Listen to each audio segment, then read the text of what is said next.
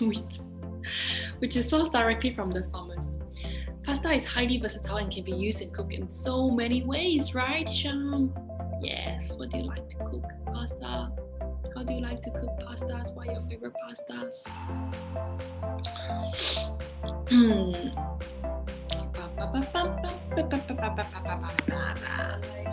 We are live.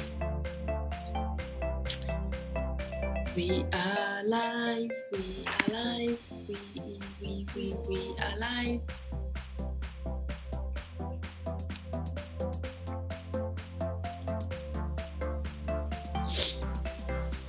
Good morning, everyone.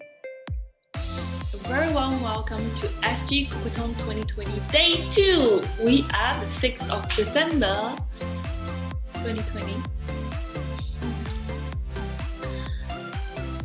SG Cookathon 2020 is Singapore's first cooking and baking festival.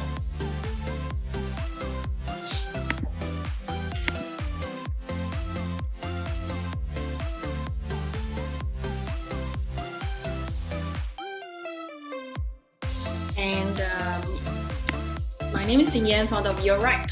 YoRipe is Singapore's #1 cooking and grocery mobile app. The YoRipe app gives you ideas, make groceries easier, and connect you with like-minded people through sharing.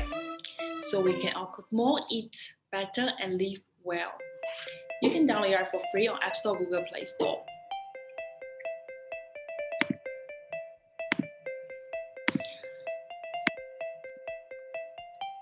So on day 2, we have wide variety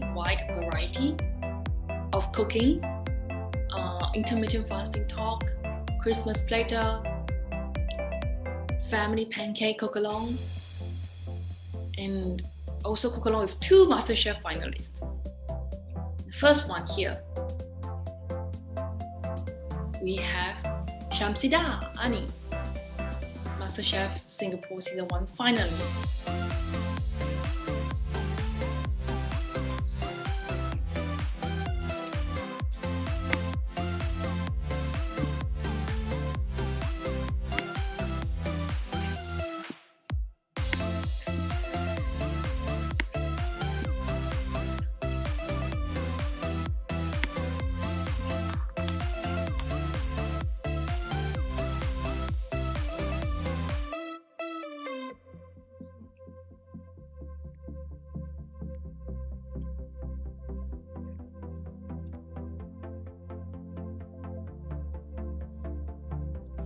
Yes, so Sham today is going to do a Malay twist to 2 Italian classic dishes. Very excited using pastas, using San Remo pasta, Singapore's #1 pasta brand.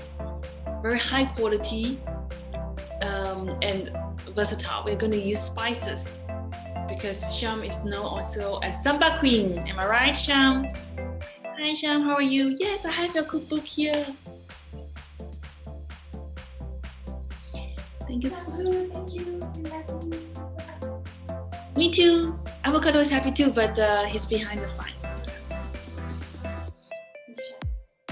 Very shy.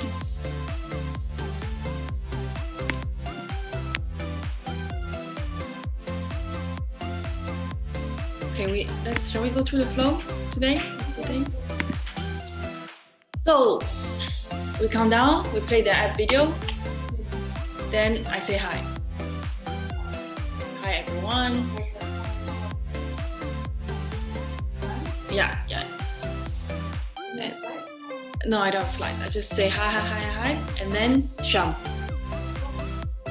Okay. Yeah. And then let's see people. This is a cookalong, so let's see people come in, promote as panelists, etc.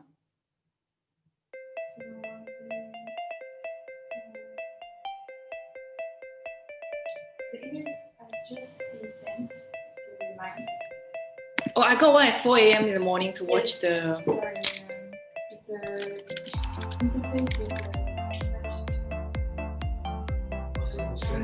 yeah. No, not the French time, but instead of in French it's 16. 4 p.m. Yeah. So 4. 4 a.m. So I'm kind of stuck now. But I will probably send you again. Like, oh, did I miss the... Oh, yeah. I missed it. Okay.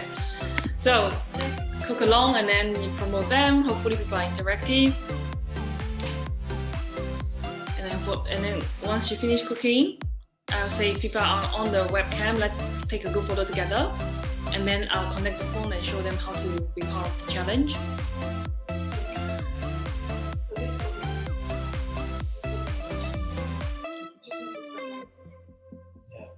Actually, I won't use the phone. I have a slide. I use the slides better.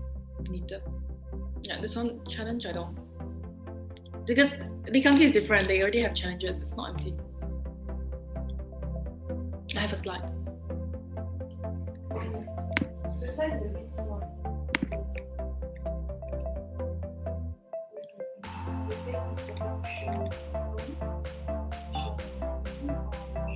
But as long as we're not swallowing deeper, you know, we're not using that.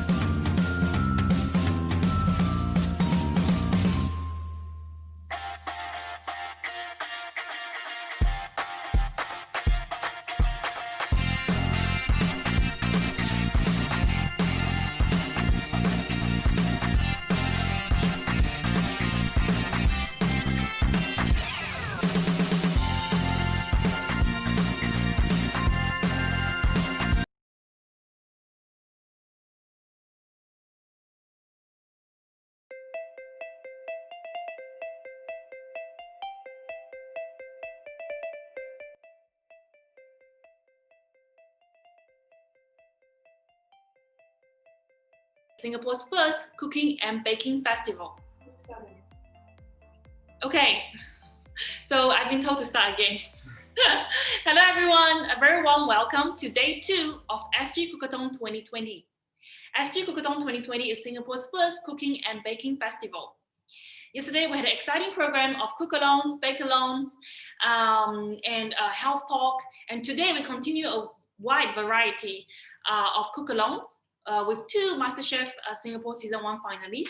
We have intermittent fasting, live chat later, Christmas platters using local brand with 5-star hotel chef, and also a mega family pancake making session, and of course our round 2 of semi-final junior cooking competition. All this today, so sit back, relax. We have a lot of exciting, fun program coming up. So first, let me introduce myself. I'm Xin Yan, and I'm the founder of YoRipe. YoRipe is the organizer of SG Cookathon 2020. And of course, we have many partners such as WeBuy, our supporting organizer, and many key brand partners that help to support and make this event possible. So YoRipe is Singapore's #1 cooking and grocery app. We give you ideas, we make groceries easier, and connect you with like-minded people through sharing, so we all can cook more, eat better, and live well. You can download the app on App Store or Google Play Store for free. Okay, so now we're very excited to kick off our first session today. It's a cook-along in collaboration with San Remo and led by Shamsydar Ani. Hi Sham, how are you?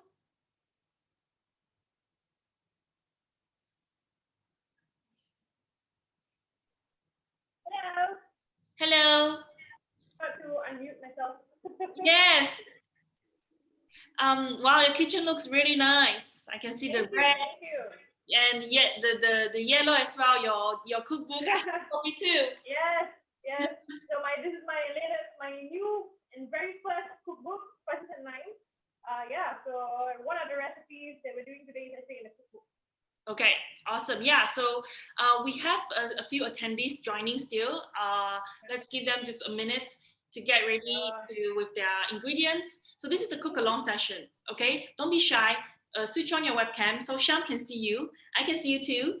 And the idea is that you can cook step by step with Sham from her kitchen, right? We're all at home. This is a home cook session. And Sham, maybe you can tell us a bit about what are the 2 dishes that you're going to cook with us today? So the very first dish we're doing is actually macaroni goreng. Essentially, it's a dish that every makcik makes really, really well. It's really, really good. Okay, the base is actually similar to that of a mee goreng. It's just that we westernize it and we use macaronis instead of yellow noodles. Okay, so this recipe was actually from my friend's mother, and I tweaked her recipe here and there and made it my own. And I think that it's a very easy recipe, especially if you have lots of leftovers. Now I'm using certain types of vegetables, certain types of meat. Now if you don't have them, it's okay. Just dig up your fridge, your freezer, whatever you have on hand, and just use it. Because essentially it's really a lot of pantry staple. Great. And then the second recipe is of course my very favorite creamy, spicy Alfredo linguine. Now this recipe, I was craving for a lot of pasta when I was pregnant with my baby, but he wouldn't let me eat pasta. Every time I eat pasta, I'll puke, you know? And it was like going on for, I think, during the first 2 trimesters. And one day I told him, I'm like, you know what? I'm still gonna have a pasta today. I'm gonna make it spicy so you can eat it. And yes, eventually, you know, I didn't puke for that meal. Like, I actually ate a whole bowl of spicy Alfredo by myself. Okay, I see. Thank you for sharing. Yeah, there's 2 No problem. interesting recipes. So Sham is getting ready to show us her own twist with delicious spices and local flavors, Malay twist on Italian classics using San Remo pasta, our Singapore's #1 pasta brand, and high quality using durum wheat. So if everyone's ready, please don't be shy again. You can switch on your webcam, and any questions, just type in the chat box, whether you're on the live stream on the website, YouTube, Facebook, or in Zoom, just give us a shout out, okay? Yeah. Okay, so Sham, over to you. Awesome. All right. So I'm pretty sure you guys have been told to prepare some stuff. So basically, you want to get your pot boiling. I have a kettle with hot water and a pot that is boiling right now. It's just starting to simmer. I'm going to let until it's really, really bubbling away before I add pasta and cover the pot. Okay, so for now, we will make the egg omelette first for the macaroni goreng. Okay, so I'm just turning on my fire for the egg. Heating up the pan first. And I'll add my oil as well.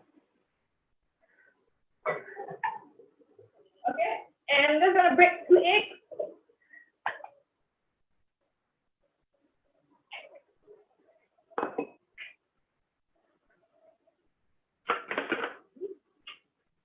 And I've got a fork, and I'm just going to scramble it. Okay, you don't have to salt it because it's really just for garnish. We're doing this first because we want to get it out of the way. Okay, and by the time the macaroni is ready, it's cooled down enough for us to cut the omelette into strips.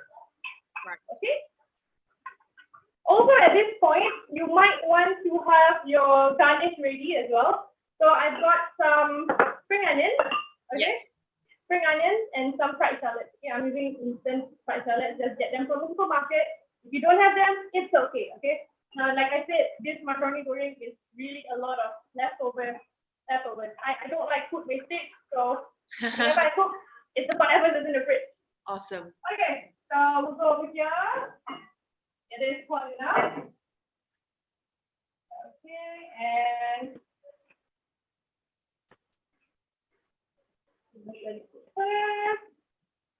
okay. In the meantime, if you notice, I'm going quite fast. We'll let that cook first. Okay. Okay, and also I asked you guys to prepare your onions and everything beforehand. So I've already peeled and washed 1 red onion. Okay, and I'm using a stick blender. Whatever blender you have, just stuff it in. And I'm going to put 4 shallots. Now, why am I using 2 different types of onions? Now, shallot is a type of onion. The shallot provides a kind of sweetness, whereas the onions is more for flavor. Okay, so I'm going to add that in, and I've got 1 inch of ginger, and I'm going to add 4 cloves of garlic. Okay. Okay, we'll save the rest of the garlic for the Alfredo. Okay, and of course, a dried chili paste. Dried chili. I rehydrated them this morning. I soaked them in hot water, and I'm now just going to blend them together. If you have dried chili paste, just add 1 tablespoon to it. It's really according to your level of spiciness. I like everything spicy. So Yes, I can see we're being generous here. Yes, I'm very, very generous about this. Okay, and I got over here 1 tablespoon of cumin and coriander. Okay, Cumin and coriander seed, whole spice. They are pre-toasted already. Yes, they Toasted. are pre-toasted. What I do is I toast them in a big batch, and I put them in a container. I let it cool down, then I put it in the fridge. Now, spices will always last longer when it's in the fridge. So I like to store my spices in the fridge. Good to know. Okay, now we'll just go back to the egg for a Let's while. go back to the eggs. Yeah. It's cooking nicely. Okay. And we're just gonna flip it. Okay, as you can see, I don't throw as well. It doesn't matter. It's going to be cut up into strips anyway. Okay? So Yes, because you wanted it to be strips anyway. Yeah. No stress. Okay, and the water is boiling as well. Maybe you guys can see. So, a lot of multitasking, huh? I hope you guys are keeping up. Okay, so Yeah. I'm just going to try. It's very fun actually to task like cook up a few dishes in 1 hour. Okay, I'm using only half of the packet. There's only 2 of us at home, so Yes. 1 full packet is too much. Okay. So 1 full packet is 375 grams. So you can use Yeah. for 4 people and half of it for 2. So Sham, what do you add to the boiling water? We added salt to the boiling water, and now we're just adding the pasta. I'm using the elbows, okay? And Yes. you want to let it simmer, and don't touch it and don't cover it, okay? We'll just leave the pot uncovered and let it Okay. cook for like 10 minutes. Okay? Just And this one, I'm just going you don't have to the- cover the pot when cooking Yeah. pasta. So I have a timer over here. Okay. 10 minutes. Okay, and I think my eggs are ready. Okay, my eggs ready. I'm just going to put them on a plate and let them cool down. Okay. Now, don't have to wash this. We are going to use this for the Alfredo later. Okay? So I'm just switching out to a bigger wok kind. Okay, and I'm gonna reheat on the fire. Now I always like to heat the oil first while I'm blending stuff so that I don't waste time. We don't have, and then we won't have to wait a long time for the oil to, preheat. And I'm using like 3 tablespoons of normal vegetable oil over here. Yes. Okay, and then we'll go back to the blended stuff. Okay, Yes. so I've got all my items here. Okay, and I'm gonna add a little bit of water because my stick blender needs a little bit of moisture. Okay. Yeah. So you don't want it to be too thick and it can't get mixed up. So add a little bit of liquid. Ooh, let's go. So gonna make that noise.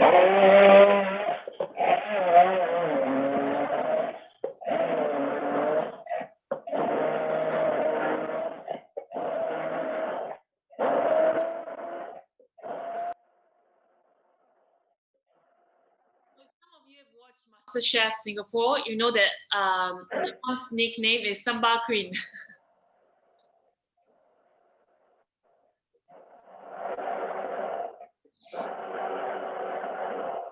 And it's really nice to do, I think, fusion stuff at home. Like I like to cook my pasta in many different ways, and sometimes I actually do like it also like with more Asian paste and sauce, just more comfy.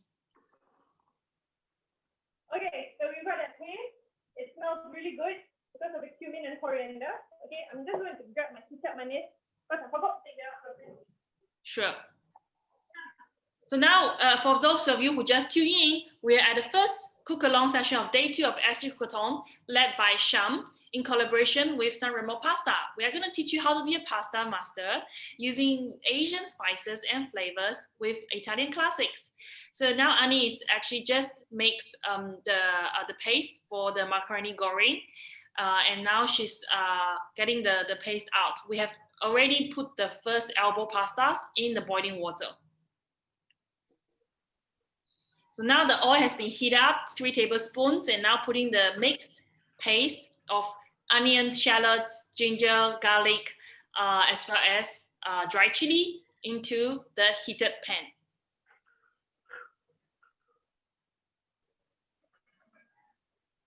Wow, I can imagine the aroma in the kitchen now. It smells really good.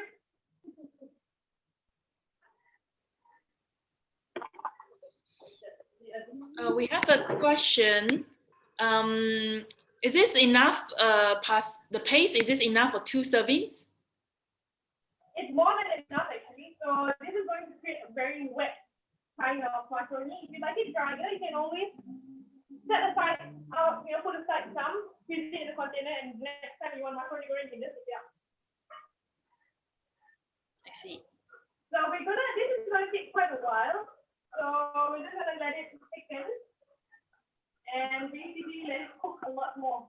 Okay, it's very important for your spices to be tempered very well. If you don't temper it, you're going to taste that kind of raw ingredients. So you don't want to be eating raw ingredients, right? You want to make sure that it's cooked very well. So we'll just keep watching the fire. Okay. Don't put it on high flame. Just put it on medium and let it cook. Right. I'll let you know when the keep, macaroni is keep ready. it stirring. Yeah.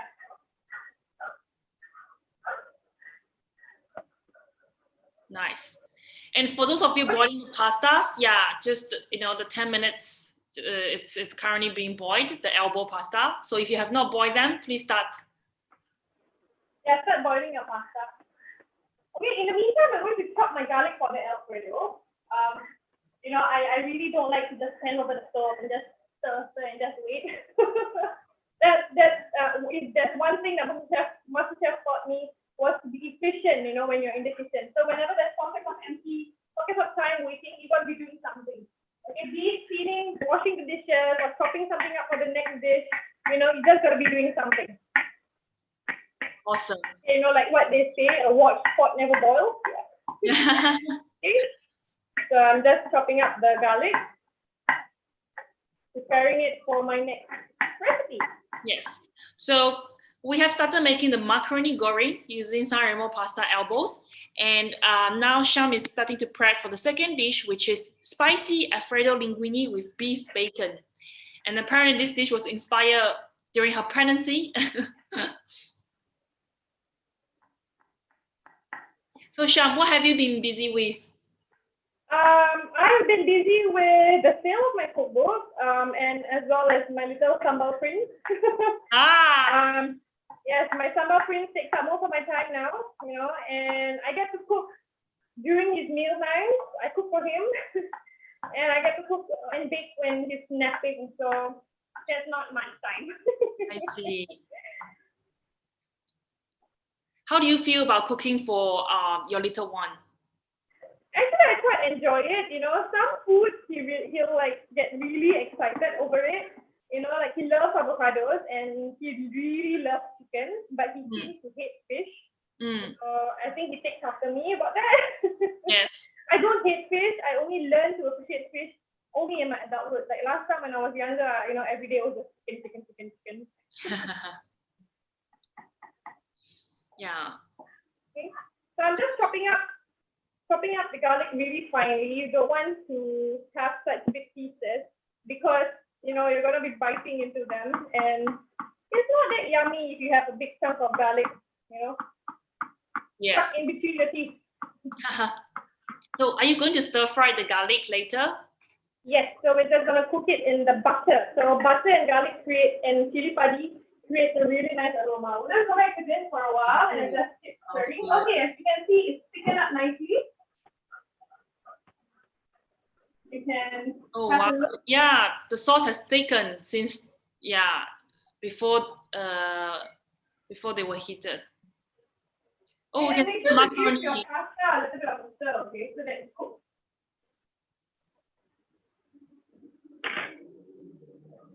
Okay.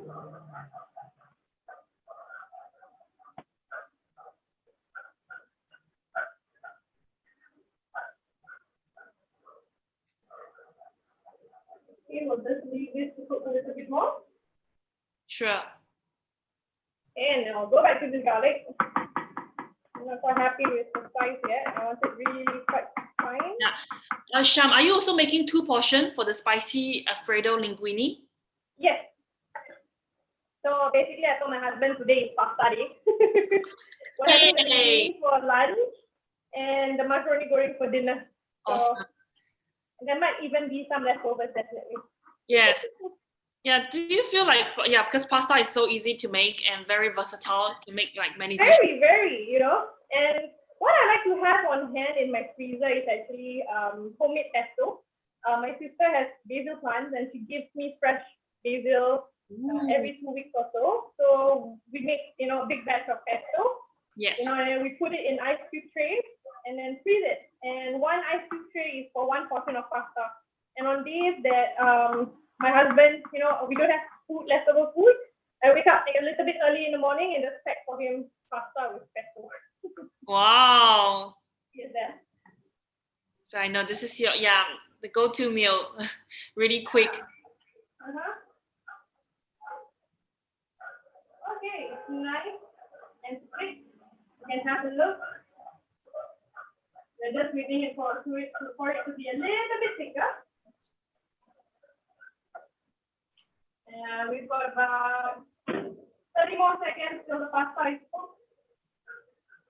Very nice. How's everyone doing on your side? Feel free to tell us your progress. I hope I'm not too fast. We have about 15 people in the Zoom for the cookalong, and also 50, about right? 50? no 15 on Zoom 15. and 20 on YouTube. Oh wow. Okay.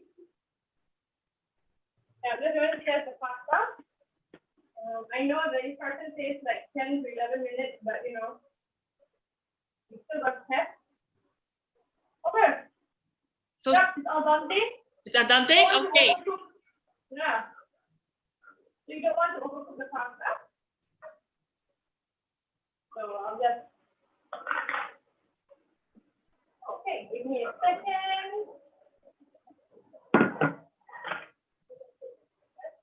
So we have this is the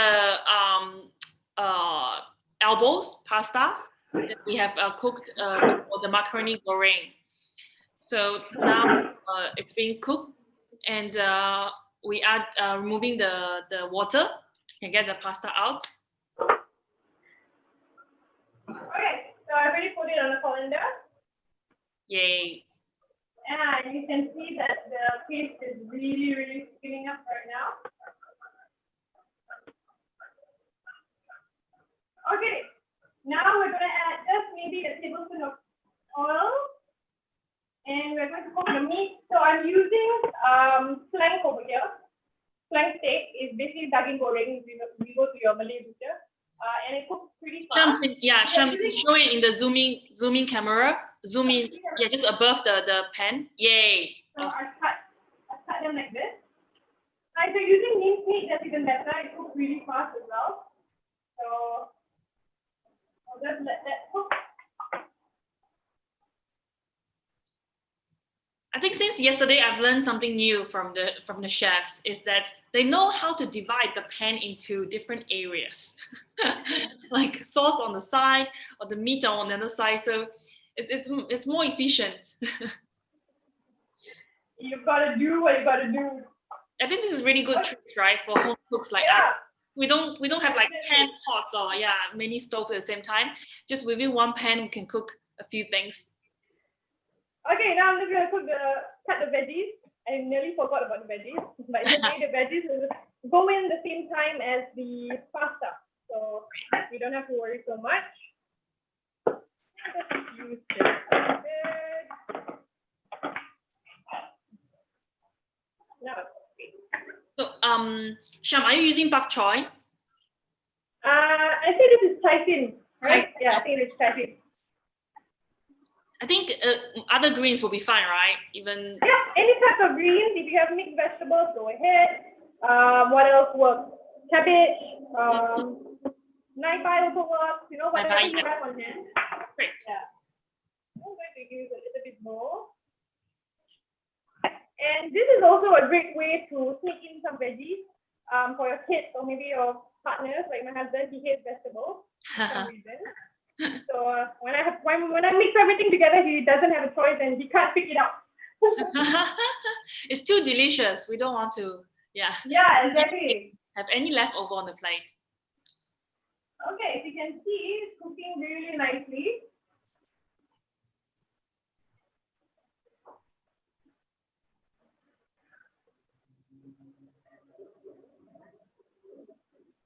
Sham, have anyone say that what's your like maximum in terms of the spice level? What's the spiciest dish you have cooked? Me? Yes.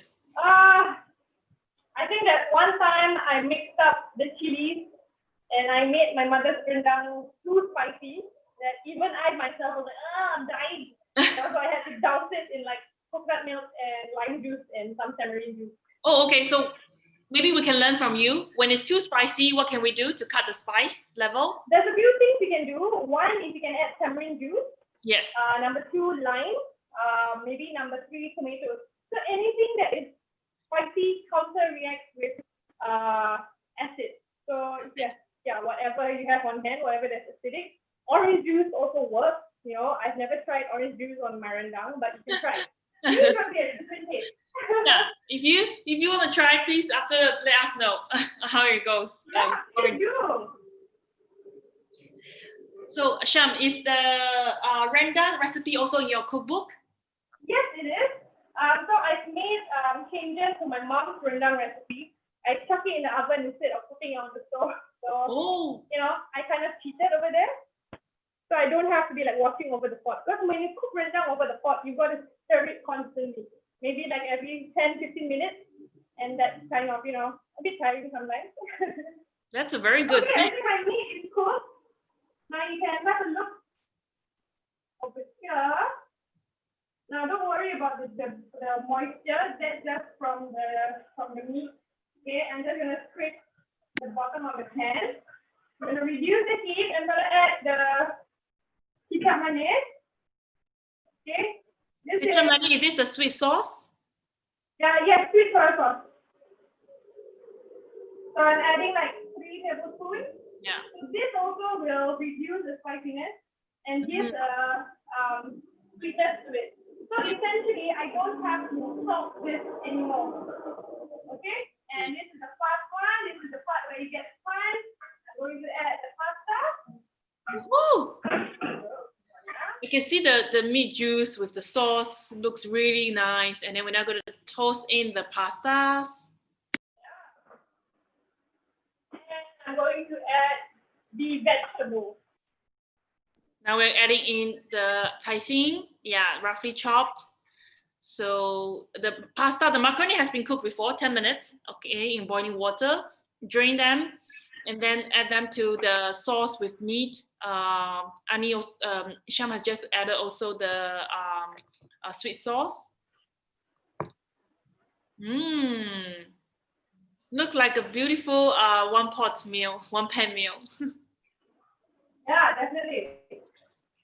Wow, the sauce is coating the pasta so well.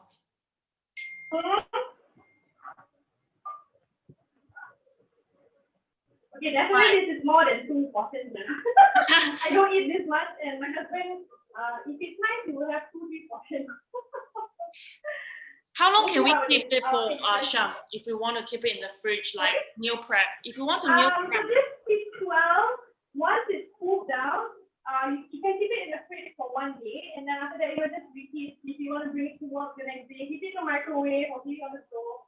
You know, just be careful because if you don't temper the spices properly, it will go bad pretty quickly. So you got to make sure, you know, the first part that you fry the aromatics, make sure that it's fried really well. All right. You know what, guys?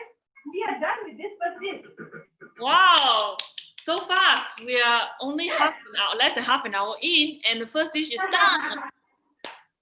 Okay, so what I'm going to do is I'm going to cut the egg. Okay. Basically now is the garnish part, okay? This is the fun part. Okay. Just going to roll it up. Oh, okay. That's interesting. And just cut it into strips. Ah, okay. This is how we can cut into shredded egg, like shred. Stripes of egg, yes. Yeah, okay. So what we're going to do, we go back to the pot.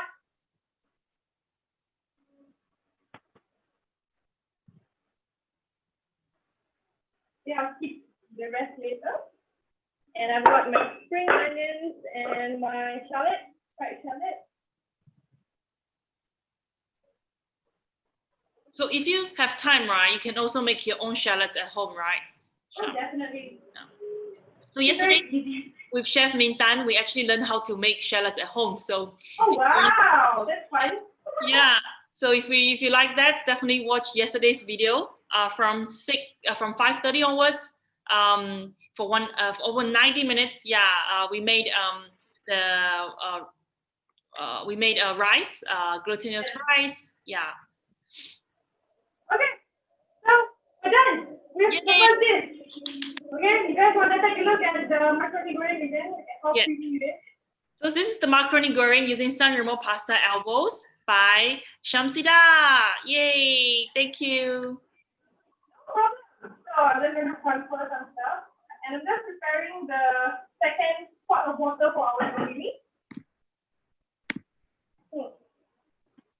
Hang on, yeah. Wait a minute. Okay, yeah.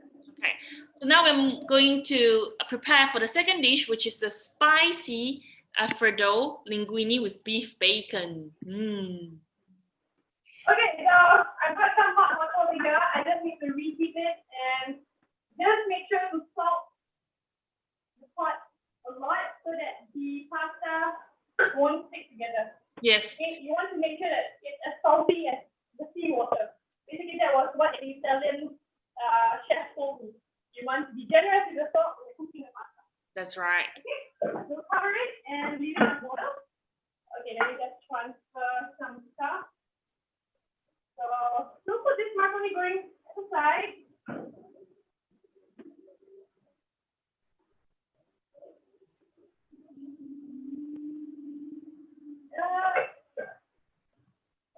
Okay, and we have the same pan that we used for the egg. Now there's some residual oil. We're gonna leave it, and we're just going to put a little bit more olive oil. Just a little bit, because we want to crisp up the beef bacon. And we'll switch on the Sham, where do you buy your beef bacon?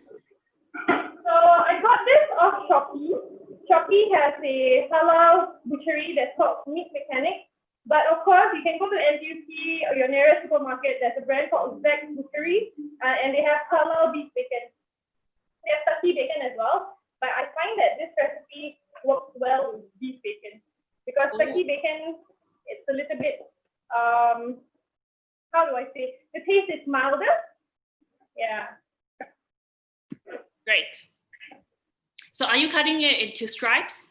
Yes, so I'm cutting the beef bacon into strips. I'll just show you guys. I think we'll go to the close-up camera. Yep. So it's this small. Okay, and we're just going to dump it in. Yay. You want to crisp it up a little bit.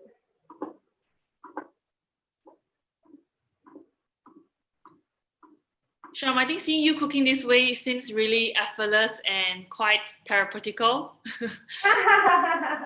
Glad to hear that.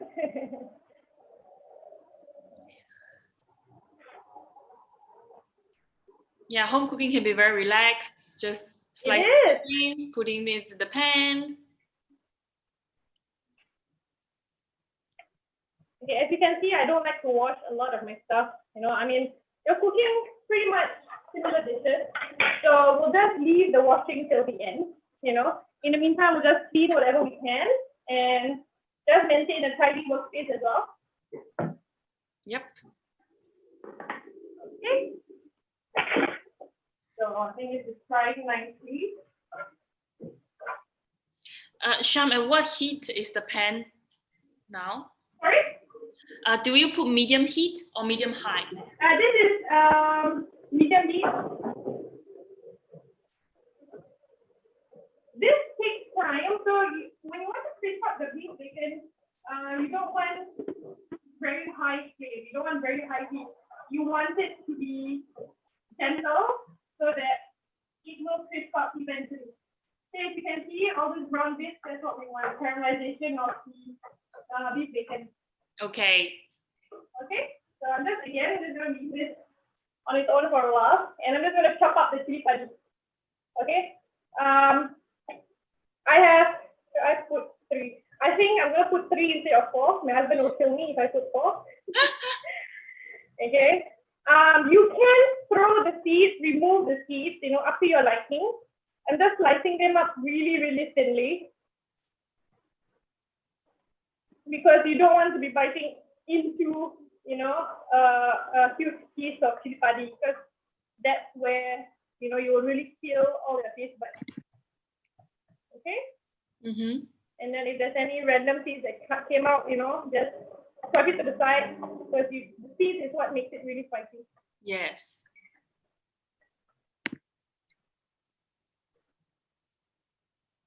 And talking about spicy, Sham, your new book name is Spices and Lime. Why do you pick this name? Spice. I cannot live without spice, but you know I hate sour fruits or sour food. I can't take, those assambui. I can't take oranges that aren't ripe. So, but sometimes it's necessary for you to have some sourness in your life. So I suppose, it's both the good and the bad. I see. The sourness to balance up the spices. Yes, definitely. Okay. Remember not to touch your face once you've dealt with chili or chili padi. Okay, guys. Wash your hands. Do not touch your face. Yes.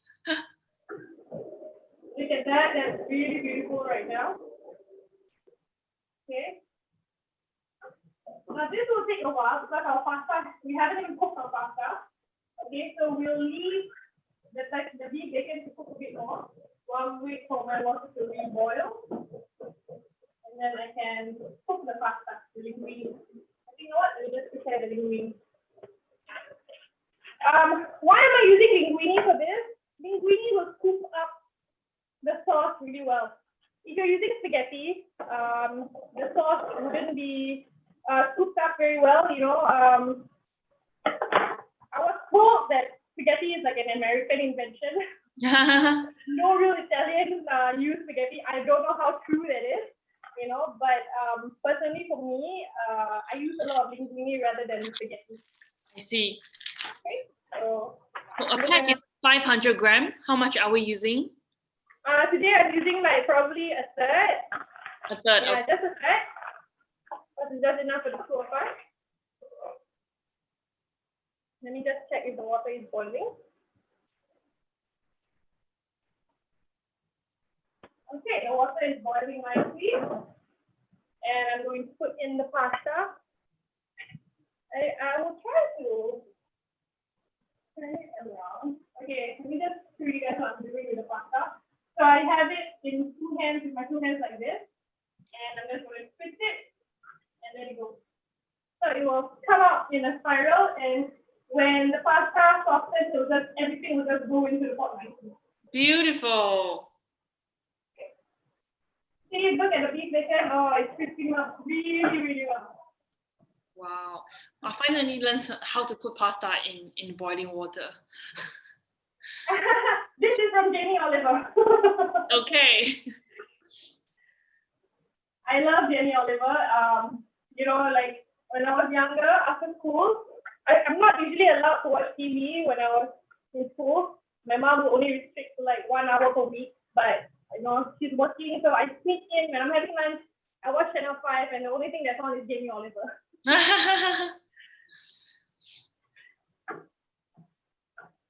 Oh, beautiful, beautiful. Okay, can you guys see how beautiful and how brown the beef bacon has gotten? Yes, we see some crisp ends, and the color is Right? brown. Yeah, it's turned brown. Okay, and you can see the pasta is going down nicely. Yeah, and Sham, do we need to put a timer for the pasta? Yes, so once everything is in, I will put on the timer. Okay. 10 minutes again. Okay. We definitely want to learn this trick to be a pasta master. Okay, I think the beef bacon is done. Okay, we'll switch up the fire for a while we wait for the pasta to cook.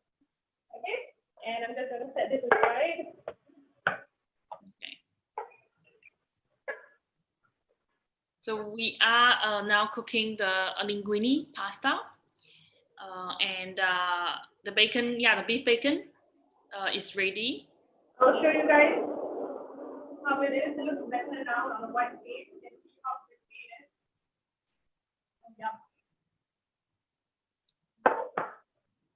We'd love to take a bite. Okay, guys, now this is where it gets really fast. Okay, you want to prepare everything, which is basically your garlic. I have everything on a pan, so it's easy for me. Okay, and then I have my chili. Let me just tidy up a bit. Sure. So so Sham has just now chopped the garlic, right? Means the garlic earlier on, which we were doing the first dish. So now she's placing the chopped garlic and the chopped chili padi into the same tray. Okay, and I've got half a knob of chicken stock. Now people always ask me, but I don't use chicken stock too. Can I use fresh chicken stock? This is where, you know, as much as I am, you know, I was from Masterchef, you know, but I must thank really instant stuff like the chicken stock cube, you know, for when I just started cooking. You know, as a teenager, when I started cooking, these were my life savior. You know, these helped me make me a better cook. And eventually, I did learn how to, you know, make my own chicken stock. But for this recipe, you can't use broth, chicken stock broth, or, you know, those in the liquid form because it's too watery, and you want to maintain the creaminess of the sauce. So if you do have a recipe for chicken stock powder, then by all means, you can go ahead and use your own chicken stock powder. But otherwise, this chicken stock cube is a lifesaver. Okay, I'm not the atas lah. Not everything I make is handmade from scratch. We all have our style. Yeah. Yeah, definitely. Okay. So just wait. Okay, there's still like 7 minutes. So if there's any questions, maybe, you know, if you guys have any questions, go ahead and ask. Yes. Now's your chance to ask Sham any questions you have on spices, on pasta, on cooking for your little ones, over pregnancy. Yeah, now it's the time. I'm all ears.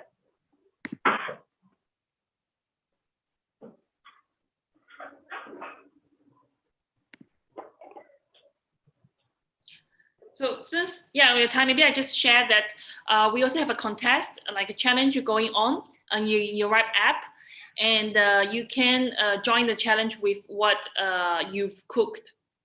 So we can share the steps now. You want to see the steps now, really quick, since we're waiting? Sure. Okay, so let me share my screen. So YoRipe app, of course, you get the recipes, the 2 recipes that Sham is preparing today. And in addition, we put together this twist on Italian classic. Because when we were talking with Sham, we felt very inspired how she takes that tradition, like, you know, classical dish to more comfy food, right? With our Asian palettes and with easier ingredients, not so much cream, dairy, you know, that we take because, you know, we're Asian. I think, yeah, like we can use more of the local spice, local things that's available around us. So we put together this challenge called Twist on Italian Classic, right? So very easy, just go to YoRipe app. You can download App Store, Google Play Store, go to our challenge page. This is our new feature, just launched 2 weeks ago. And you can submit, so press on the camera button and upload your pictures, up to 6 pictures. So be, you know, be generous, upload lots of pictures, and then add the hashtag twist on Italian classic, and you stand a chance to win a San Remo hamper. It comes with San Remo pastas, sauces that you see on Sham's tabletop, and also a pot, yeah, to help you to, you know, be a pasta master. So do join the challenge. It ends end of December. You can go and upload anytime after you cook, and more than 1 entry. The most voted one the top 3 winners will receive the San Remo hamper. Great. Okay, I think we're ready. Yay. It's 5 minutes into cooking the pasta. Actually, for 4.5 minutes, I put the timer here so that I can see. I see. Okay, I'm just gonna reheat the pan. This pan I have, and I'm going to add in the butter. I have probably about a tablespoon of butter over here. You can add more. Jamie Oliver always says, add a knob of butter. So you can add a knob of butter. I don't know what a knob is, what measurement it is. I have no idea, but you get my point, huh? Okay, and it's alright if there's extra oil from the beef bacon, because that's what makes this Alfredo really, really delicious. And basically, when you mix oil and butter and you melt it to make it, you know, to use it as a base for your fat, it helps to reduce the highest temperature. So you don't to burn your stuff, your ingredients as much. And Sham, we have a question here. What if I want the linguine non-spicy? What changes do I make other than removing the chili padi? I don't handle spice well. Okay, so you just swap out the chili padi for black pepper, and you want it in crushed. You want it freshly grounded. That's my only suggestion. Okay. Okay, so I'm gonna add the garlic and the chili padi. Yes. It's already melted and butter already. Ooh, Ah. nice. Butter is welcoming chili padi and garlic in the pan. Now the smell is really, really good.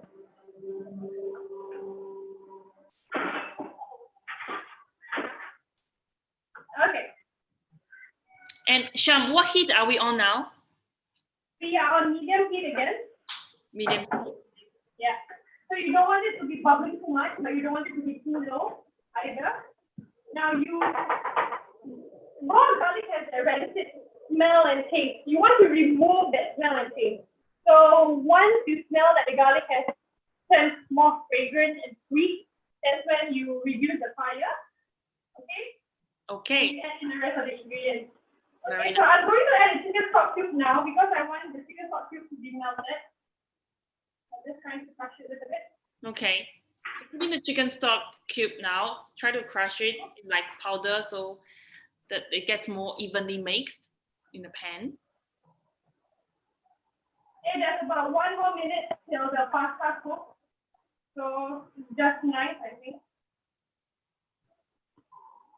And you want to make sure that the chicken stock cube has already melted and it's well emulsified into the garlic and chili padi sauce. We're going to add the cream just in a while.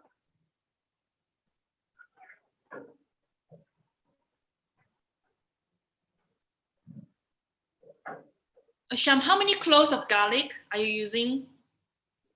I think I used about 8 over here. Wow, okay. Do you like garlic? Sorry? Do you like garlic? Oh, I love garlic. It's an understatement. I think, yeah, we have a few garlic lovers here. Yesterday. Ah, and be friends. Yay! This smells really good. Okay, so this is the fast part. Okay, I want to switch off the fire, add the cream. Oh, Woohoo! okay. And I'm going to add the pasta. I'm just going to scoop it up using a pair of tongs. I'm not going to drain it. Okay.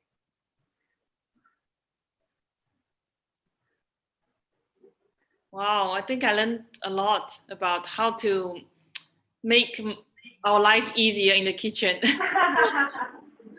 what I'm all about. My cookbook has a lot of tips and tricks that, I don't have a lot of experience in the kitchen as much as my mother, anybody's mother, but I do have tips and tricks that help, youngsters like more of us, I hope. Yeah, exactly. We don't cook like our parents, but Yeah. a lot of things we can change, adapt to our own ways to make it more manageable and enjoyable. Exactly. So I'm just going to switch on the fire again, just to thicken up the sauce. Okay. It's a little bit too watery for my liking, but it's all right. Okay. And I always like to add a little bit of black pepper. Okay. I think it's great for the color as well. Yeah, and black pepper gives a different kind of spiciness, a different kind of heat. Yes. So, it's different from the chili padi. Right. Now it's coming together nicely. Yeah, so this is what actually YoRipe is all about as well, helping you to make cooking more manageable. And we don't have to spend 3 hours, right? We have one user say, yeah, like my mom spent 3 hours in the kitchen every day. How can I cook? I don't have 3 hours a day, but we don't have to. You don't have to. And look, guys, we're pretty much done. I'm just going to plate it up now. I've got 2 plates over here. Wow. Maybe I'll move the camera so that you guys can see how I take my food. Don't mind the mess. Great.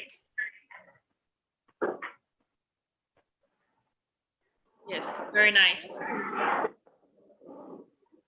right. Thank you, Sham. No problem. Now I feel I'm really in your kitchen. Wow. Yeah, the sauce is just nice. Like to coat well around the linguine.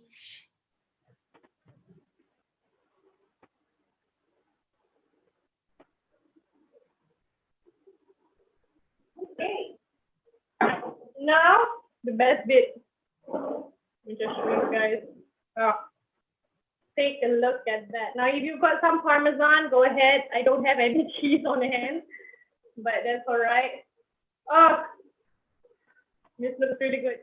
I'm just gonna spend a little bit more. It looks really, really good. I'm so excited. Wow, this looks really delicious. So we've got this. Okay, let me just make this a lot more aesthetic for you guys. Yes. So my cookbook over here, and I've got this going on. And one.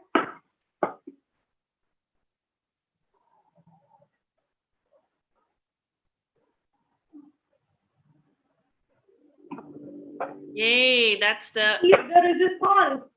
macaroni goreng. And we're done, guys. And it's exactly 12:30.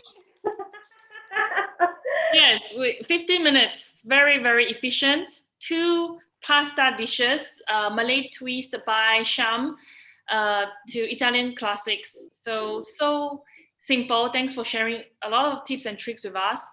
And no worries.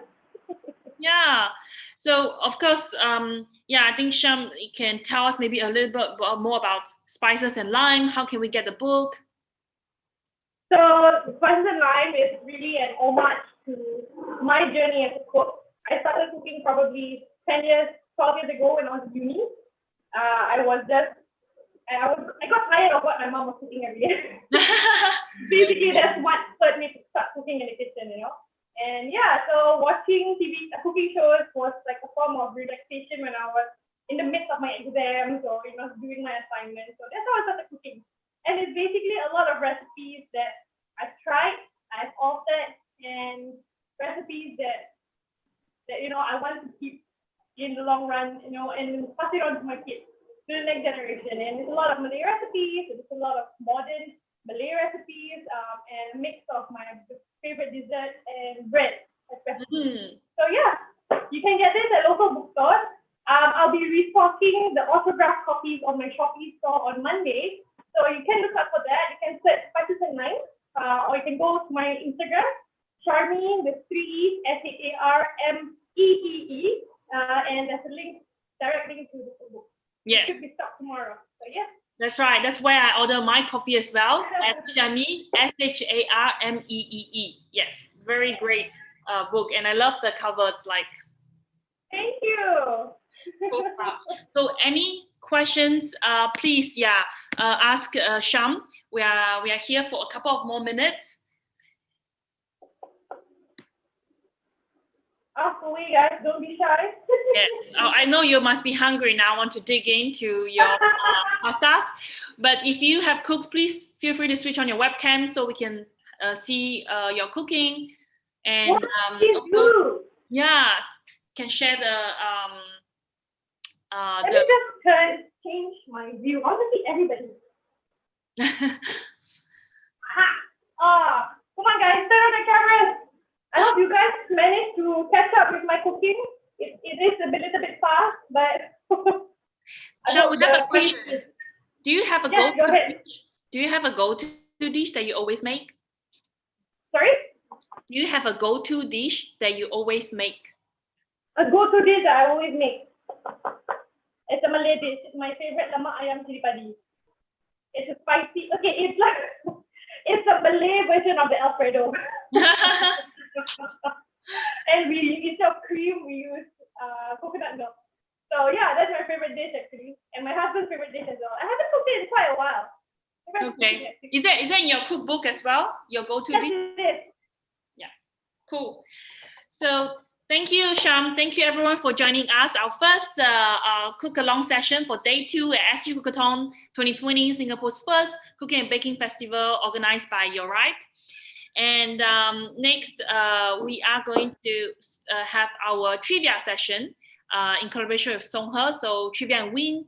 You just answer 10 questions and stand chance to win attractive prizes. So thank you again, Sham, for leading our session in collaboration with Sanremo. We have so much fun.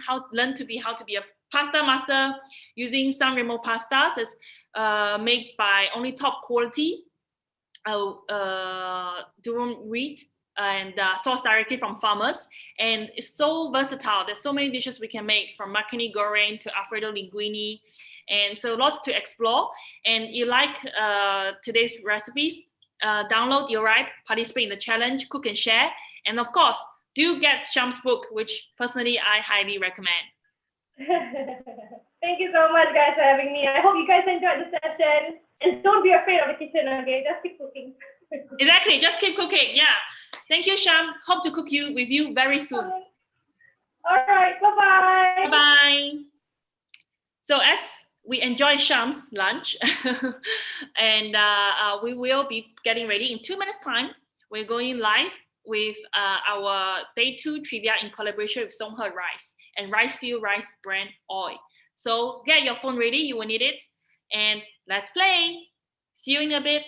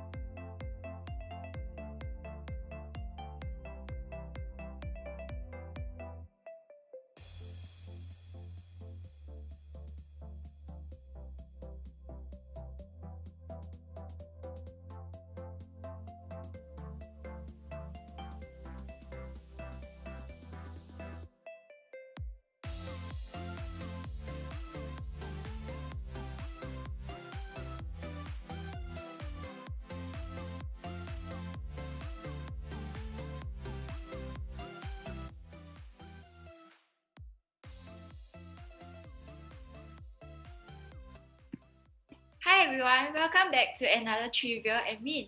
So to those who have joined us yesterday, we had our first trivia and our first 3 lucky winners, and we are going to give more prizes today.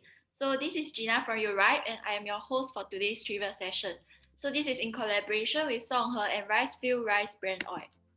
So how to play? Get your phones out, scan this QR code, And once the website appears, click into the second one, the second trivia and win, in collaboration with Songhe and Rice Field Rice Bran Oil.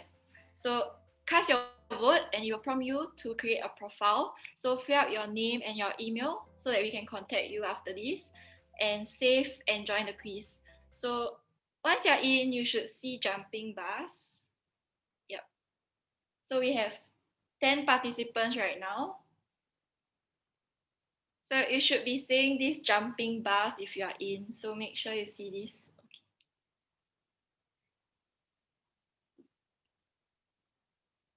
Okay, so there will be a total of 10 questions on the brand. So you have 40 seconds to answer a question. The top 3 scorers will win Songhe gift set, including 3 kg of rice and 1 liter rice field rice bran oil. So get your family and friends to join us now and win all these must-have products. Okay, so we have 18 now.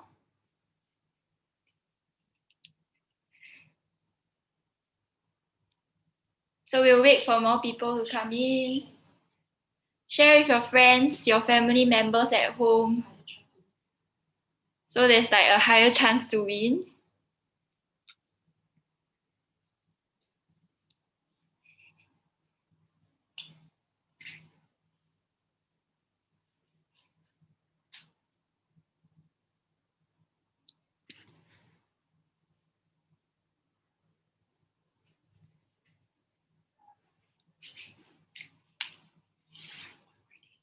So is everyone ready? We'll start the quiz soon.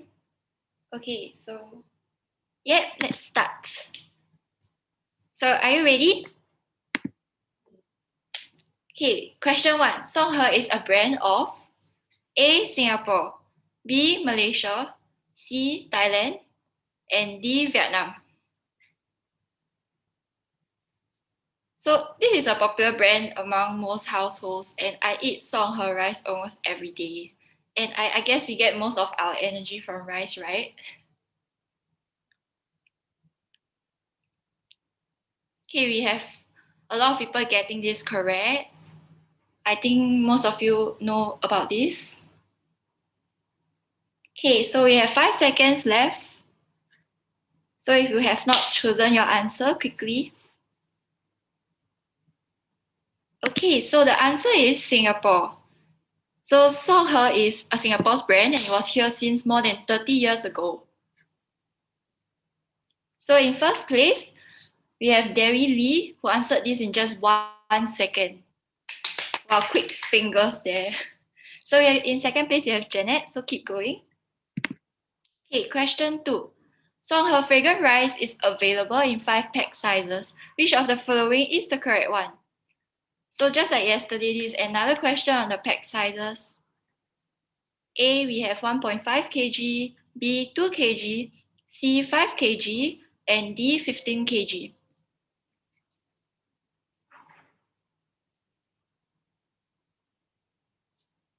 Okay, you have 15 seconds to Google answer if you do not know it. Okay, 10 seconds left. Check the pack in your kitchen if you have it. Faster run to your kitchen right now. Okay, so the answer is 5 kg. Okay.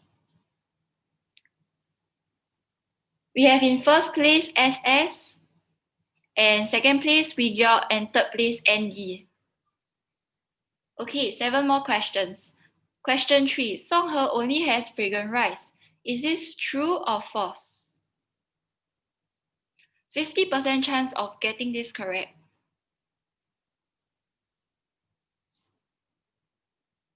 Okay, so Songhe fragrant rice is famous for its quality and fragrance. And the grains are actually harvested from Thailand, which is the best place for rice planting.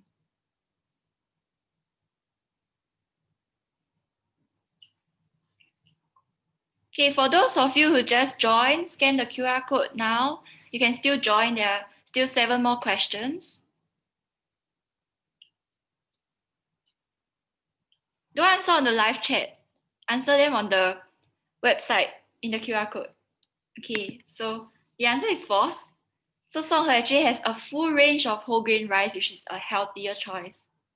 Okay, so in first place, we still have Wigyeok, followed by SS and ND. Okay, so next question.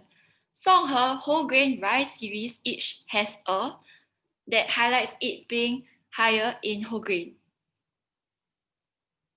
A, high in whole grain, B, healthier choice, C, high in fiber, and D, lower in sugar. We have a few of you changing your votes right now. So have you actually seen this logo before? It's in most products by Health Promotion Board. So I think you would have seen this product, this logo. Yeah. Okay, 5 seconds left.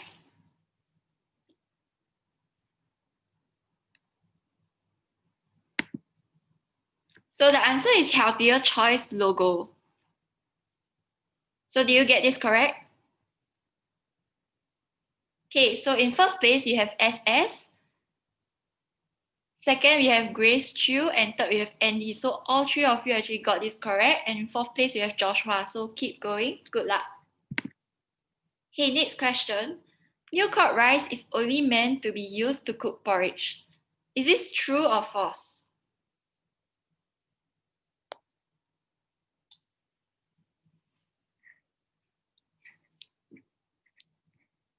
Okay, so do you think that you can cook more than just porridge with this new crop rice?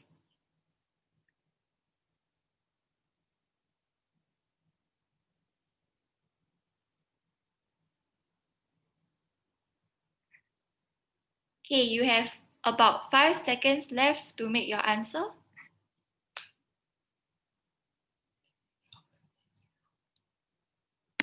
So the answer is false. So there's a softer texture when you cook this, and there's added moisture within each grain. So you can cook, you can actually eat this as normal rice as well. Okay, so in first place, you have SS, second Grace Chu, third Andy.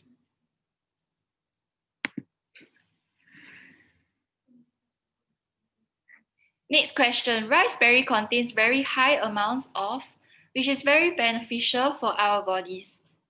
A, niacin, B, minerals, C, antioxidants, and D, proteins. So this is really hard. It's like a science question already. So do you actually know about all these compounds? So raspberry is actually dark purple in color. So you can use it to add colors to your dishes. And what's even better is that it's really nutritious as well. Okay, 3 seconds left. So the answer is antioxidants. So raspberry is well known for the highest amount of antioxidants among all the rice varieties.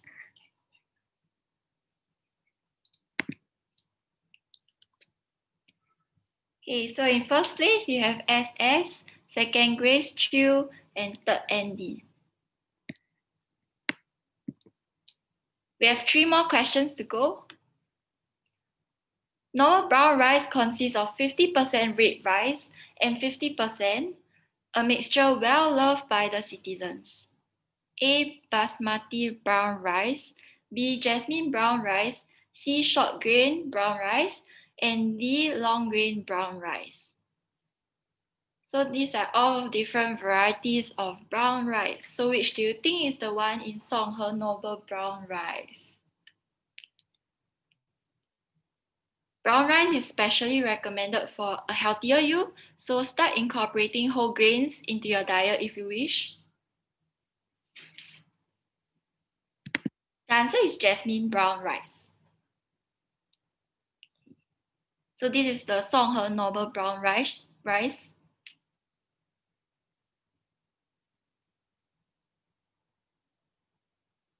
So we have quite a couple of you who got all the questions correct so far, so keep going. Okay, question 8. Songhe mixed fragrant rice and normal red rice contains how many percent of fragrant and how many percent of red rice? Is it 80-20, 70-30, 50-50, or 30-70? So do you think it's half-half like the one we saw earlier on the noble brown rice? We see that Songhe actually offers many different types of rice. So we have the fragrant rice, the whole grain rice, and we even have a mixture in a pack. So the answer is 80% fragrant rice and 20% red rice. So we know from the Pareto principle, roughly 80% of effects come from 20% of causes. So you can try to eat healthy.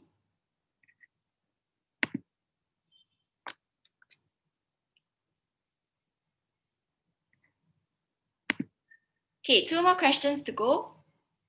Rice fuel 100% pure rice bran oil can be used whenever appropriate and is a high quality oil that deems it suitable for all types of cooking, including frying. A, we have low viscosity, B, high viscosity, C, high flash point, and D, high smoke point. Okay, so rice bran oil is very versatile and easy to add into your diet, and it actually provides many health benefits and can decrease health risks as well. Okay, so we have the answer, high smoke point of up to 300 degrees Celsius. So it's very suitable for frying. We have in first place now Malay, and followed by SS, and third we have Wigyeok. And fourth we have Grace Chu. So we have 1 more question to go. The last question. Which of the following is true about rice bran oil? A, free from trans fatty acid. B, free from cholesterol. C, contains oryzanol. D, contains vitamin E. And E, all of the above.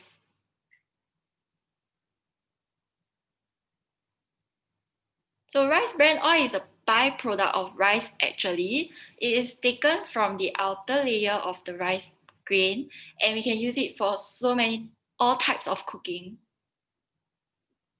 And it does not leave your kitchen wall and floor sticky after cooking, so it's really a good choice. Okay, so the answer is all of the above. High in unsaturated fats, free from cholesterol, contains so many vitamins.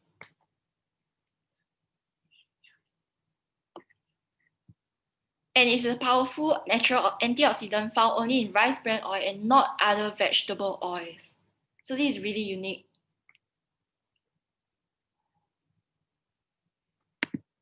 Okay, so we have come to the end of the 10 questions, and it's the end of our second trivia session.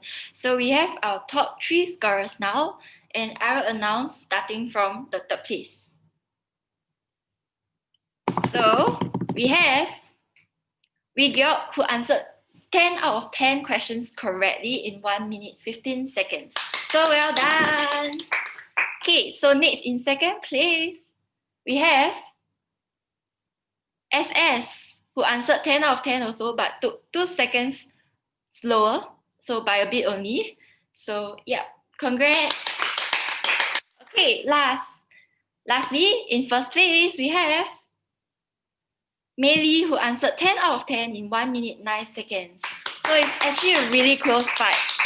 We will contact all of you through your email on your prizes. So if you didn't win anything today, we have more next week. So tune in at the same timing next week, and we'll see you again. Okay, so later at 5:30 p.m, we are having a cook along with Chef Jen Lee, who will be cooking herb rice with sakura ebi and snapper takikomi gohan. So remember to prepare some rice beforehand so that you can cook along together and have some fun. Okay, so next up we will have Elliot, who will be hosting intermittent fasting, and you'll find out how it's possible to lose 40 kg in just 1 year. So go for a quick toilet break, come back for another interesting segment with us. So bye. See you next week for next trivia.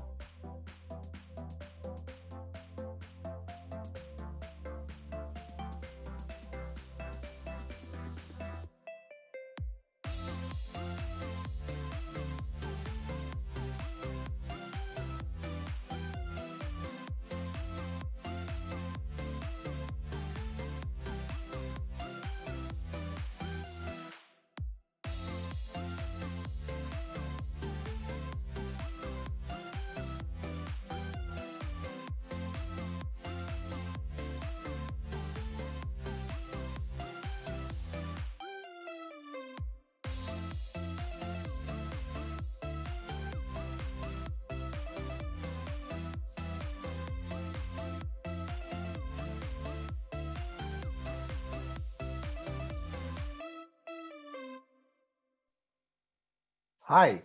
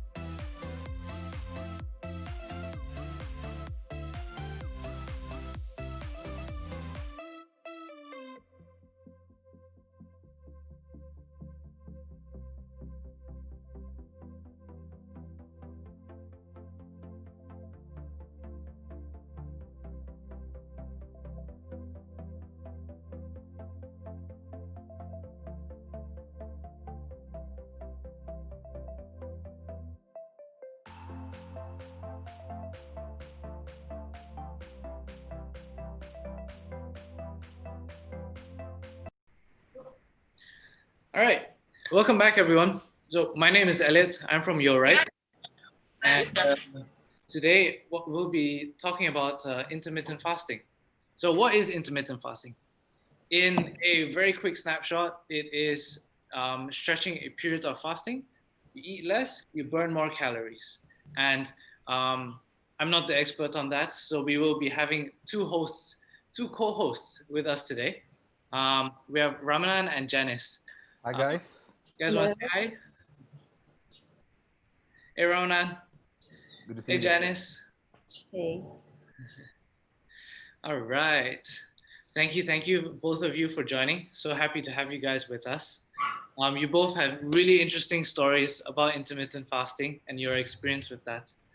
So yeah, really happy to have you guys on board. Maybe it'll be really helpful if maybe you guys could just do a quick run through of what your experience has been with intermittent fasting, how you've played around with it.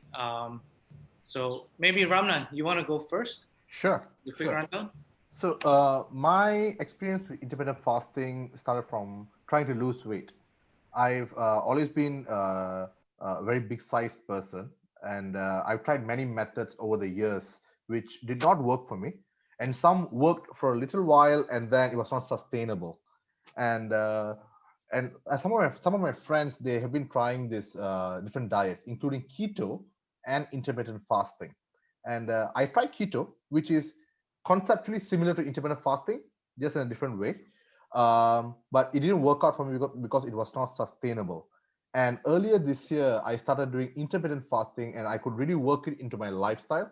And it helped me lose the weight that I lost in 2020. I think there's a before picture for reference. I used to be 135 kilos, and I lost about 38 kilos this year so far. There's still some ways to go, but I'm getting there. It's in the right direction now. So not done yet, huh? Not done yet. So yeah. But the transformation is amazing. Oh, thanks, Elliot. All right, so maybe Janice, I know you've had a slightly different story from Ramanan. Maybe you want to share yours? Yeah, thanks. So I've actually kind of also, I haven't struggled with huge weight gains, but as most people, and I think most women as we age, I've also experienced that I've been gaining a steady amount of kilograms as I was aging, despite the amount of exercise that I was doing. And I always just thought, you know, if I just worked out every day, it could balance off. But what I realized after trying many kind of fashionable diets, I tried, you name it, I've tried it. Okay. And it wasn't sustainable. So first of all, I would always get really hungry whenever I was on a diet.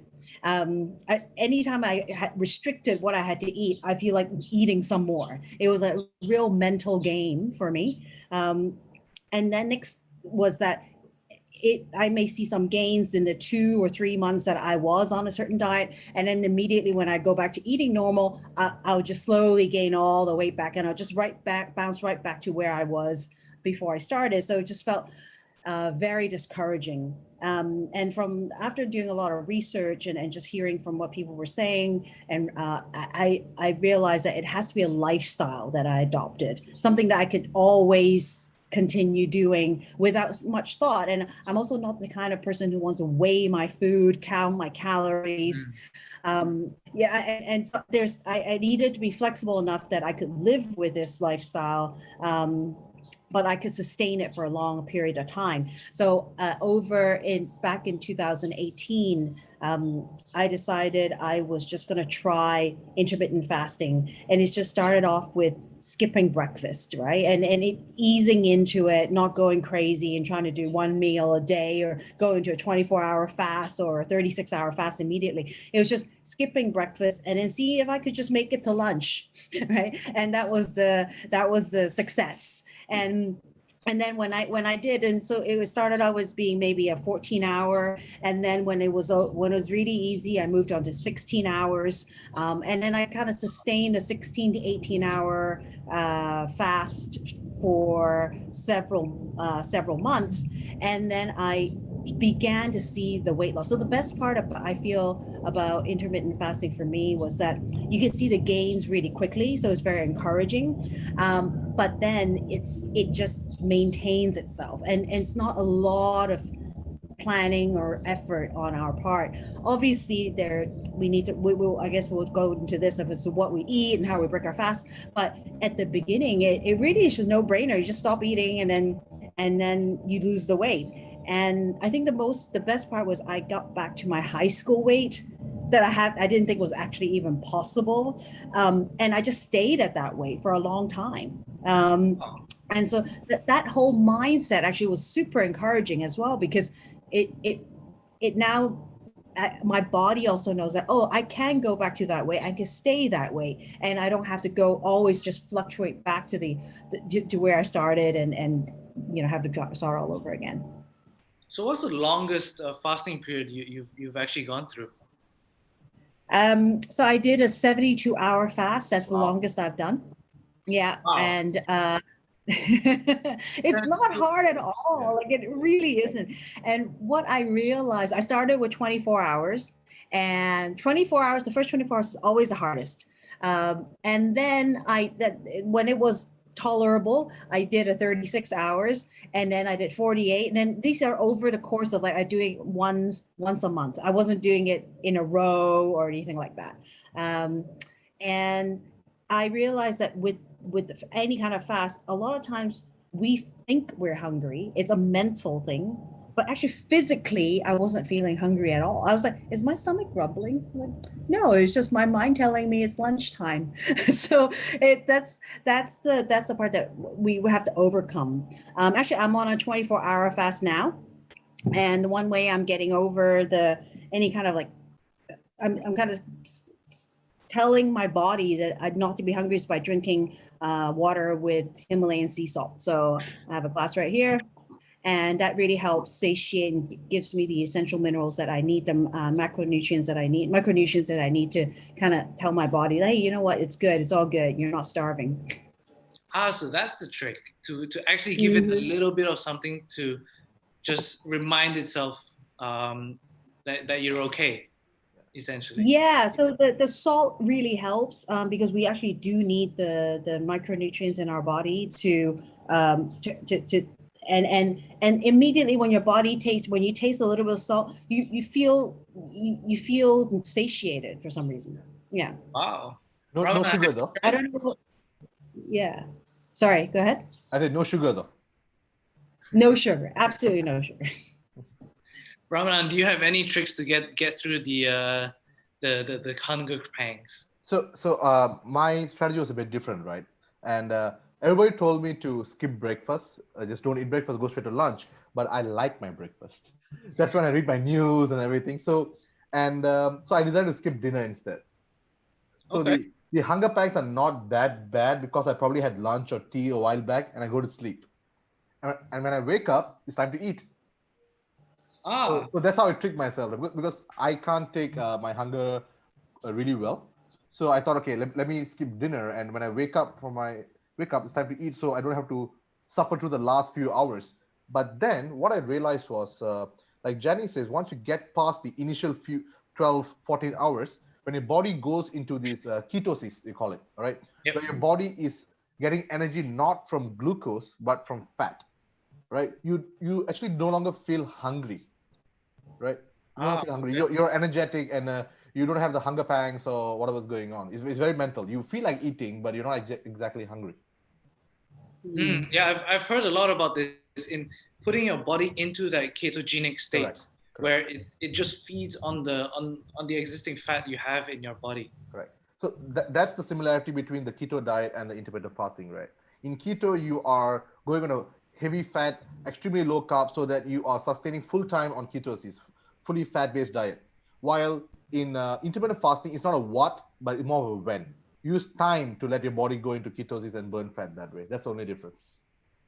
Okay. And do you think your body really relies on this forced, well, not forced, but guided increase in metabolism rate and ketosis state to really go through that fat burning stage? Or do you think it's more on, controlling what you consume?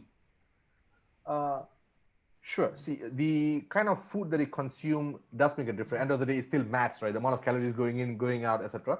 But there's only a certain amount of this reserve sugar-based energy that your body can keep. And regardless of how much calories you consume, after a certain period of time, you no longer have that pool left any longer. So your body has to go to burn the fat to get your energy. So not too different from hibernation. Janice, is your understanding of intermittent fasting any different, or is there anything you want to add? No, absolutely. It's a really great. It's like health-wise, it's a fantastic way to reset our immune system, to get into autophagy, get into ketosis, which is a great way to just let our body just burn up fats and but not burning up the muscles. There's a lot of science now that's behind it. It's also really great for people with type 2 diabetes. So overall, I just can't. I don't see any downside to intermittent fasting. And there really is I mean, if you think back to our caveman days, right? We didn't eat every 2 hours. Like it was not possible. We didn't have food, but our lifestyle has changed so much because of our access to food. We can just, go grab, I'm an arm's length away from my fridge, right? And from my snack drawer. And we're never more than a 5-minute, 10-minute ride or drive away from the closest supermarket or convenience store. And that was never, I don't think our body was ever built to consume that much food. I know a lot of other nutritionists or maybe even my personal trainer disagrees with me. We have an ongoing debate about this. So, but a lot of people have already done intermittent fasting without even knowing they've done it. If you ever skip breakfast when you're rushing for work, you've done intermittent fasting. yes, yeah. Or a tough day at work and you just burn through the lunch hour. Yeah. Yeah, possibly. Yeah. Yeah, I think the one thing I do say to like say my mom who was trying to try it, I say, and a lot of my friends like, yeah, I usually skip breakfast. I don't even notice that I didn't eat it. I said that's great. So, but just make an intention, a clear intention is really important because they may have drank a coffee with sugar in it. Then you're not really truly getting the full benefits of that and skipping that breakfast, right? So if you're there, you have typically just drinking black coffee or black teas, and then you're also skipping breakfast with intention on a purpose, then it's really great to continue to do that. So have you guys ever struggled with, because food is around us so far, right? Have you guys ever struggled with the mental choice of not breaking that fast, No. especially at the start? I tell you why. Because I've tried all the other diets and everything, right? Those things have a mental strain on you. You can't eat this. You can't eat this. You need to count this. So you're always thinking about it, but you can't eat what you want, right? So compared to those diets, this is much easier. I'm not on any kind of diet. I just choose not to eat right now. I'll eat later. So that's a very simple way of looking at it, right? So of course you might feel hungry, etc. So that's when you drink a cup of black coffee, have a tea, or have those glass of water with Himalayan rock salts.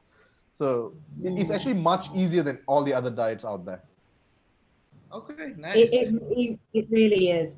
I do find though, like as Asians, our culture is so tied into meals. Like it's just such an intricate part of our social life. That's why I chose to skip breakfast. So we rarely meet friends for breakfast, but we often are doing something social around lunch and dinner. So I felt that for my lifestyle, it was easier to choose to skip breakfast because that's the time that I usually have by myself, and then have lunch and dinner with friends. So that was the one. That was kind of a mixture. That's how I came to that solution. But everyone's different. Like Ramadan says, it's easier for him to skip dinner, right? And it really is up to a preference. Like, hey, maybe you don't actually want to see your friends and family, so it's good to skip dinner and have it. Well, to be fair, it was the circuit breaker period, so I can't really meet my friends anyways. That's true. Just a quick shout out. So everyone tuning in, please feel free to ask any questions on the chats. I'll be happy to share them on with Ramadan and Janice. But so you guys, just touching on what you guys mentioned. Both of you really use this as an opportunity to maintain a healthy lifestyle or to get into a healthier lifestyle. But have you ever felt difficulties, exercising during the fasting period, especially you, Janice, with 72 hours of no extra sustenance? Yeah, it was really surprising. I always work out fasted. So I do my workouts in the mornings, and I go to the gym 3 times a week, and I do yoga 2 to 3 times a week in between. Sometimes Bikram, sometimes a less intensive yoga. And I don't find that I'm tired. It's the initial, anytime we make a huge change in our lives, whether it's skipping breakfast or something, it just takes a bit of time to get used to. But once you get used to it, it's not a big deal. During my 72-hour fast, actually, it was so surprising. So I did a lot of research to make sure I was well prepared for the fast. A lot of people were saying that we should do strength exercise, not cardio, while we're on a long fast. So in fact, during the 72-hour fast, there was one day I spent the whole morning gardening, like really intensive gardening. We were actually cleaning out, shoveling and stuff like that. The next day, I went and did a strength workout with full weights and not discounting any of the weights I was doing, but I didn't do any cardio. And I did not feel tired or exhausted at all. When I did feel a little bit of tiredness, I would just take a nap, but it wasn't due to the fact that I was hungry. And I didn't feel dizzy or any of the side effects of people, will I faint if I don't eat for that long? No, I didn't feel any of that. In fact, a lot of the experts I was researching on recommends that we break on the maybe the last day of the fast, of a long fast, we do a strength workouts, because there's a lot of muscle atrophy that happens during your fast. You should take it easy during the long fast, but at maybe the second last day of a fast, you do a strength workout to really build up those muscles, and then you can break the fast the day after. Okay. Also, so that you get the replenishment in time to help your body build up. That's right. Okay. Yeah. What about you, Ramadan? So I know you've been on your big weight loss journey and not done yet. Yeah. So for weight loss, what most people don't realize is that it's more than the physical aspect of it. The mental aspect of it is the biggest hurdle for everyone. And this diet, what it helped me do is that the part with the do with diet was like on it was very easy, right? I don't have to think too much about it, so there's not much mental stress over there. So when I was doing the other diets like keto or calorie counting, whenever I slip up, all right, my motivation is gone. All right, well, I'm gone now. I'm not gonna go for my run. I'm not gonna go for my diet, and then I put back all the weight. But now, even if I end up eating something or whatever, I'm like, okay, I'll skip the next meal. The guilt portion is much lesser, which keeps me going for other stuff. As for the energy part of it, uh, as you know, the ketosis process. Once you get into the process, you don't feel the hunger pang as much. And when you are getting your energy from fat, I had a lot of it, and so I'm a walking battery pack, right? So that's not a problem at all.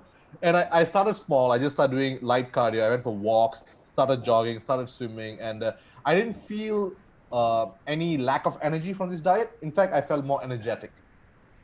Okay.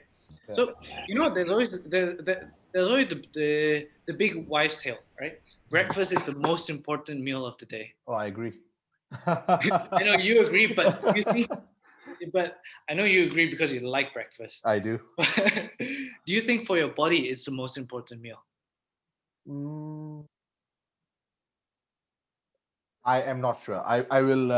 I'm extremely biased over here. I do know a lot of people who do intermittent fasting. They skip breakfast instead of dinner, and I chose to do the other way around. Mostly from not from any research or anything. It's because I like breakfast a lot. But that's the beautiful thing about intermittent fasting, right? There's no hard rules. As long as you keep to the time limit, you can pretty much do whenever you want. And it's not always about 16 to 8 on a day itself. Some people do 5 to 2. They eat normally for 5 days, and then 2 days they just do one meal the entire day. So, so whatever works for you. All right. What about you, Janice? What do you think? I think it really is up to your lifestyle choice, and I agree with Ramanan saying that it's just super flexible, which is why it's sustainable and it's easy for us to just adopt on a long-term basis. However, if you look at there's a famous doctor called Dr. Jason Fung. He has a number of talks on YouTube, and anytime you just click on any of his videos when he originally started introducing to the public about intermittent fasting, to say breakfast isn't the most important meal of the day. It's all marketing. It was all miscommunicated from whatever it is, I do find that if we look at just what kind of foods we tend to eat during breakfast, right?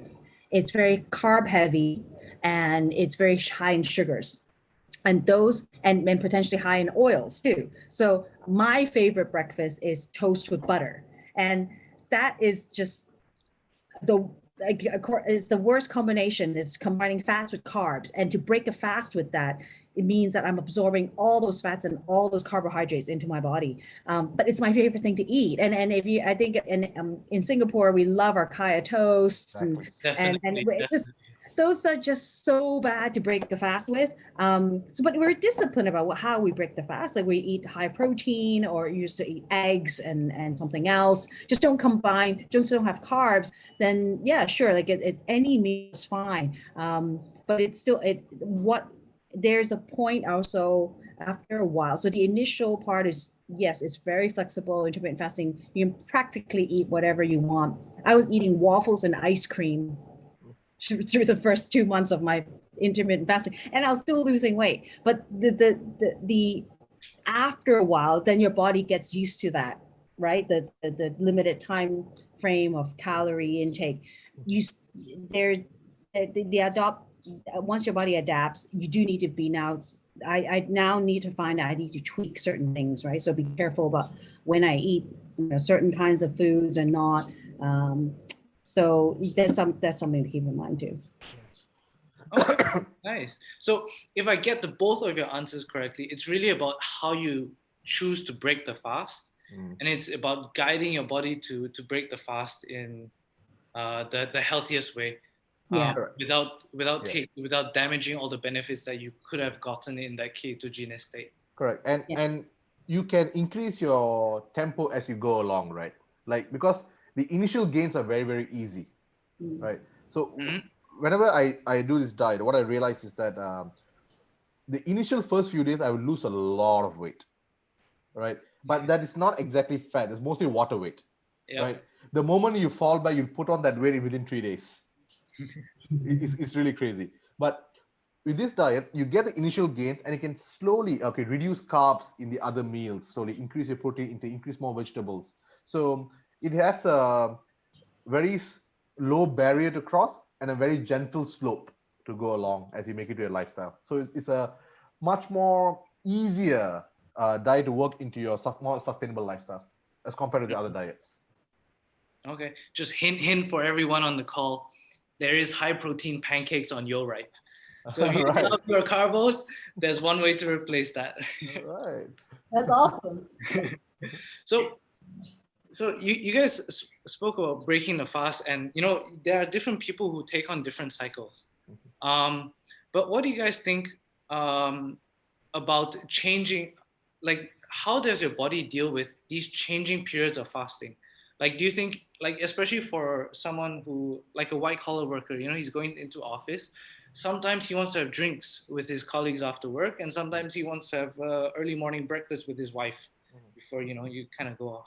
So what do you guys think about the changing prolonged periods?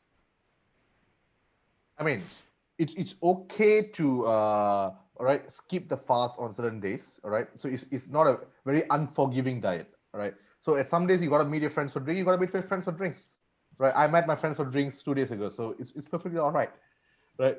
So it's just that as long as you keep up to it on most of the days, it's totally fine. It's a very forgiving diet. Okay.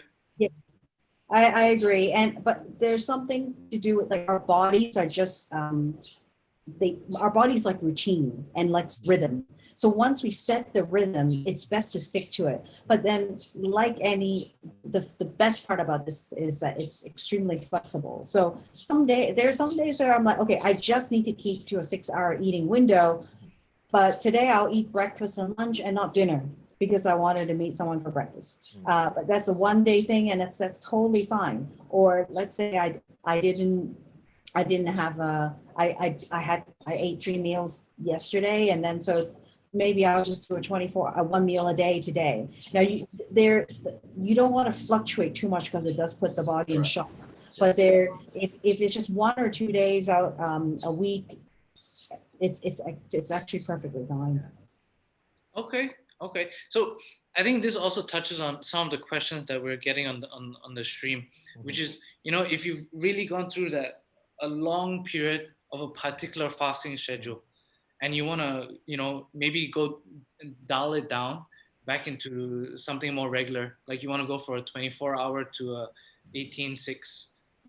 Do you guys have any tips or tricks in how to manage that change for your body? Especially you, Janice, since you're like so going up. Here's the question for Janice.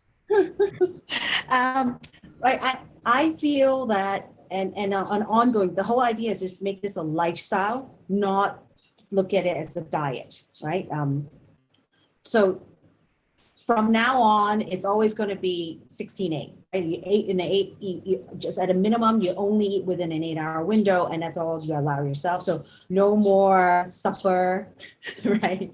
But if you do supper, then definitely no lunch. So just whatever works for you, and just stick to it. And then as an occasional challenge or a reset for yourself, try a 24-hour, 36-hour fast once a quarter, right? That really helps to just reset the body completely and get you into a really good state, even if you're thrown off track, for a month or so. But then stick to the 16-8 or 18-6 fast eating window every day for the rest of the time. And I have to be honest, like I kind of dropped off of the whole restriction that I put around myself with the 16-8 and the 18-6. And I actually saw weight gain like recently. So, and now it's accompanied by muscle gain as well. So I'm trying to make myself feel better.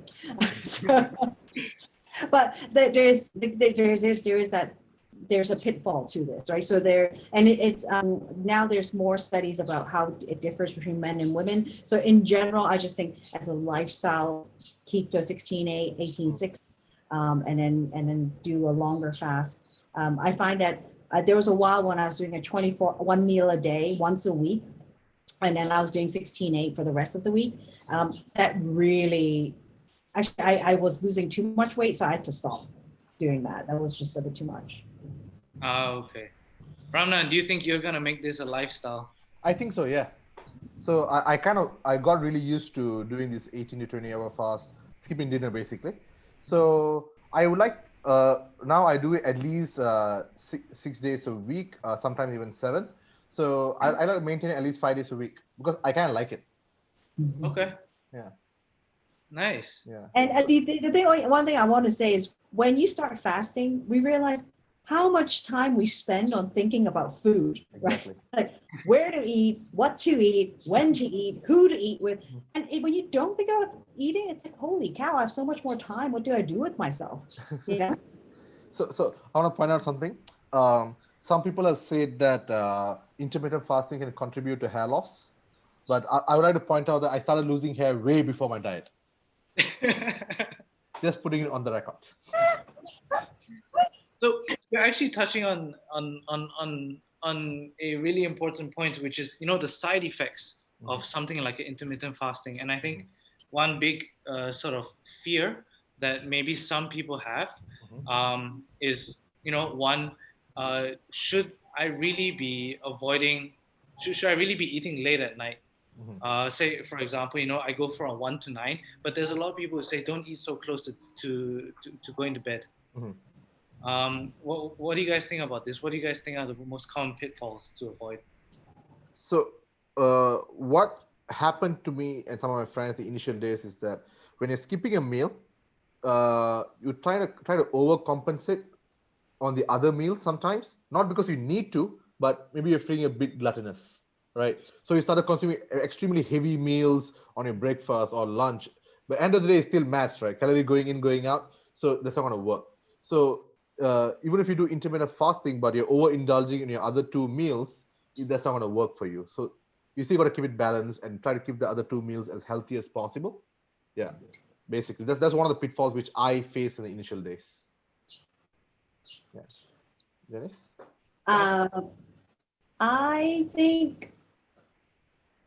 Sorry, I lost track of the question. No problem. I have another point while you regain your train of thought. Another thing is that, when you're going through the fast and you're hungry and you're tricking your brain by drinking water, tea, coffee.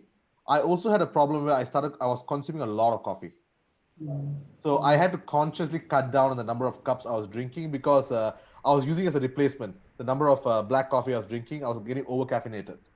So I started doing a bit of a non-caffeinated tea as a replacement, and that works as well.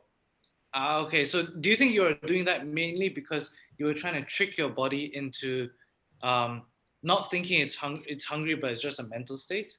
Correct, and also giving my mouth something to do, right? So I feel like I'm doing something in my mouth, so I don't think about eating food.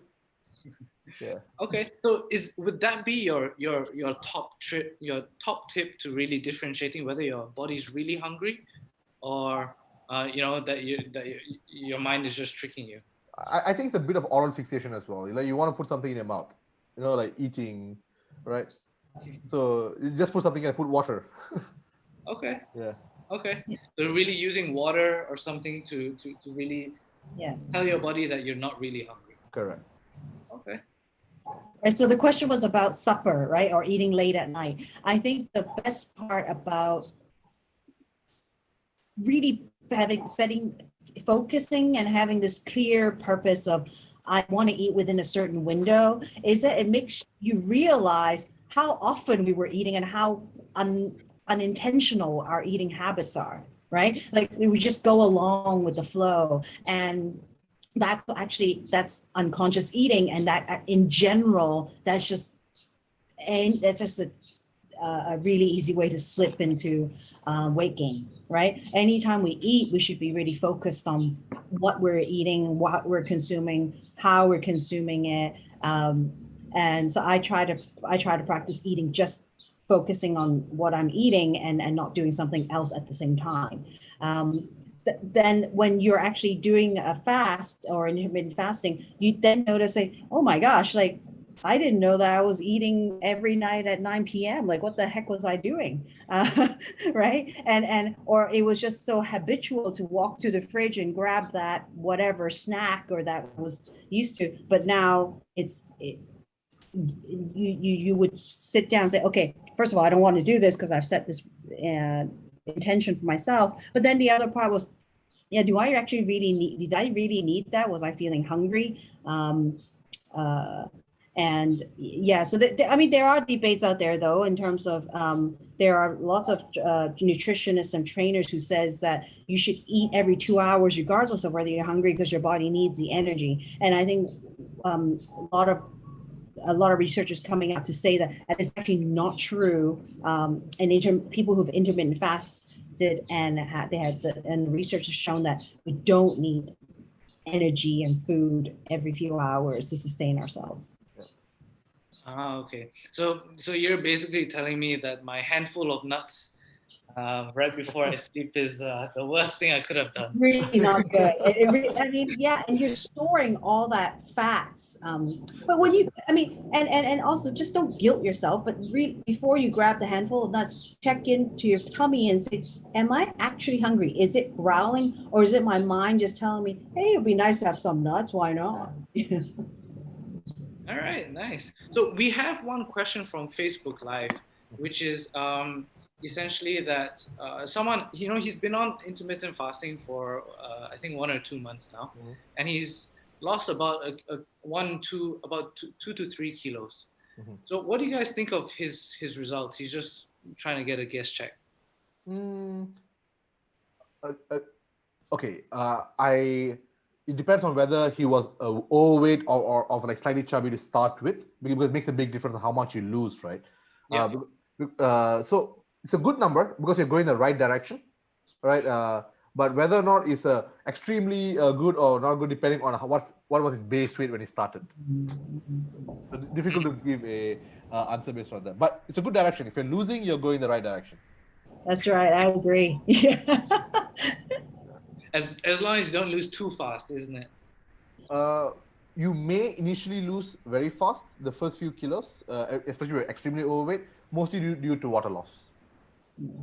Okay. Yeah. So do you guys think there's a guideline in terms, maybe not in an actual number, but in a percentage of body weight?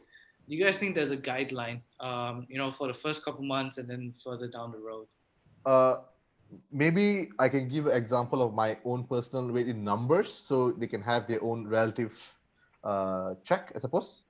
Sure. At my heaviest, when I was 135 kilos, when I initially started, I lost like 4 kilos in a week. But that's mostly water weight, because I know I failed in the first week and I put it all back in like 10 days, right? So that's mostly just water retention. But after the initial loss, I was losing at the rate of 2 to 3 kilos every 2 weeks. This is a combination of intermittent fasting and, of course, also my cardios and everything. And without increasing the tempo of my workout, the amount I was losing every 2 weeks was reducing from 2 to 3 kilos to 2 kilos to 1.5 kilos. And then I increased the tempo of my workout and brought it up to 2 kilos again, right?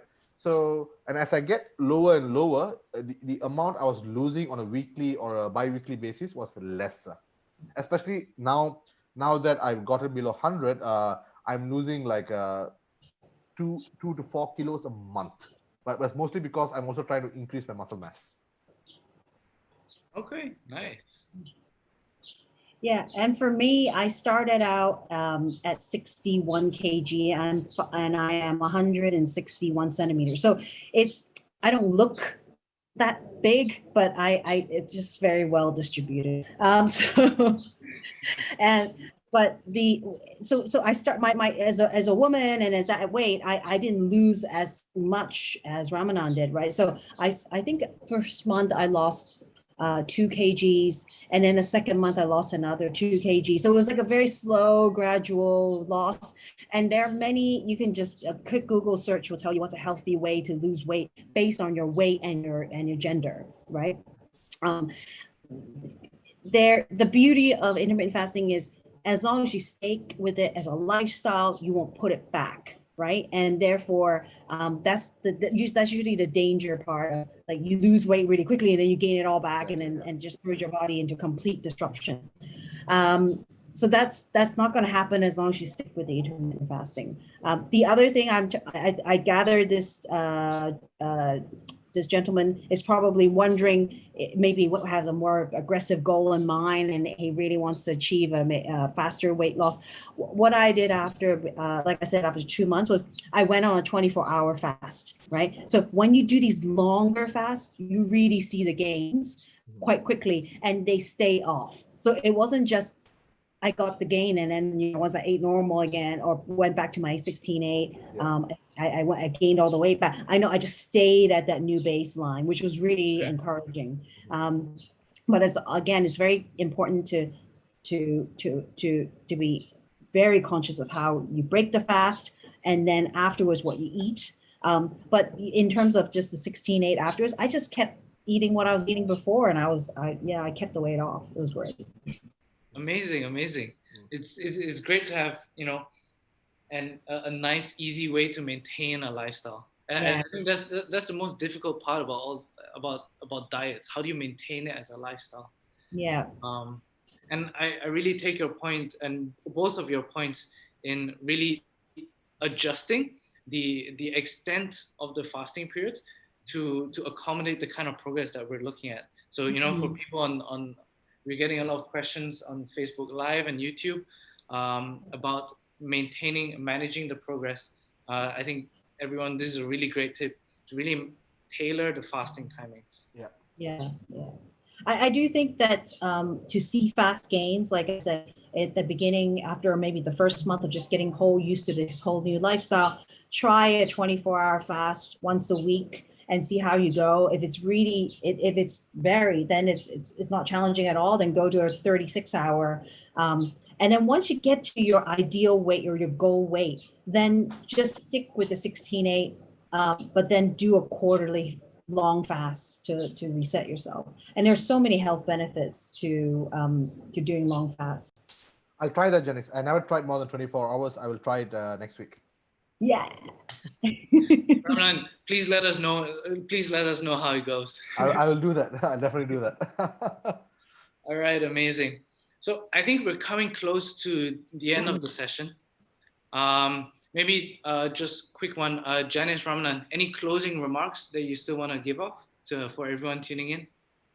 I would say start small, adapt, and keep at it. And the best way to stay safe is that if you're ever feeling unwell, stop. If you have an underlying medical condition, don't. Check with your doctor first. But starting is kind of easy, right? Skip one meal for a few days and see how it goes, and change it according to how you're feeling and how it works for you. Nobody's body is the same, right? Sure, definitely. That's my takeaway from this. Janice. Yeah, I say stay encouraged by looking at just how easy it was to skip breakfast, right? Or how easy it was to skip that one meal. So that don't be discouraged by the numbers on the scale. Do your own, do a research so that you know that you're eating properly, drinking water, drink lots and lots and lots of water. Yes. Lots of water. So I wake up in the morning and I have a liter of water by my bed, and I down the whole thing before I even do anything else. That's definitely really important. And the other part is, I say, is soda water is your best friend. Soda water, or just any kind of bubbly water, no sugars at all, nothing else.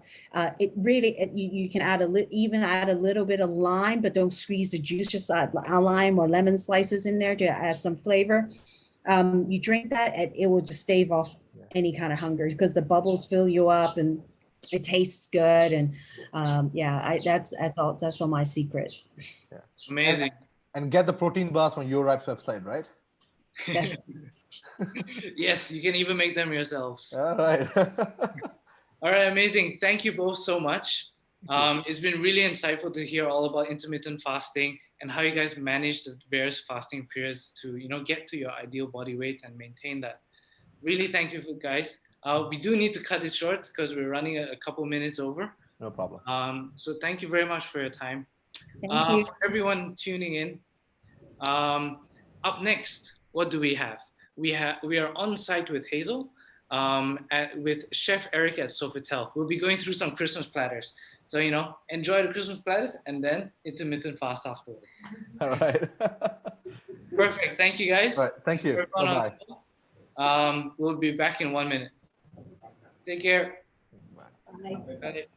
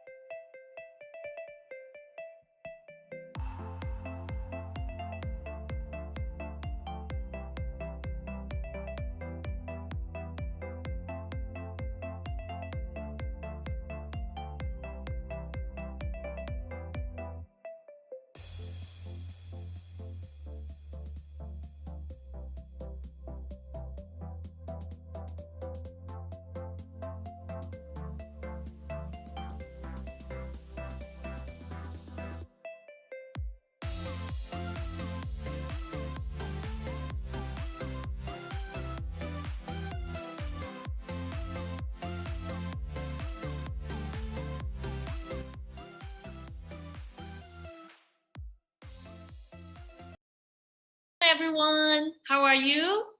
I hope you enjoyed the program of Day 2 of SG Cookathon 2020 so far, Singapore's first cooking and baking festival organized by YoRipe. So in the morning, we cook along with Sham, how to be a pasta master.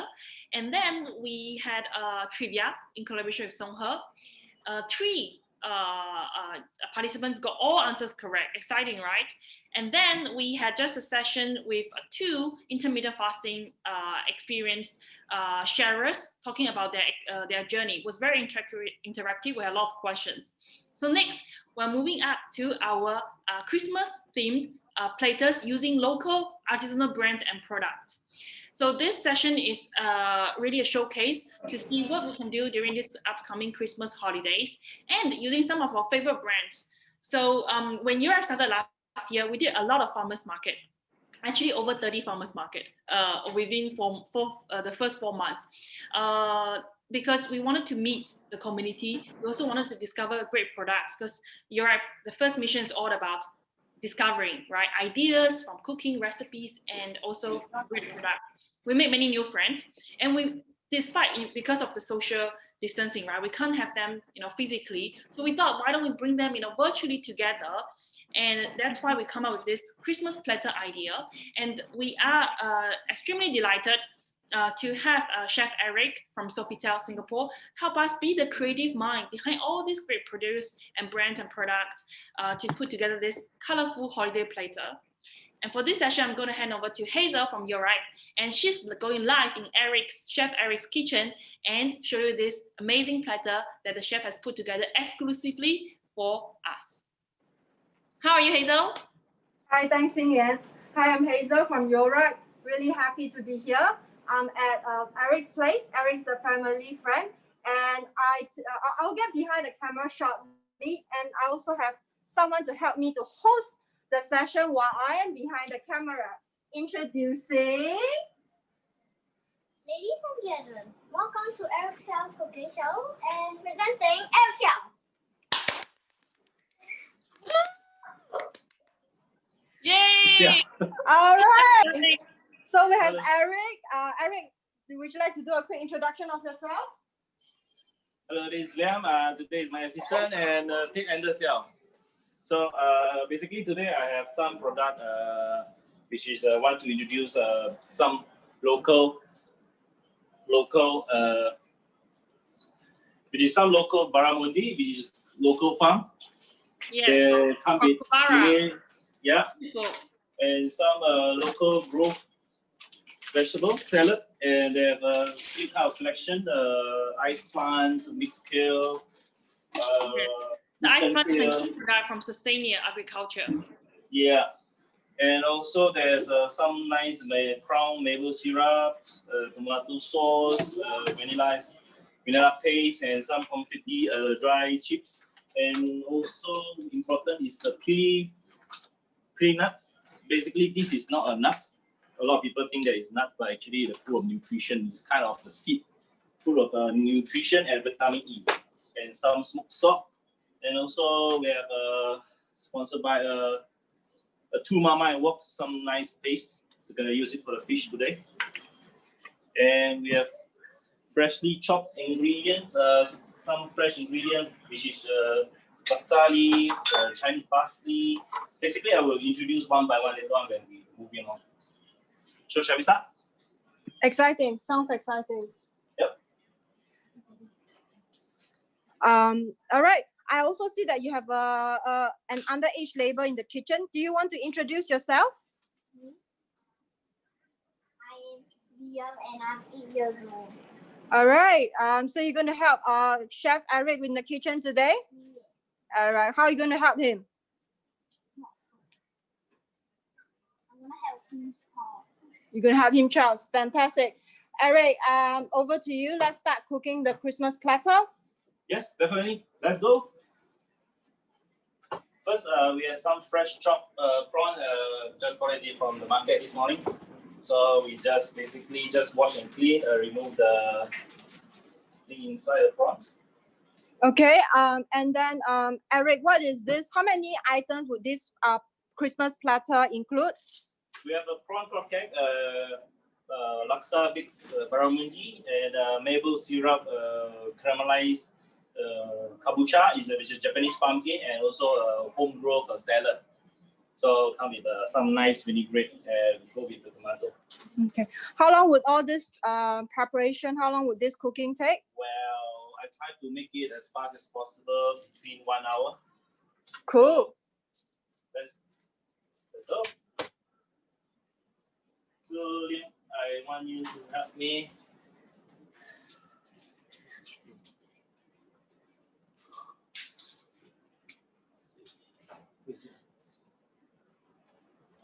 Okay, so Eric, while you try to cook, I understand there's some bad flare happening to the camera. So what I'm trying to do is that we're going to put up some a piece of cloth so that we block some light and our viewer can see you and Liam a little bit better.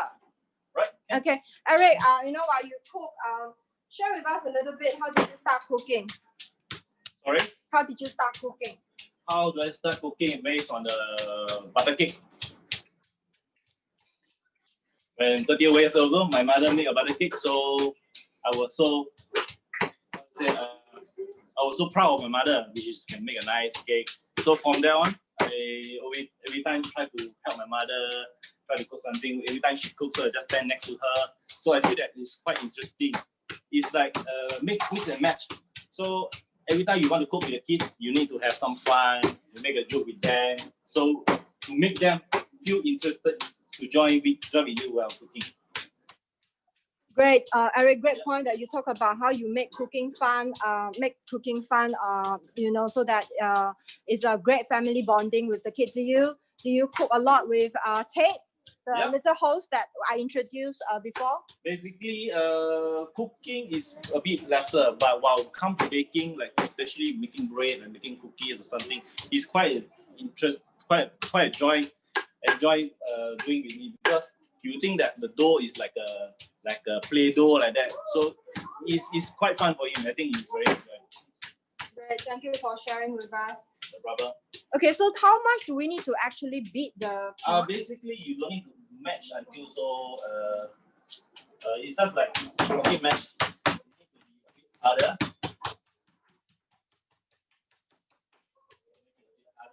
To make it have a elastic.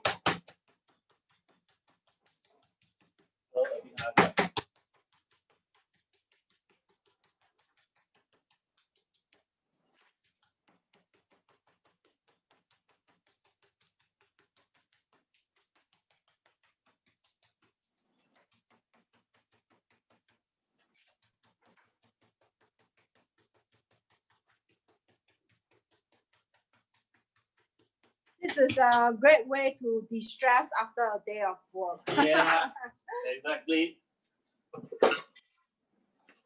So would you like to take off the prawn and put in the bowl?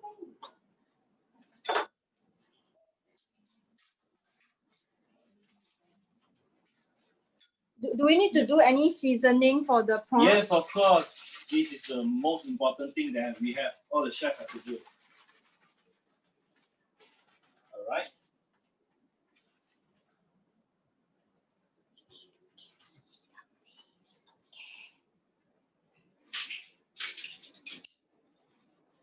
Liam, next we have the seasoning. We have the salt. How much salt do we have to put, A Chef? pinch. Usually, basically, we put less rather than we put more, because when you put overshot, it will be no use. You need to add more ingredient to balance up. So 1 pinch of cornstarch to make the batter a bit smooth. Chinese celery, basically called Chinese parsley.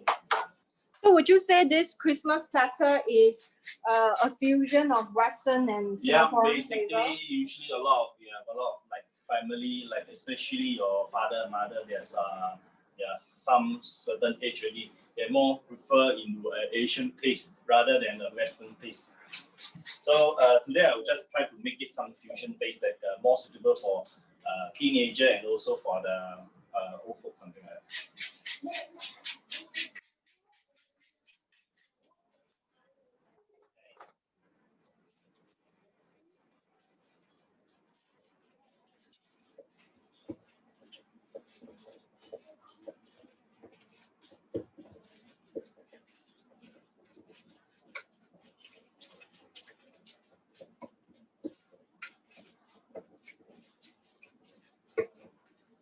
Oh, it smells really good. Mm.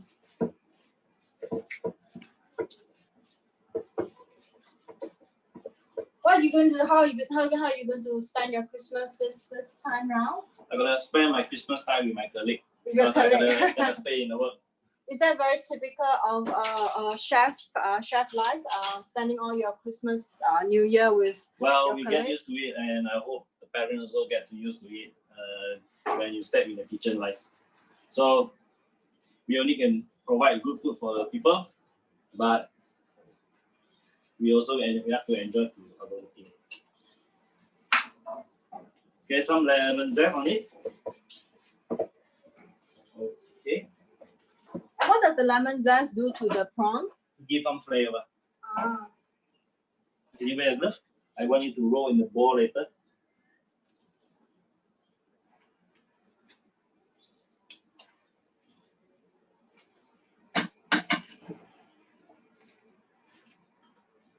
And we have some chopped pili nuts, fresh. Don't need to toast. This is for the prawn croquette. Later we need to. Where is this peanut from? Hmm? Where is this peanuts from? All right, these peanuts are from Pili Pusher. So like what Eric mentioned earlier, Pili Pusher is a Singapore local brand. How it started is that the founder themselves are tastemakers who travel overseas, and they realized that Singapore do not have this quality of produce, and they brought it back to Singapore, and that's how they started the brand. The nuts are extremely nutritious. It is superfood, which are superfood. And also good for those nut allergy, and you don't need to be worried. This is considered a seed. It's not a nut. Something like, especially like the pine nut, actually they are seed. Right. Elia, you ready? You try to roll it like a ball. Put on the peanuts. Hazel, we have a question here. How much prawn is being used? Basically, this is 1 kg of prawn. After I peel off, maybe I left around 600 grams of prawn. Thank you. And how many people is this platter good for? Can good for 6 to 8 portions.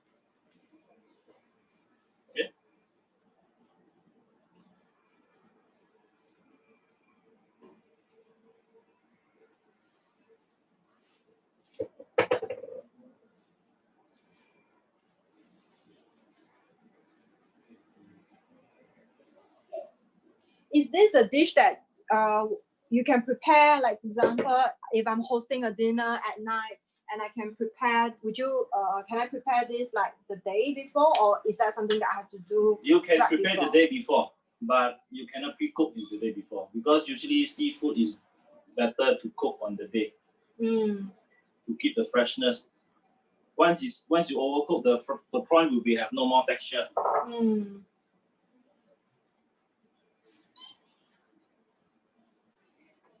This look really easy. I am nowhere close to your cooking skill. It looks like something that I can prepare for my dinners that I'll be hosting with my friends. Yeah.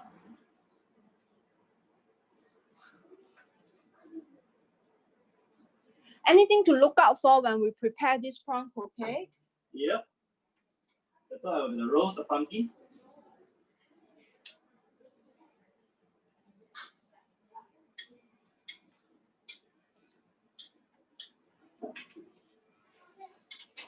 Basically look like a croquette.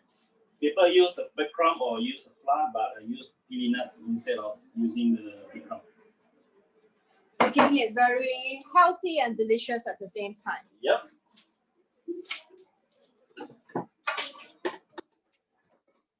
I'm gonna roast the pumpkin.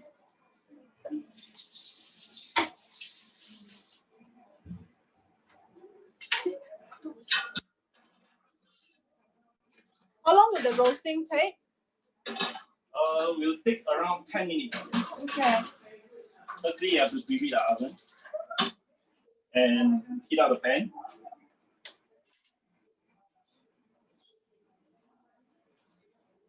Heat up the butter, just 1 spoon.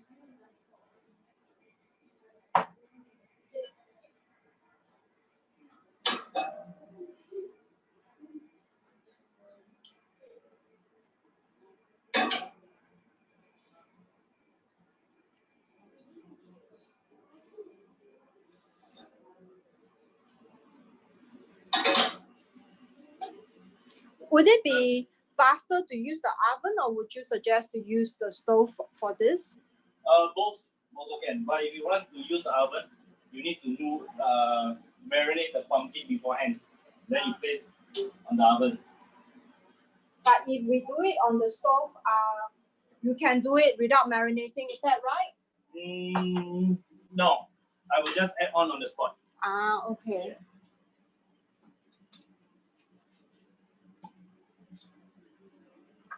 The maple syrup. And the maple syrup is from Foster Food. Yes. So same as similar to Philip Butcher, Foster Food is founded also because the founder was overseas and realized Singapore do not have such variety of produce.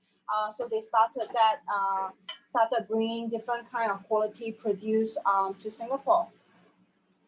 Eric, what do you like about this maple syrup? It have a nice fragrance and it's not too sweet. I really like the part that it's not too sweet. Yeah. Given that diabetes is Singapore one of the top killer of Singaporeans, I think it's good that we need to eat less sweet, but yet having the right flavors in our food as well. Yep. Basically, I use 4 tablespoons of maple syrup, 1 teaspoon of the cinnamon paste. It's just vanilla paste. It's just optional. And how does the vanilla bring flavor to the dish? Actually, it goes well with very like honey, maple syrup. Actually, it goes well with pumpkin, some of the root vegetables, which is parsnip, celery, carrot. Actually, it's actually go well for a lot of vegetables. People think that vanilla is just for dessert, but actually it can go well with some cooking also. Oh, okay. So we just add on the honey to let it caramelize.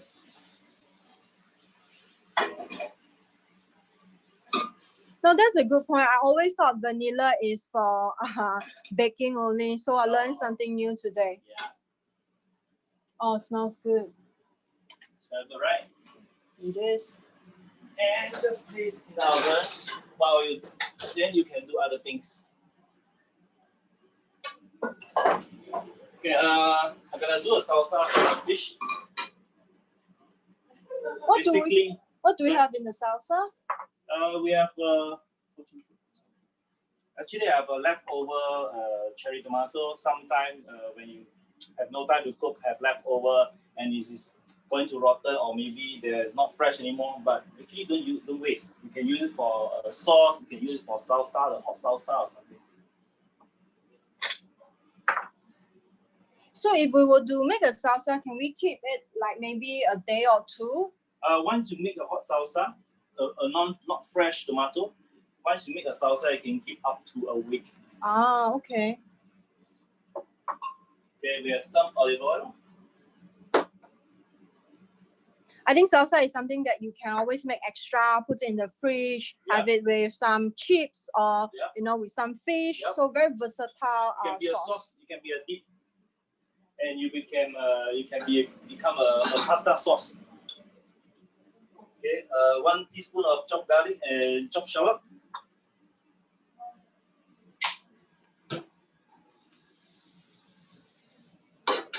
Okay.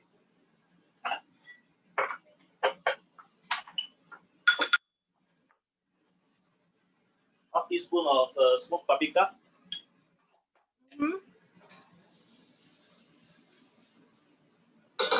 One is sweat. How do you know it's sweating? Just light seasoning. Like You don't need to be color. Then add in your leftover tomato. Slightly toast.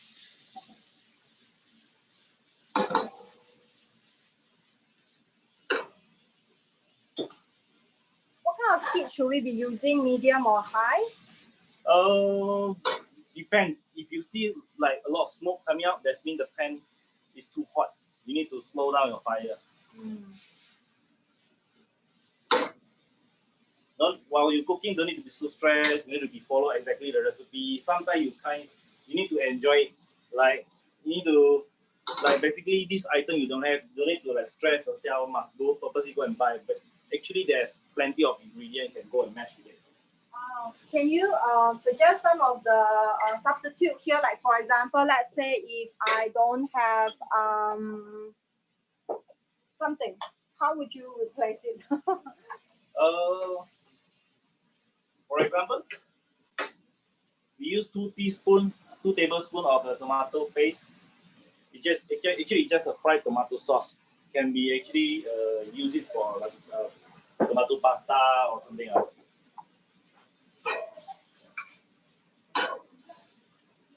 Okay, one is sweat. You leave it for slow fire.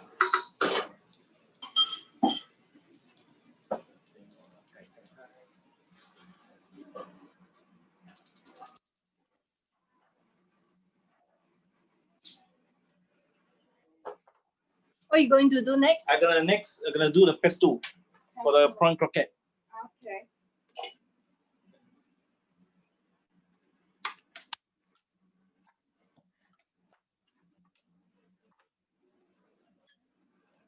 What do we have in the pesto? Okay, basically mostly people use pine nut, but I use pine nut. Actually, pine nut is also quite tasty as full of oil and it's very smooth.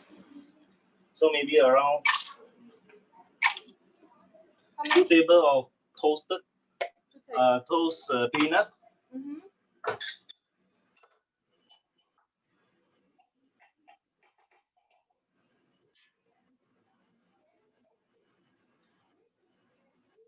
One spoon of garlic.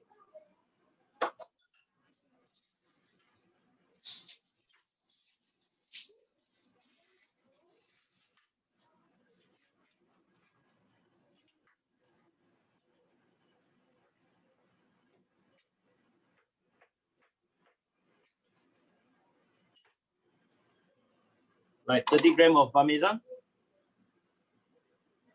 What does the parmesan do to this pesto? To give the saltiness and the flavor. And my home growth basil. Oh.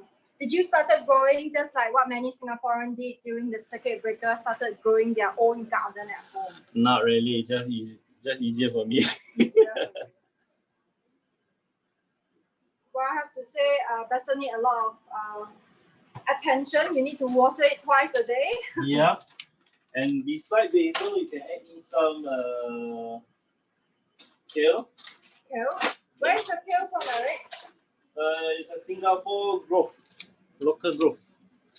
Yeah, so the kale is from Sardinia. Yep. It is actually very, this kale is 100% clean, free of pesticide and environmental pollutants. Which is, some of the innovative products are like the kale pesto, which is great for Christmas party. Basically, it's 100% clean. You just open up and use. It's very convenient. Yeah, so you literally means you don't have to wash it. You can just open it up and eat it. Yeah, extra virgin. Extra virgin, and that's from Forster as well. Yeah.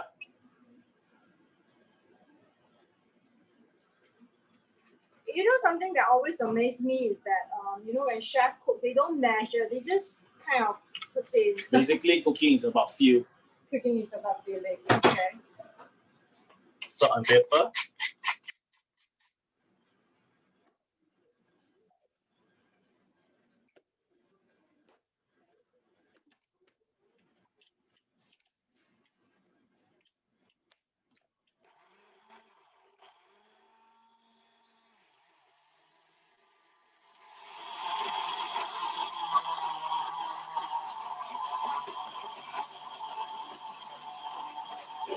Questions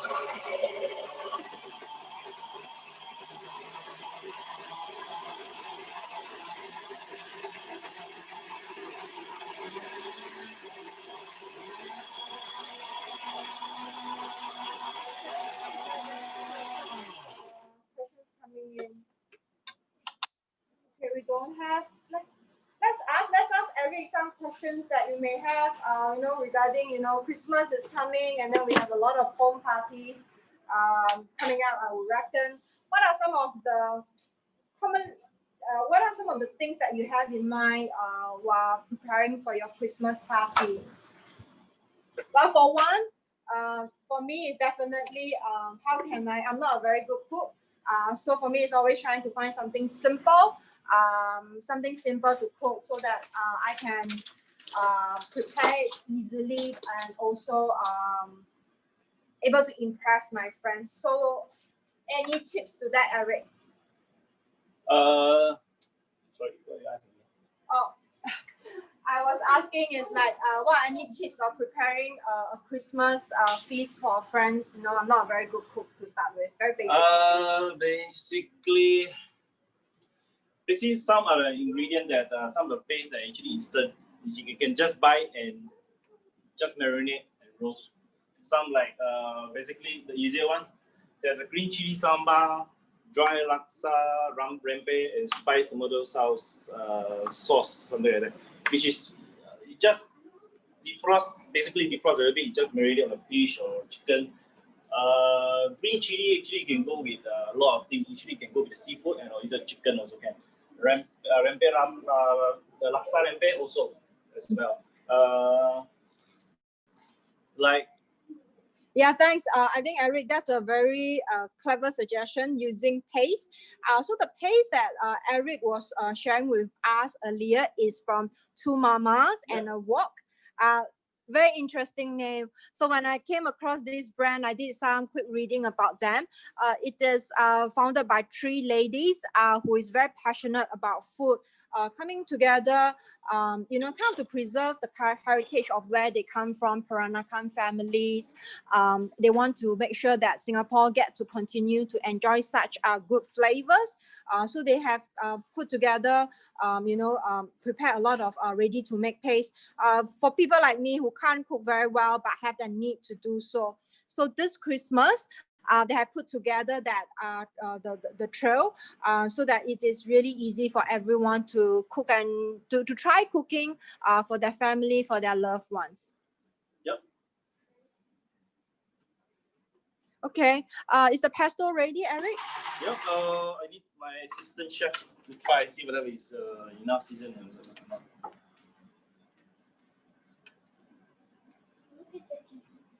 Everything we do, we need to try. How does it taste, Liam? Nice. Nice. Okay.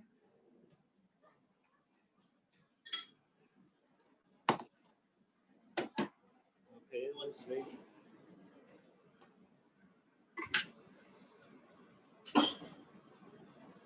Okay. Now we do now we almost ready for the fish. Okay. I bought a fresh banana leaf. Basically, we make it like the Asian feel. Then we take fish. We have to clean the banana leaf. Hi, Tate. You want to say hi to the camera? Hi. Hi. Do you have daddy with cooking? No, but I'm going to be the host of every single thing. Enjoy everyone for Sofitel Eric. Thank you. Thank you, Tate. Okay, we come back to Eric. So yes, we are on to cooking the barramundi fish. What do you have in the barramundi fish? Okay. Today I'm gonna use dry laksa and rempeh. Basically, I use rempeh. This paste is, and also it's not so spicy. Also, it's quite suitable for the kids. Sometimes when you have families and trying to please everyone, taste bud, the adults and the kids are not easy. And when you have a solution like that, you know, it really make cooking a lot more easier. Yeah, exactly. So you press for me the calamansi. You just press a few inside.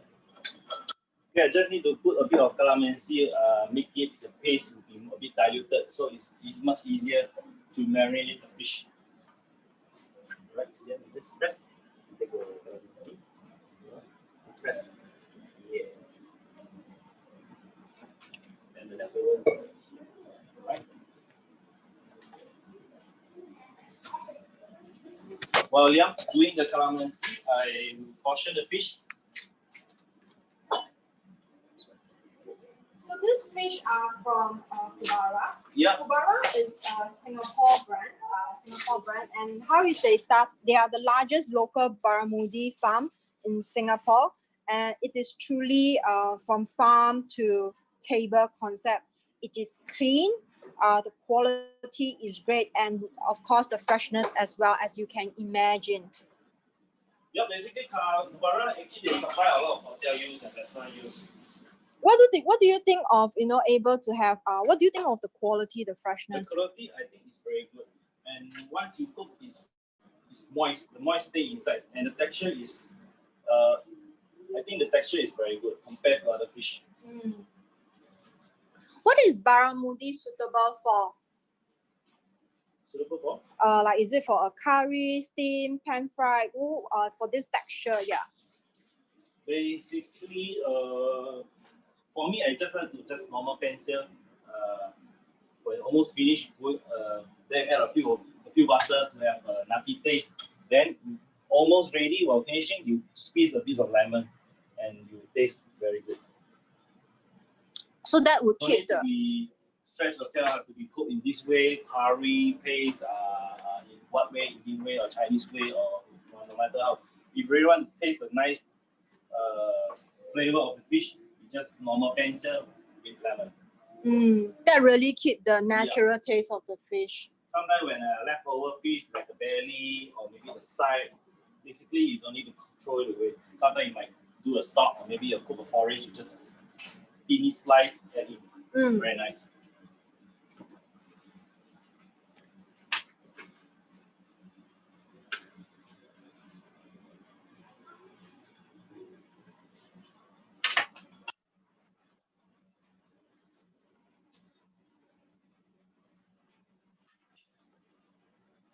I think I need a refill more. Assistant, please do not be lazy. Come.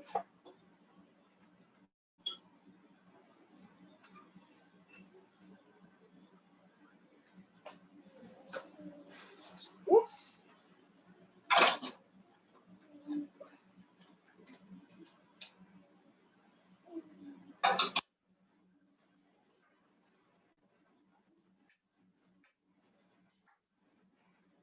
So, Lian, tell us, why do you enjoy cooking?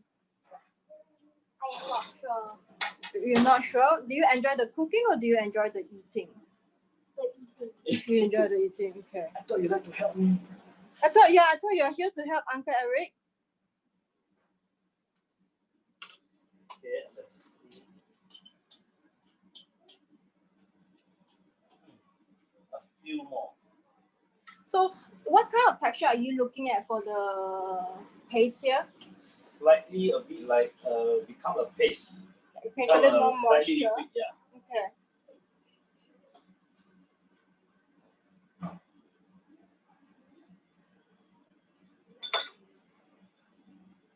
Add a bit of laksa leaf, thinly sliced julienne.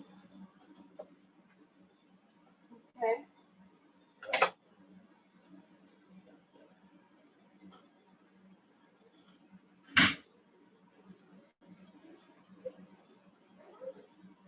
All right, I think it's enough.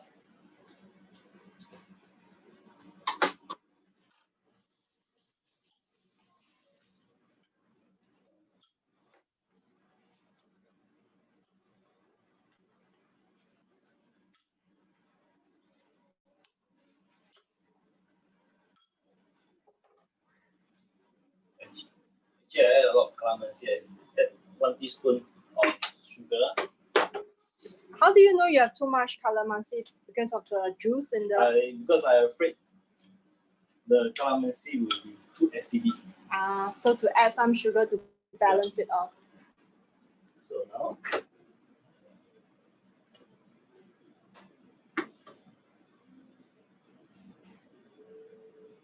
For this big piece of fish, how long does it take to cook? At least 10 to 15 minutes. 10 to 15 minutes. Yeah. That's pretty fast. Sometimes timing also cannot be trusted. I will show you the best way how to check, see whether the fish is cooked. I think that one is a more proper way.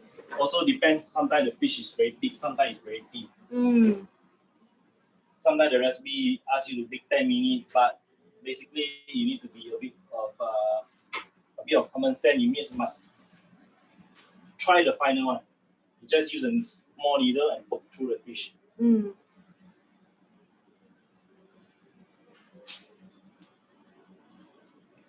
Fish is probably a meat that I like best.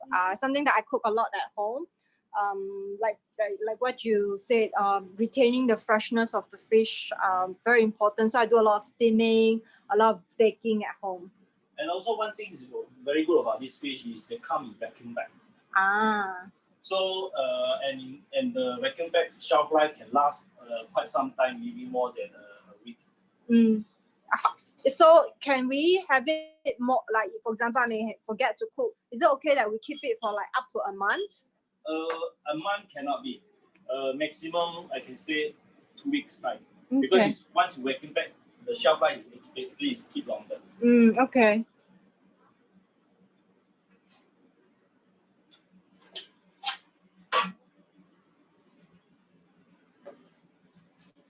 If you marinate the fish overnight, it's much better. The flavor will go through the core.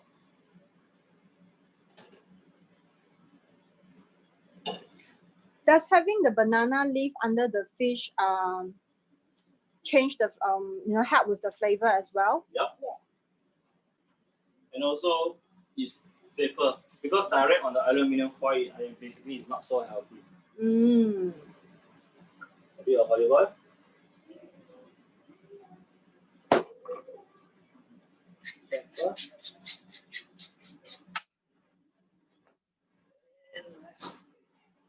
How many degrees should we be baking?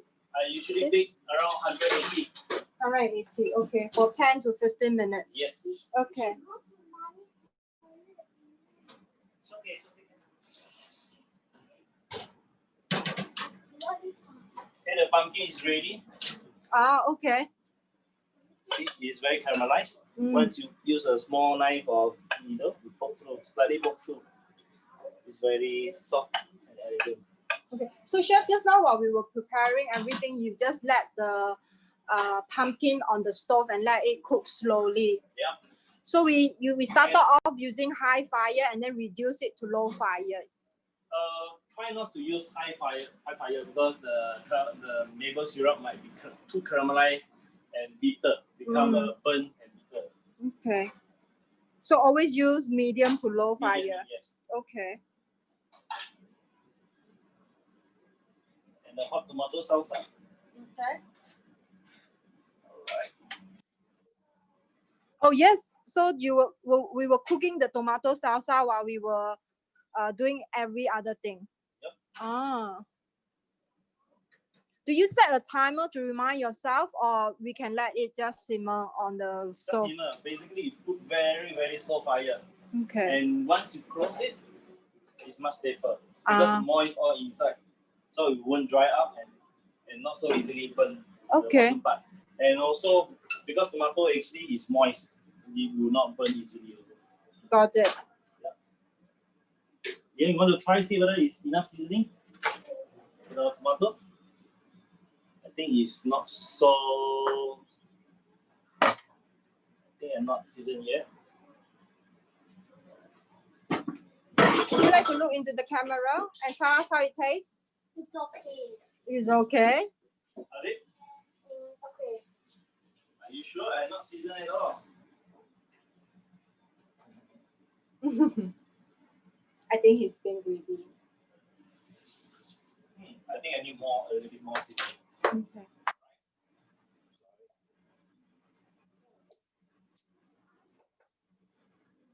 Bit of lemon, bit of acidic. So is that to balance again the flavor Yes, for the fish. for the fish?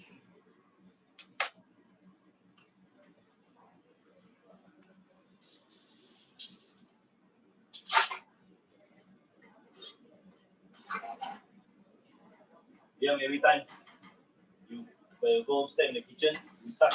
When you want to hold a pan, you must try first. Sometimes it might come from the oven, right? Olive oil. So we add the olive oil only To at give smooth. Basically, extra virgin we don't cook it. So extra virgin only used for the final touch. so we always add extra virgin at the end of the cooking. Is that correct? Yeah. Okay. Some parsley.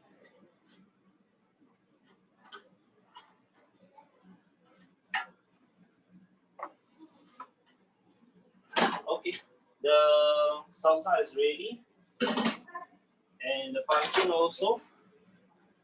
Okay, so what else do we have to prepare, chef? I add a little bit of balsamic.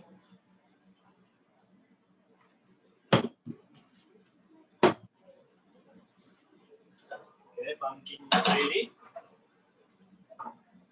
Oh, I think we have everything done. No, Oh no, we still have the prawn croquette salad. and we need to prepare the croquette as well. Okay. How long more to go? We have about 10 more minutes. Oh, okay.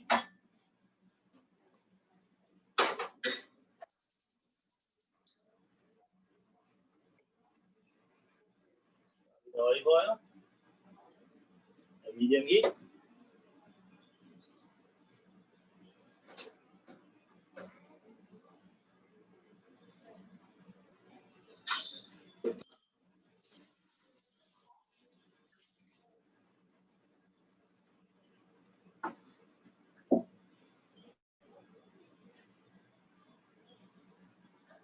Okay, let us see if we have any questions. Any question? No, we don't have any questions. But please let us know, viewers, if you have any questions about the cooking, about Eric, or maybe even about Leah. Please feel free to ask us a question.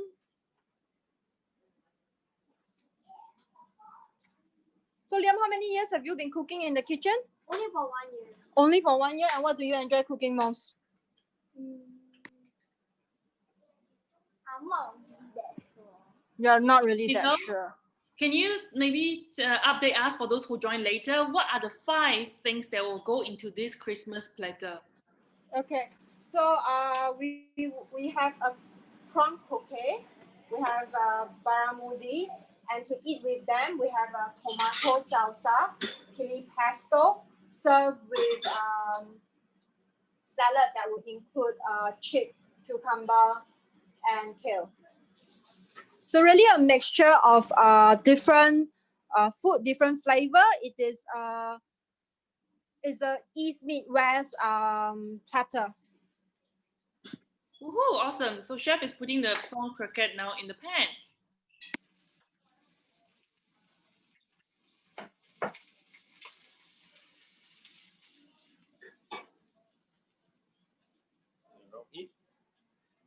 And let's make a lemon dressing. For lemon. What do we have in the lemon dressing? Lemon, mustard. Mustard. Any particular mustard that we need to get? No, just a normal Dijon mustard will do. Okay. Salt. Bit of sugar.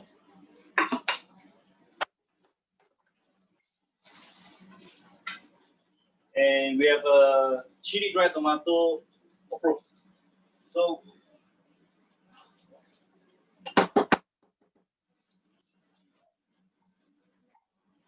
basically the complete with sun dry already, then they use a lot of oil to preserve it. So basically, we don't throw the oil, we use it as a dressing.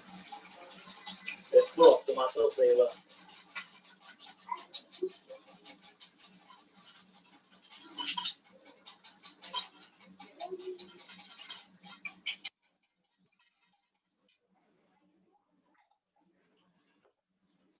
Okay.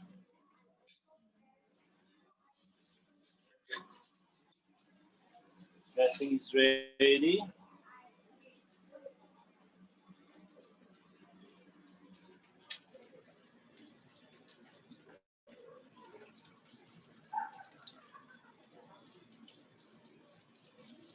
How do we know that the prawn will be cooked? Also basically based on texture. Mm. When you press, it's like bouncing, which means it's cooked. Or it's almost cooked.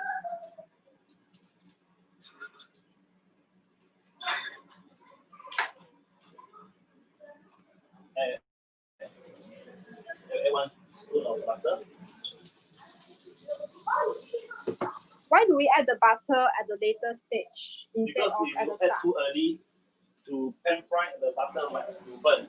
Mm. So time, also home brew.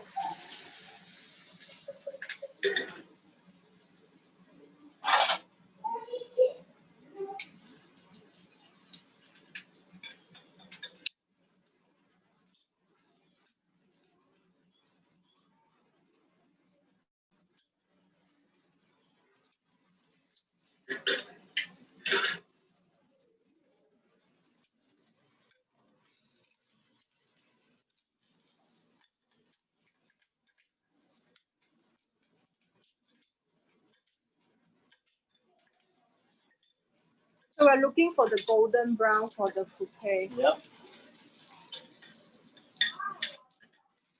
Here we leave it slowly.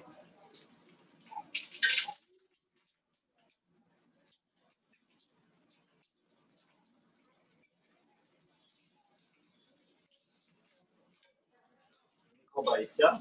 In the meantime, we arrange something. Oh, are we looking at plating already? Yep.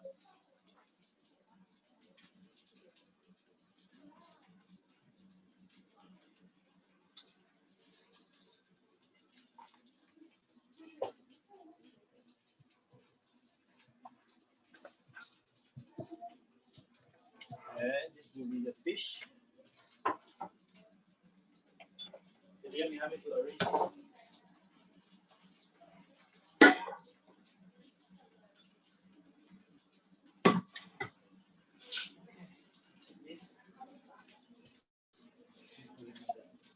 What are some of the tips that we should be looking out for when we do plating? Do one line, 2 lines. Okay, so you were supposed to form 2 lines with the pumpkin.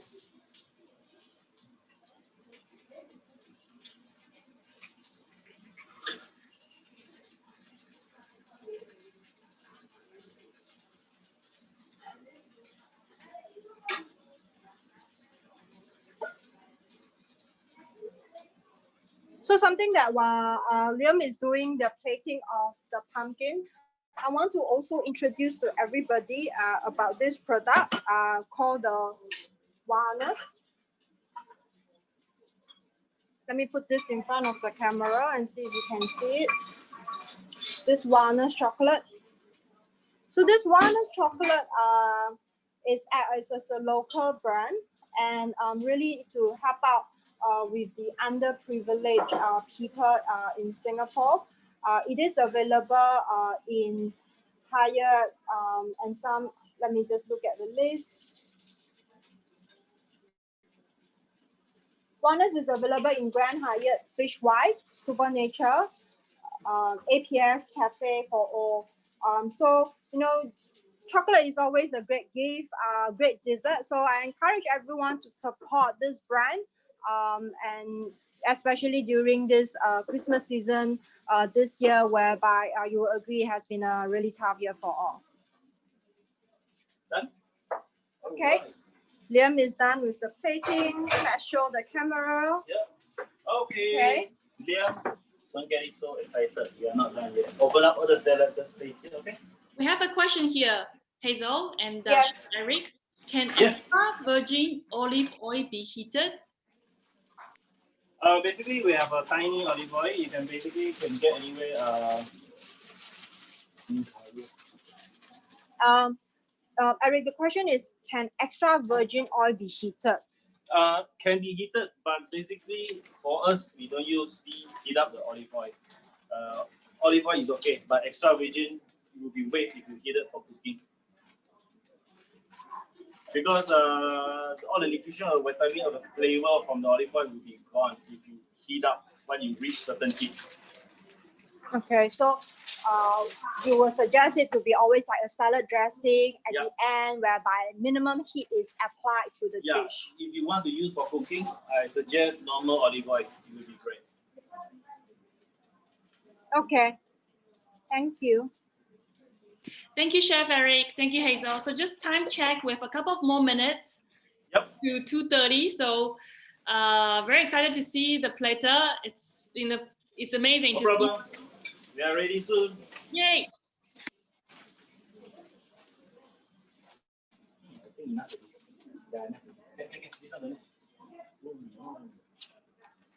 So you can see Liam is emptying the kale into, is unpacking the kale. Like what we mentioned earlier, it is grown in Singapore, 100% clean. You can actually eat it without washing it. A lot of very, very convenient, especially when you are pressing for time. Yes, and we have a lot of actually kale recipes in YoRipe app. You could just go to our search bar, type kale. You have kale brownies, you have kale steamed cake. You know, really great for little ones to eat more of such green vegetables without them really realizing it.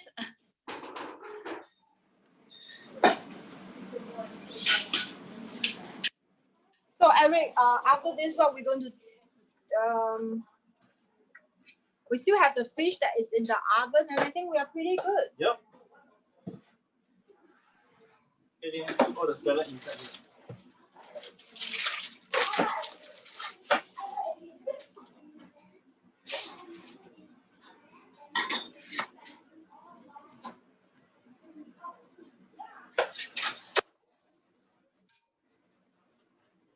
So Eric is taking out the fish and will show us how is. Let us go to the oven and see how the fish is looking like. We need a little bit more time, Eric, for the fish. Maybe around 2-3 minutes. Okay, we'll come back again. So while Eric and Liam is busy dishing out our Christmas platter, we're very excited. Our kind sponsor, our brands, the seven artisanal brand I spoke about earlier.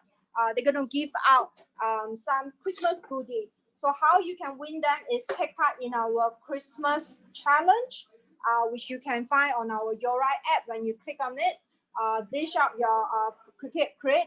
There will be a challenge called My Christmas Platter. So click on it, post a picture of your Christmas platter, and you get to win prizes from the 7 local artisanal brands.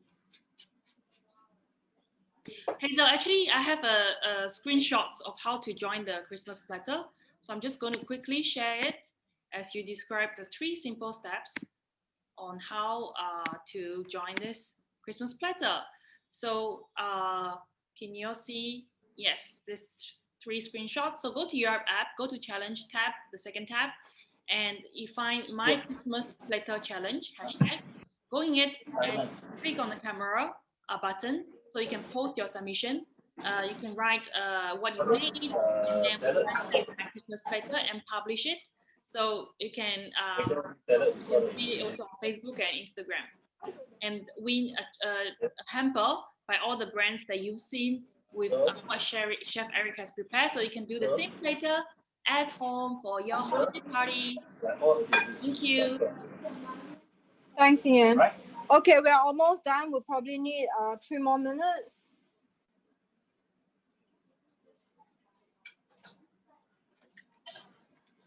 So with the platter, what we're going to do is that we will also be, together with the salad, we would be also be going with this confetti, the veggie chip. Again, a Singaporean brand. and this Singaporean brand do good. So what they do is that a portion of their, let me just go there. Okay, so for confetti, what's special about them is that they make vegetable really yummy. As you can tell, you know, there's this, they make it very colorful, so make it really delicious. Other than that is that in their food production, they reduce food waste and also work with global humanitarian mission to distribute this snack to the poorest part of the world. So, you know, able to eat nutritious food in a nice, fun way and also helping out at the same time. Okay, let's go to look at the fish. Let me show you how to use basically confitted vegetable into have a very tasty salad. Just slightly crush. Chef, can you push your bowl slightly to the left? Yes, great. Great. So very healthy, the crispy vegetable salad. Very colorful.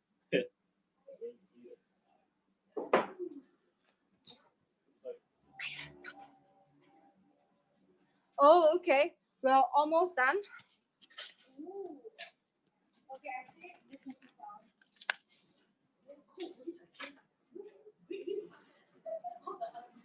Or you can tell that you get a lot of people once the food is done.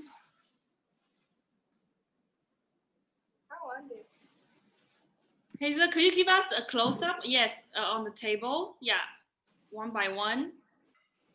Yeah. So this is the salad with the kale from Sustainia, the snack, the chips from Confetti. Can you see well? Yes. Okay.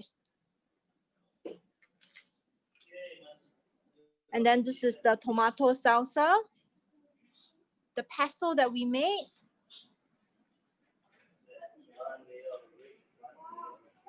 The prawn cookie and the pumpkin. The colors look very festive because we have red, we have green, there's some pumpkin with orange, the shrimp as well. Really nice combination for holiday parties. Let's go check out what Eric is doing. Doing the fish scale. Oh, I make the fish alive back. Oh, this is so fun. Oh. Chef, what do you use for the fish scale? Just a Japanese cucumber and baby the radish, pink radish. Very nice. Looks more colorful.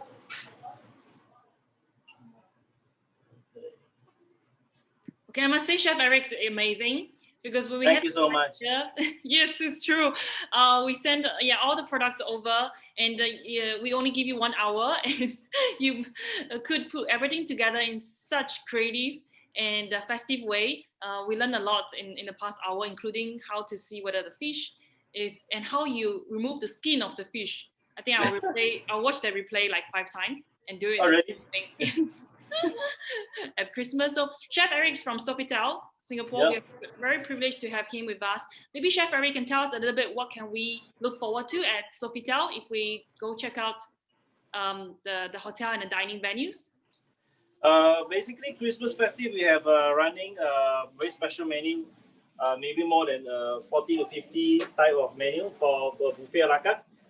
And also we're running a festive set, basically from December, the whole December, which is minimum price to around 30 plus to 40 plus, around 3 to 4 course. Nice. And also we have a festive. Then this year we have a special festive, which is a Mala turkey. Because I'm sure I understand that now the trend, a lot of people also craving for Mala. So I'm back into a Mala turkey. So I hope those who not really try Mala turkey before, so this is a chance. Yay! Such a great idea. Yeah. Okay, the fish is almost ready.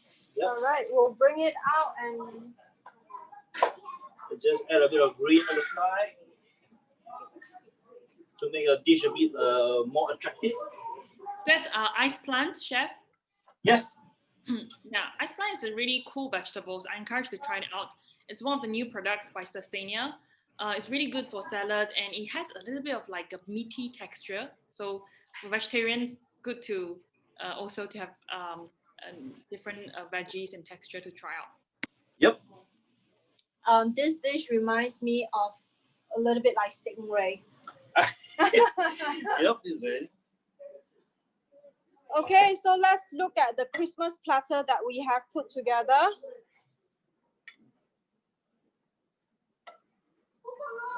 Very colorful.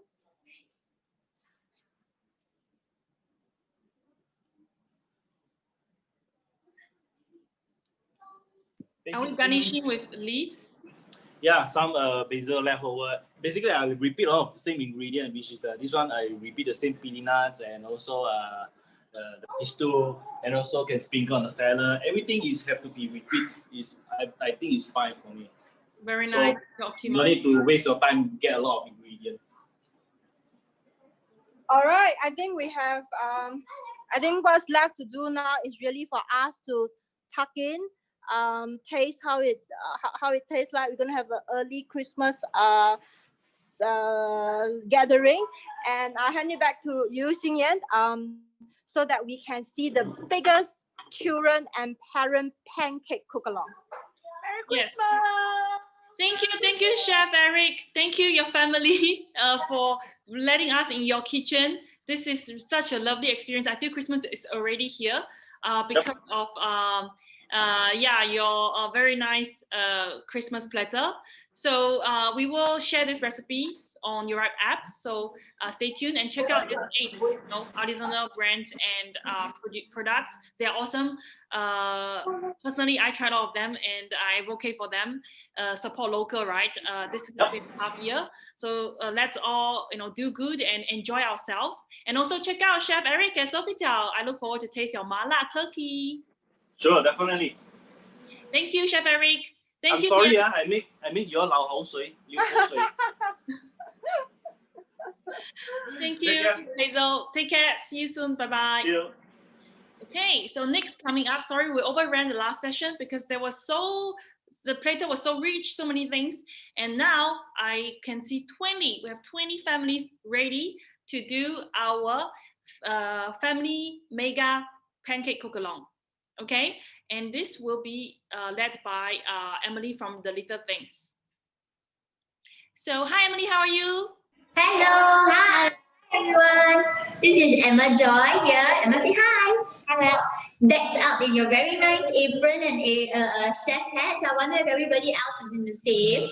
Hello everybody, nice to see you. Do we have everyone's?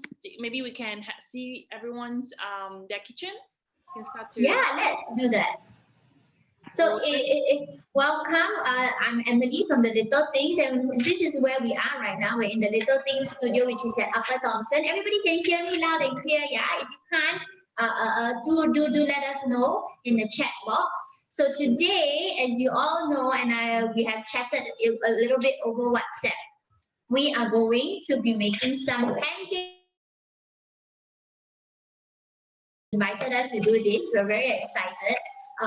So we are going to do a very simple pancake recipe, but at the end of this, I think what I really am looking forward to is seeing each of your creations on the screen. So for now, if you like, you can keep your videos on. You can keep your videos on. You can keep yourself muted, but with your videos on. And towards the end, we will all say hi and check out each other's pancakes. How does that sound? If that sounds good, you can give us a thumbs up, okay?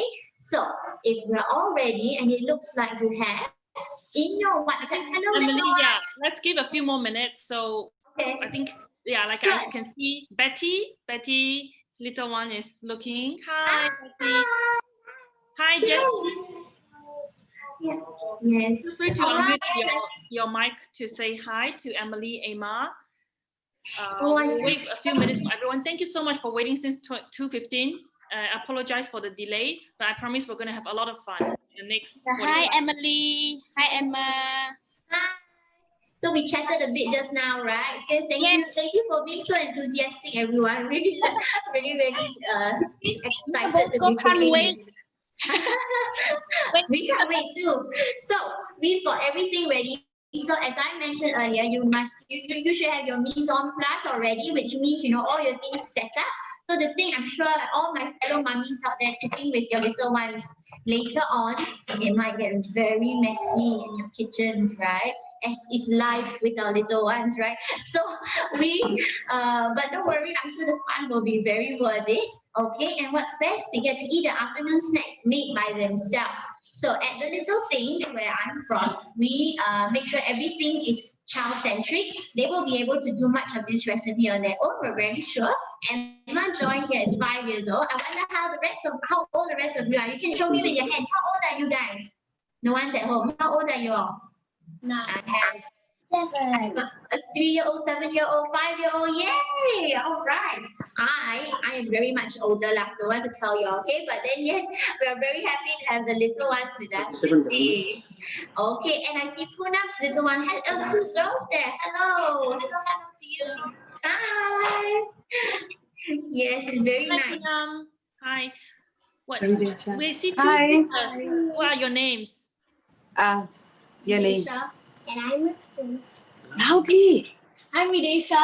And I'm Ripson. Hi, girls. Hi, Hello. Hi, Rachel. Nice to meet you. Same To here. meet you. So, right, this. Whoa. Okay. Okay, we'll just wait for a few more Ni kan friends tu to pula tengok apa. come online, yeah? Ni kan tu. So if you have any questions, you can feel free to chat in the box later, or even in the WhatsApp chat later, even after today. So happy to cook and bake or answer or help whatever I can in whatever ways I am able to. So we'll just wait a few more minutes for everyone to log on and be comfortable and be ready. Yes. Okay. So So- Samantha, Martin, Liz, Kim, Joel, JJ, Jeanette, Chinhuat. Yeah, please, Belinda, feel free to switch on your webcam so we can see you. Don't be shy.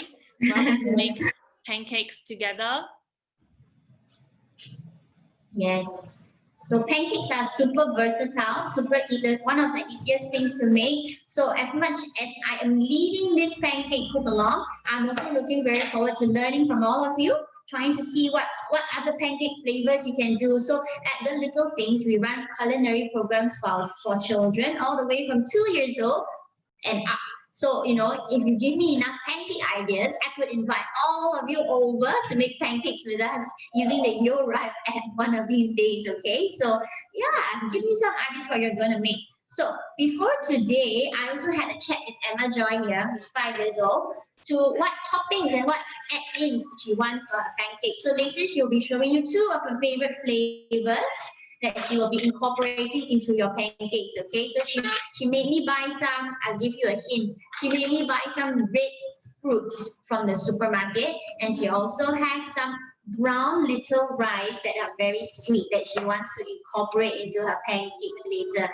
I wonder what all of you will be adding in your pancakes later. And also what?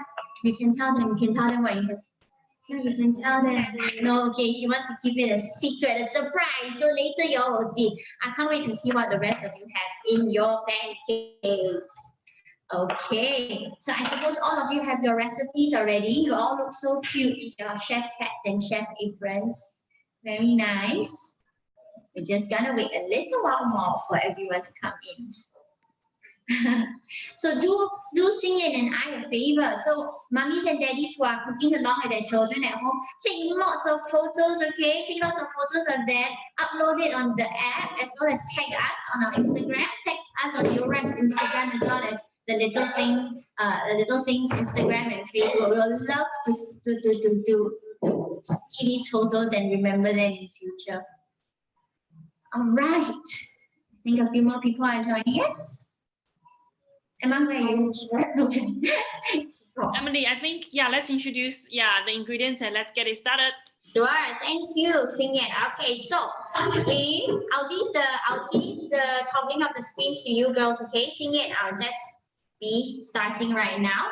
As we go on later, we're going to be cooking one set of ingredients for our pancakes. Okay, and you can find all the ingredients and the quantities you need on the YoRipe app, as you already know by now. Okay, and the best part is this is super easy to make, and really, like the app says, 10 minutes.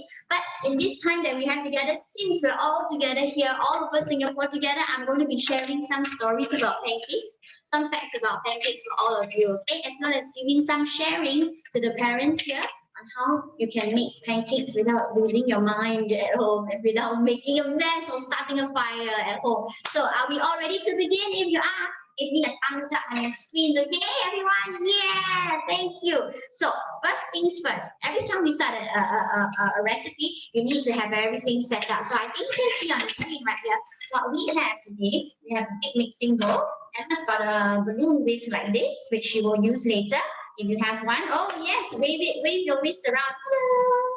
If you don't, you know what?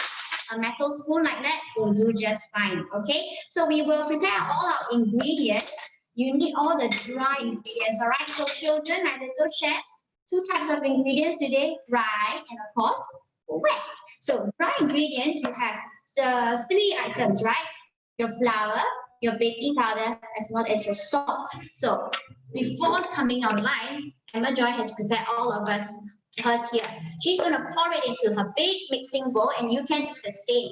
So that is 1 cup of flour, 1 tablespoon of baking powder, and a little pinch of salt. All right. So plain flour is important. It gives you it makes most of the batter of your pancakes. Baking powder. What does baking powder do, Emma Joy? Huh? It makes it what? It makes your pancakes yummy, yes, and also rise, right? It makes it rise, okay, my little one. So it will rise. And then, okay, so Emma Joy is going to give the dry ingredients a good mix. Because there's 3 types of things in there. So I need it to be well mixed, all right? So everyone, if you can do the same with your spoon or your whisk, let's do it now. We're going to mix all the dry ingredients very well together.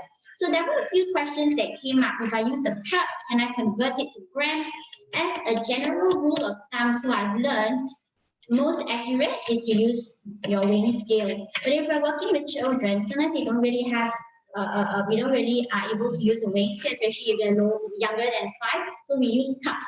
So I find that having sets of measurements like these, like cups, tools like that are very handy. Once you use this type of cup for your ingredient, right, use it across the entire recipe, okay? So, 1 cup of this, you measure with this. Don't go and take a separate type of cup to measure something else, because then it will confuse you. So we just stick to cups.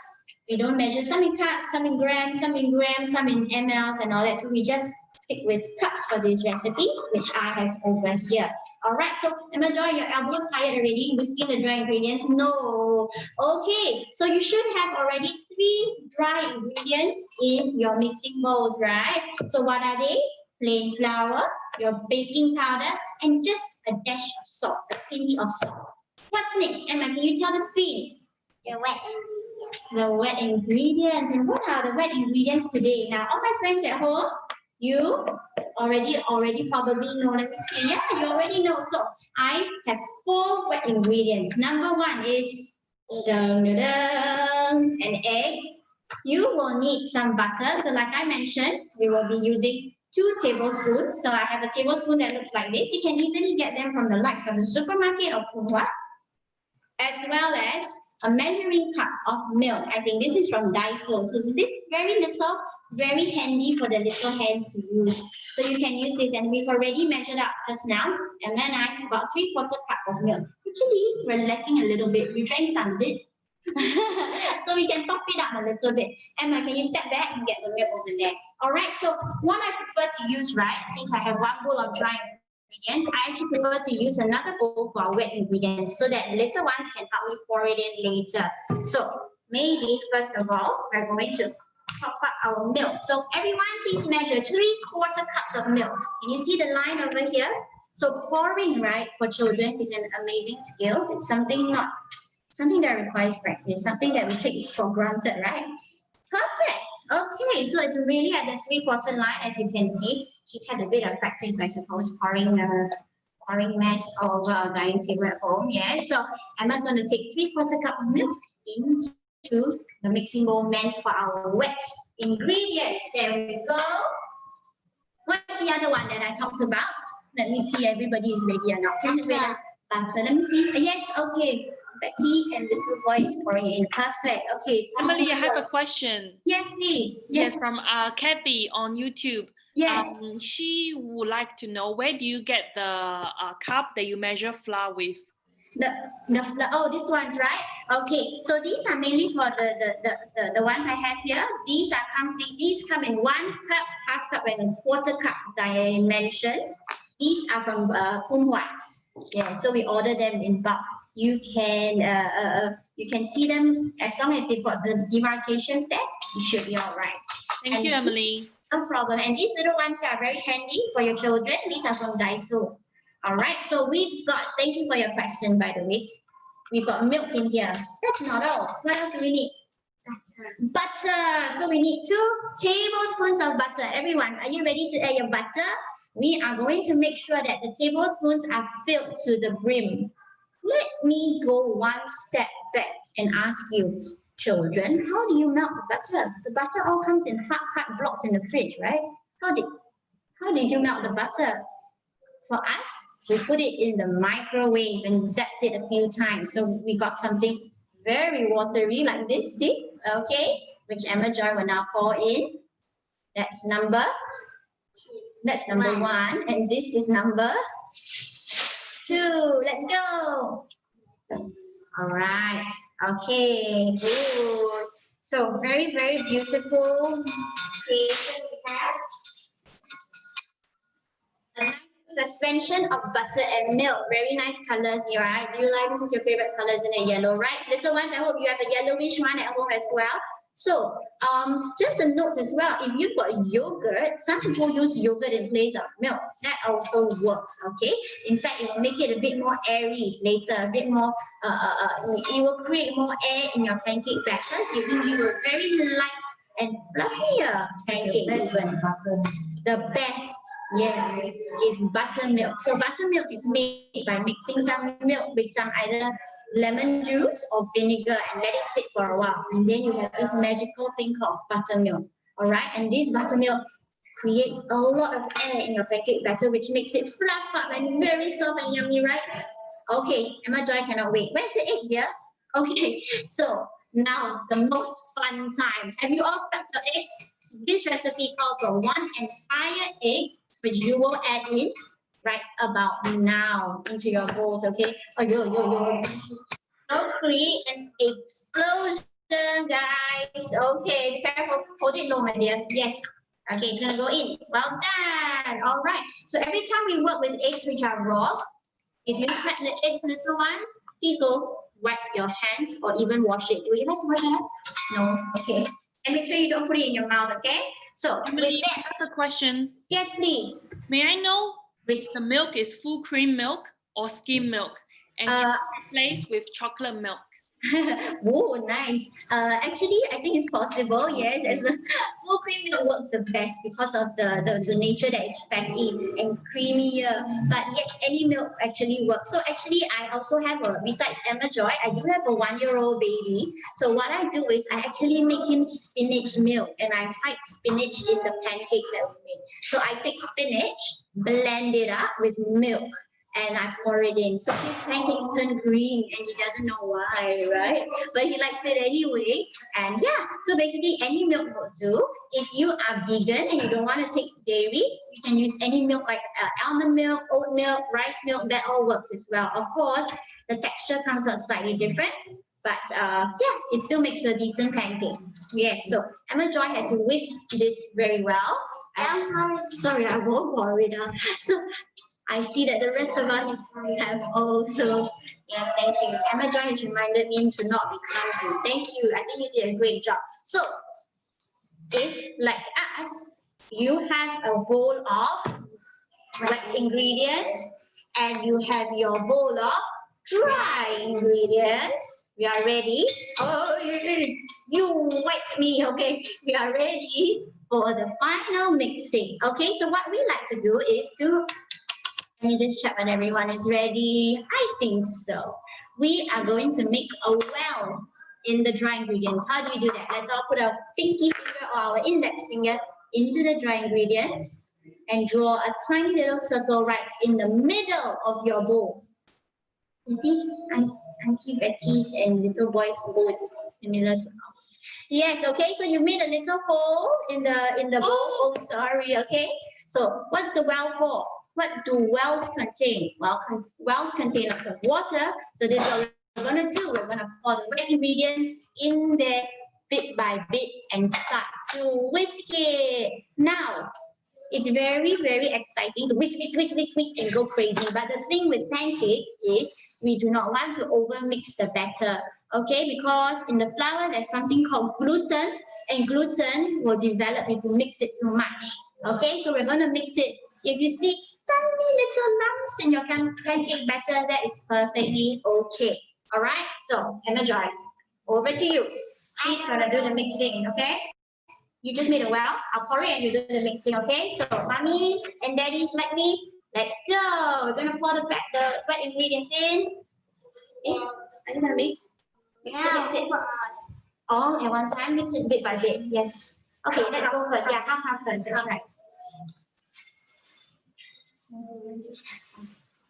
Oh, it gets sticky. So, I think you're ready for more wet ingredients. Let's go. Whee! It does stick to the whisk. And you need a spoon, do you? Okay. She's disappeared to get it. Go and get it. Okay. But it will be fine. See? If you just keep mixing it. Okay. So, fun fact. Do you know? I mean, pancakes are one of the easiest things to make, but they're also the most versatile. You've eaten savory pancakes, sweet pancakes, all sorts of pancakes, right? The most expensive pancake ever in the world. Do you want to guess how much is it? You can type in the chat box. Okay, I went to find out, right? Oh my goodness. The world's most expensive pancakes. Guess how much they cost? So they were found in a hotel in London, and they were served along with champagne, lobster, truffles, and caviar. So guess how much that whole pancake costs? Very good tip for me. Emily, we have another question coming from YouTube. Yes. Can we replace milk with yogurt? Yes, we can. So yes, in fact, you can do that very well, actually, to good effect. I mentioned it earlier with yogurt, right? It creates more air in the pancake batter, so therefore you actually get fluffier pancakes compared relatively to milk. Very good. So like I mentioned, don't overbeat it. Little bit of lumps, they're fine. Just don't want them to be too big. Okay. Okay, you just go maybe another 10 times more, 10 more circles. So for the littlest ones who are cooking with us, maybe the 2, 3, 4-year-olds, I like to tell them to draw circles in their bowl.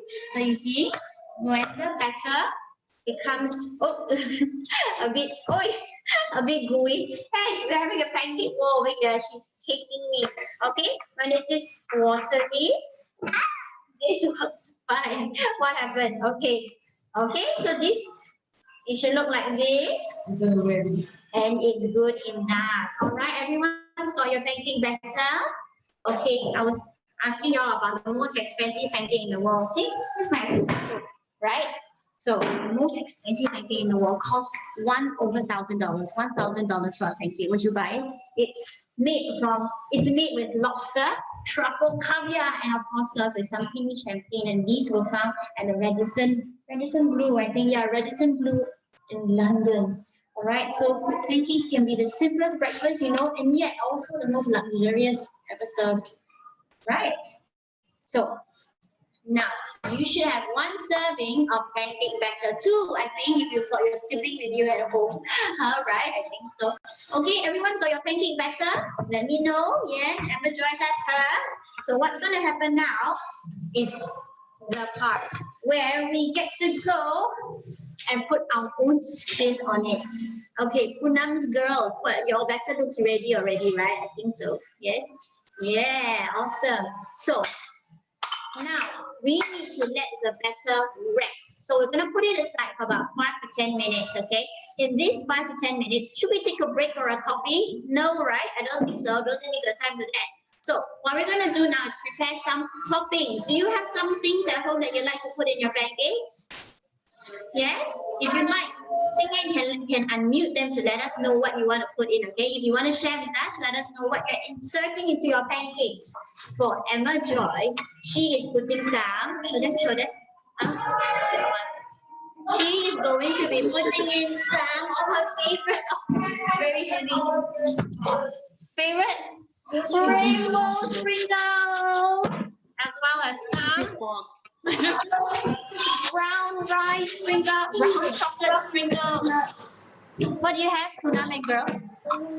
Dia kau timal ke kisah? Nuts and strawberries. Nuts. We have Hershey's. Wow, Hershey's, did you say? Hershey's, Kunam. Emma, to wish you were there. Right? Strawberries, so do we. Yay, high five. We've got some strawberries as well. Yay! So we're going to mix in some of it. So if you're going to do different flavors, right? You need to divide your batter out. If you're going to make different, one pancake with this flavor and another pancake with another flavor, you might want to split the batter up into separate little bowls now. All right. So while the batter rests, Emma Joy is going to cut some strawberries. Do it here. Okay. We're going to cut some strawberries into half because this is what we are trying to do. Let me see if I can find a picture to show you, huh? No, come on. Come on. This one here. Look at this. Okay, in the spirit of Christmas, if you've got strawberries, we're going to make something that looks like this today. You think we can? Yeah? Those with strawberries, Punam and girls, maybe we can, you might want to consider something like that. I don't know, up to you, okay? So these are what we're going to try to work on. That is why Emma Joy is cutting the strawberries this way, okay? So in the meantime, for those who are maybe watching us and taking notes, not doing it as yet, maybe just a little sharing while our chefs are preparing the ingredients. Emma is going to cut the strawberries just like that. Yeah, okay, immediately. All right, so in the meantime, yes, you go and wash your hands. Those who are joining us, if you're going to make just a plain one, that's perfectly fine as well. Maybe what you could do is tidy up your area, get ready your pans. We're using a non-stick pan with induction stove today, so you could get that ready as well in the meantime. So while waiting for our batter to rest, I just wanted to quickly show you all the various pancakes over the world. So this one here, guess where this is from? It's from a continent rather far from here. This is an African pancake and it is called, let me see its name, it's called an injera. So it's served with lots of stew and different spices as well. So as you can see, it's very thin. Oh, and the next one we have, this one, we know this one.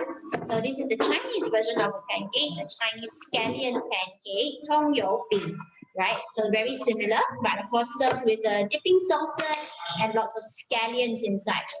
Yes, I love making this. It's yes, awesome. Not too difficult as well. Maybe next time, Singing, you can show everybody how to make it hot. Yeah, we can make together because when you buy spring onions, it comes with a big like a stock, like right. You can't finish it actually if you just use for garnish. So I end up always making scallion pancakes. And it's so versatile. You can eat it for breakfast, as a side dish, as a snack. Yeah, it's perfect. Yes, very yummy. Children and families, I highly recommend this. Okay. So I think most of us seem to be ready with our batter and ready to fry. So I'm going to stop this for now. And we're going to set up our induction stoves where Emma Joy and we're going to fry up some pancakes. So, okay, we're going to mix up the batter with her chocolate chips. So I'm going to mix some here, okay? So if you've already divided your batter, let's do it. What I like to use at home to scoop out the batter is, where's my spoon? Teacher Nina need my Chinese soup spoon. You know those Chinese soup spoons that we have? So I like to use those. Oh, it's at the back? Very good, thank you. So, okay, so we use a spoon like this to scoop up. It should make one cute little pancake batter. Are you all ready? Okay, if so, one more thing thing to note, when we do pancakes, right? Do it on low heat, okay? Don't go, we tend to get a little bit excited and impatient, and I've done it on high heat before, and it always works. So we're going to start off with the low heat, and then we work and be patient. How do you know the pancake is ready? Let's see, okay, as we go along. Emma John, you're going to come here. Okay, so. It's heavy. It's heavy. Okay, it's heavy. Okay, so first things first, we switch it on. Okay, so we got the oil over there. Remember to get your Emily, I have a question. Yes, please. From YouTube. If I were to use wholemeal flour, do I need to add more baking powder or liquid? Yes, same. So wholemeal flour will just replace the fact that it's plain, replace the plain flour 1-to-1. Everything else remains the same. Yeah. Did I answer the question? Yes. Okay, thank you. All right. So Emma's going to grease the pan a little with the little pastry brush that we have. Okay, I think everybody can see you. I think so. And yes, we always hold the pan. Those with children at home, right? Okay, this is something we teach at the little things. We always ask them to hold the handle of the pan, be at a good height, and elbows up. Always elbows up, or they will burn themselves on the rim of the pan. So that's what Emma always remembers. What's the two words that we always remember?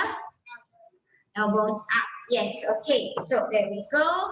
She's greased the pan. When it is warm, we're going to pour in the batter. Hey, you want to make what flavor this is?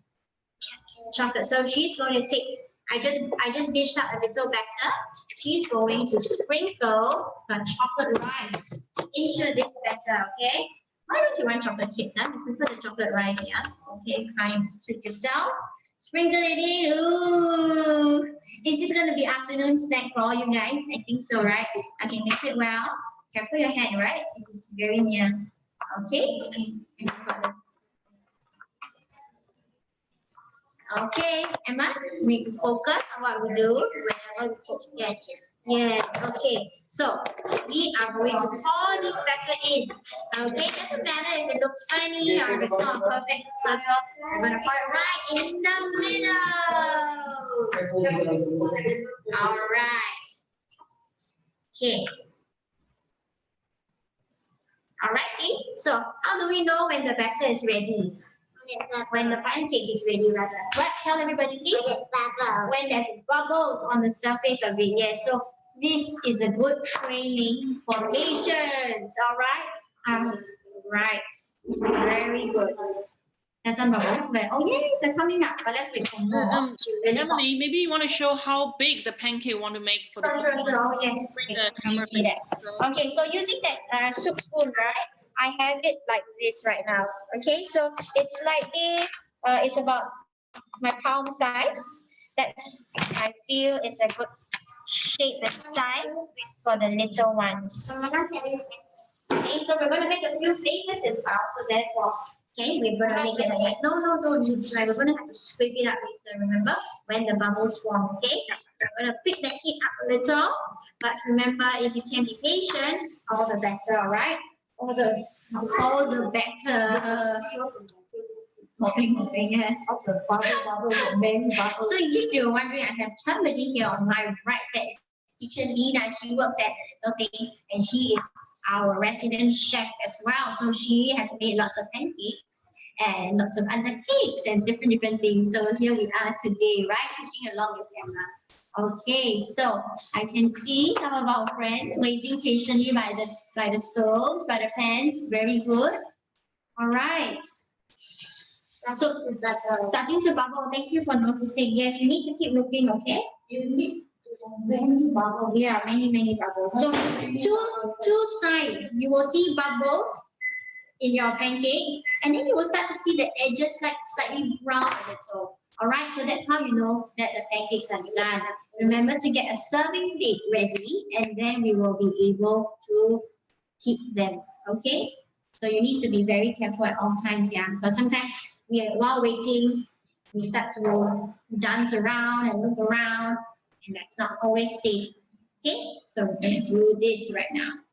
So you can also, so what we used today was we used some simple vegetable oil to grease the pan. But if you like, you can also use pretty much butter. You can use butter for a more fragrant smell, a more fragrant taste. You can use different types of oil as well. Emily, I have a question. Yes. When we put the dough, right, the batter in the pan, do we need to cover the pan with a lid when it's no need. Do not have to. Not for this. So it's okay. The heat alone will rest. Cover is if you need to sort of steam it or retain the moisture, but for this, don't need to. And Joy, you notice the bubbles are here. So how? What do you want to do? Flip it? You think so? All right. Very carefully, you can lift the edges up. Okay, it's pretty much solid. Okay, so when you poke at it, you notice that it's going to be quite solid. And it can shift around the pan. We're going to take it and 1, 2, 3. There we go. Everybody okay? So it looks like this. Yes, nicely brown. Can be browner, I guess, but okay, we couldn't. Wow, that's a very nice one. Very nice, Punam girls. Wow. The sisters team is doing awesome. The sisters team, yes. Thank you. Thank you. We're coming over for tea, by the way. Keep going, okay? Sure. Good. How about Betty and Little Chef and Jasmine and the boys? Is the batter getting to you? All right, very good. They're very pleased with themselves. I'm happy for you too. Okay, so I think in the restaurants, right, when they make, like your pancakes at the breakfast in the hotels, what they do is they probably have to clean the pan every fry, okay? But if you're doing it at home and you're not fussy, that's fine. So the best way to ensure that your pancakes look clean and shiny is to wipe the pan maybe with a tissue every single fry.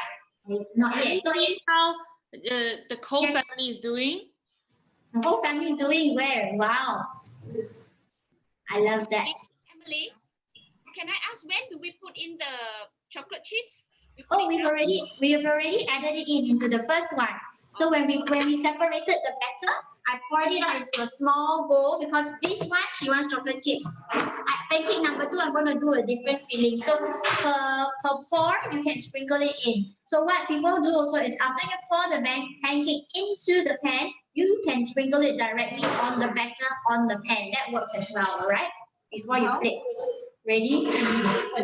All right, flip one more time. Yeah, okay. So Emma Joy has a first pancake done. Yay! How about everybody else? Punam girls. Whoa, that's not. Look at that. Look at that. Awesome. Very well done, girls. Give them a thumbs up. Yeah, beautiful. Okay. So, thank you, Vanessa. Thank you. Thank you. Okay, next flavor we're going to do now. Emma's going to try with the rainbow sprinkles. Okay, so you can see all the different colors in it. So, similarly, same thing we're going to do. Maybe 2 spoons of batter out. Scoop it twice rather. Okay. Give it a good mix first, yeah, before scooping. And then we scoop it out. Okay. And then Emma is going to throw in her. Yay, Betty and little boy is very. Wait, you went crazy with the rainbow. Oh dear. Okay, she's got a ton of sprinkles. Emma Joy. Okay. So it looks like melted ice cream to me, huh? Very beautiful. Okay. Vanilla ice cream. Okay, so Emma Joy, are you gonna pour it in this time? Okay, so grease your pan. She wants to grease the pan. I forgot about that. You grease the pan very nicely. Spread. Painting, are you? Painting with oil, yes. Okay, beautiful. Okay, and then we keep the brush in with. Okay, thank you. Okay, gonna make the heat a little lower. So I think this serving, right? If you use it like my palm size, a lady palm size, I reckon you can make about maybe 5 of these quite comfortably. If you want them bigger, then of course you can double the recipe and then really experiment with your own preferences. Really. That's the beautiful thing about pancakes, which is why the YoRipe team and us decided on this wonderful recipe of pancakes, which the app has plenty of, by the way. So they have lots of different types of pancakes. I picked this because I thought it was perfect for children to do. There are many others online on that YoRipe app from vegan ones to I think very healthy ones like this. Emily, I think Jasmine's family has just dished out the pancake. Yes, Can let's you look. show us? Oh, so cute. Very nice. I like that. Yours is very evenly brown. Well done. Yay, congratulations. Oh, we have Betty's one too. It's out with chocolate chip on top. Can we have Chocolate chip on top. Yay! Very nice. Okay. The chef is a bit tired. It's where I'm at, so she's taking a break, sitting down. Okay. So yeah, like I mentioned earlier, it requires a bit of waiting in between, which is perfectly fine. I think and I hope this will be worth the wait. Who's eating? Who's eating? You also. Oh, okay. Yes. All right. Okay. A couple of tips, right? Let me see. I wanted to share with you. Baking powder. So you notice that this recipe requires some baking powder, or in fact a tablespoon of it. So the baking powder is what helps it become fluffy. So you do notice that these pancakes, right? Yeah, if you squish them, they're quite nice and fluffy. Thank you for the demonstration. Yes, so it's very important that your baking powder is not expired. A lot of times, right, I noticed that people's pancakes have gone a little flat. Oh, and it might be because the baking powder is no longer fresh. That's one important tip. Somewhat. The dots, yeah, but they're not cooking through yet. So if it's not cooked through and you flip it, what's going to happen? It'll be a goopy mash, Yeah. So patience, my friends, is very important. All right. And you have some more to show us. Right.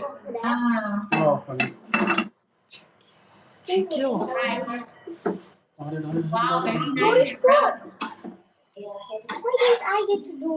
Yeah, the things that they use the lid for them. They use a pen as a lid, which is fine also, definitely. Almost. Okay, let me see what else I want you to share with you. Oh, do you know something? You know, pancakes are one of the oldest type of foods, right? All the way from the 1st century AD. So now we're in 2020, right? That means pancakes, right? The recipe of pancakes it originated 2,000 years ago. Can you imagine? So 2,000 years ago, there was this first version of a pancake. It is made from same thing lah, milk, flour, egg, and some spices. So that was eaten everywhere by the Romans in 1st century AD. So 2,000 years ago, they were already eating pancakes. And fast forward to now, 2,000 years later, we are frying pancakes on each of our homes on a screen with each other. Isn't it just amazing? So very, very beautiful experience. Yes, the bubbles are coming up. Okay. But I like how the colors have come up on yours with the rainbow sprinkles. Maybe you can try that too, 1 time, 2 times. So other add-ins that you have, to the rest of us who are either watching or trying it out, let me know what add-ins you have or like what you have ever tried or seen people add in before. Okay, and let me know. Type it in the chats wherever you are calling from, wherever you are watching from. I would love to do a pancake themed cookout in our studio at the Little Things. Ooh, okay. So this happens a little, right? Where it's not really cooked, but then you flip it, and then now your frying slice has the batter on it. What do? Lick it? No, we gotta wipe it. Okay. So kitchen now will very kindly wipe it for you. All right. Somebody said banana pancakes. Very good idea. Okay. Anyone else? If you've got any ideas, I'll be very happy to try it next time. Okay. We've done. What have we done? So, like I mentioned, I made spinach pancakes before. What else? Blueberries. Yes. Fruit pancakes. Savory pancakes work as well. So, put bacon bits inside or something, right? Yeah, you. No, why you? Okay, don't worry. All right. You want to tap it, okay? All right. So, okay, we've got a little more time together for the next program. This one's a lot fluffier, you're right. Maybe because it has sat in the bowl for a longer time than this. Oh, somebody said, Samantha says, savory like ham baked. Yum. Yes. I think that would be very nice. So, now that Christmas is coming, to the rest watching, right, I'll just share a screen shot as well now. I found some really cute pictures like this, where you can do this for a Christmas party. Green pancakes. If you want to go be healthy, you can add in spinach or kale, like what I did for my little boy. And then we could stack it up like this, right? Delicious and nutritious. Or like this. Emma Joy and I are going to attempt to this later. Oh dear, what did I just press? Okay. Yeah. Pancakes, the one that's stacking up. Sorry? Can we see the Christmas tree pancake? The one Sure. Christmas tree pancake coming right up. Let me see. Okay. Oh, this is the Tomio thing. Okay. So these are all the various types of pancakes. Indian pancakes, dosa, right? Or dosa, as it's known. Let me get to it, okay? Give me a second. Japanese pancakes, dorayaki. Okay. And these are normal ones. This is the very old version of pancake. I'm going to take out all these photos. Kids, you can make owl pancakes, rainbow pancakes. These are bellinis, the Russian type, center. And of course this, which you asked for, the Christmas tree pancake. So this one requires a bit of a sizing dimension. It's not impossible. So what they probably did is make it green. This one, the green, definitely food coloring. So if you don't mind a little bit of it in your pancakes, you can do this and top it up with a little topper like this. I would say this makes a very beautiful snack. Okay, so ours, you see the default color is a bit yellowish and brown, of course, with most pancakes. Okay, let me just put it aside.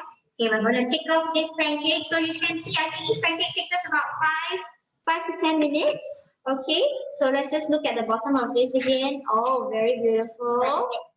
Okay, we're coming. All right. Okay, and I think we will take a little break for now because Emma Joy is going to assemble a Santa Claus pancake. Maybe we use this one. Okay, but we need it to cool actually, so we use this one. So once your pancake is cool, you are cool literally to do your designs on it. Yes, somebody typed here. If you use pandan juice as green coloring, you have pandan pancake. Brilliant. Yes, indeed. Really very, very good idea. Yes. So it should still taste and smell very beautiful while maintaining a very green, rich color, hopefully. You can use pandan juice by blending pandan leaves, right? And yeah, that will work as well for the Christmas tree pancakes, exactly. So the sky's the limit, really. So the trick, right, is to incorporate the color at the milk stage. So what I do, right, is to, instead of measuring 1 cup of plain milk, I blend whatever color I want into the milk instead. So if I wanted it, say, blue, I could use blue pea or even blueberry juice into the milk portion, into the liquid portion, actually. And then the batter will come out slightly bluish. Same for red, same for orange, same for green, and everything else. All right, so Emma Joy, I have a very tiny, you probably need to assemble it very, very carefully. Okay, you're going to assemble the Christmas, the strawberry cake here.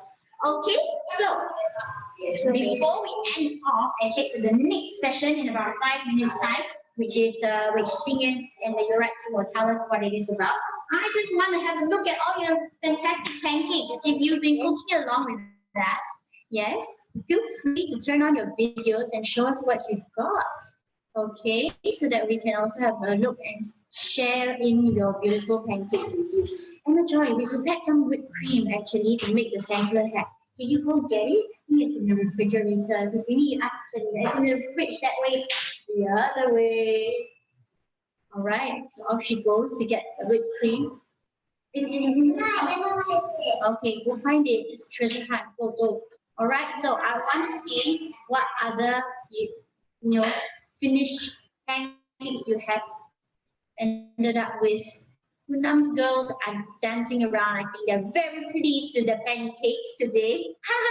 And I would be too. Yes, you are. Yay! You must have done great. Can't imagine how yummy your house and kitchen smells. Thank you so much. Thank you so much. Problem. I am very happy to be doing this with you. Jasmine's family as well. You're eating already? Oh, very nice. Eating and cooking at the same time is one of the best things in life. All right. So we've got some whipped cream here, which Emma has on her fingers. Okay, I just look. Okay, so with some whipped cream, you know, strawberries and cream, they go very well together. I'm just gonna let her go a bit crazy with it. She has done her dues, paid her dues with the pancakes that we made. So we're just going to do some simple decoration, not too much, please. Okay, but children, always remember to do it in moderation. So if you're gonna be adding chocolate chips, fine, but don't put too much. Don't go crazy with it so we can't even taste the fact that it's a pancake. Same thing with cream and rainbow sprinkles. Okay, so we're gonna continue frying up the pancakes this afternoon, this lovely afternoon, and I wish all of you the same, the best. If you are working along with us, thank you for joining us. If not, and you're watching us do some pancakes, remember to check us, the YoRipe team, as well as the Little Things team. In your pictures, we love to see them. Nothing makes our day more than watching you guys cook and bake with your family at home. So thank you so much for joining Emma, Joy, and I at the Little Things today. She's trying to make a Santa Claus. Does he look like Santa Claus, guys? Almost, okay, we're getting there, all right? So later on, we will post it on our social media as well. I'd love to see yours, okay? So if there are any questions, please feel free to ask us right now before we move on to the next program. Thank you so much to YoRipe and everyone for joining us today. Please, feel free to ask Emma and Emily. It's so enjoyable to be part of this. We were thinking with the team that we will definitely make some pancakes after this. Really a lot of fun. And thanks for Emily for all the decorating tips for Christmas theme. I think really nice to use our creativity. And I'm just going to share how you can upload your pancake recipes in the YoRipe app and join the challenge. So we can all see, your creation. So this is the screen here in the challenge page, and we have quite a few challenges going on. So the one for pancake is called YoRipe Family Pancake.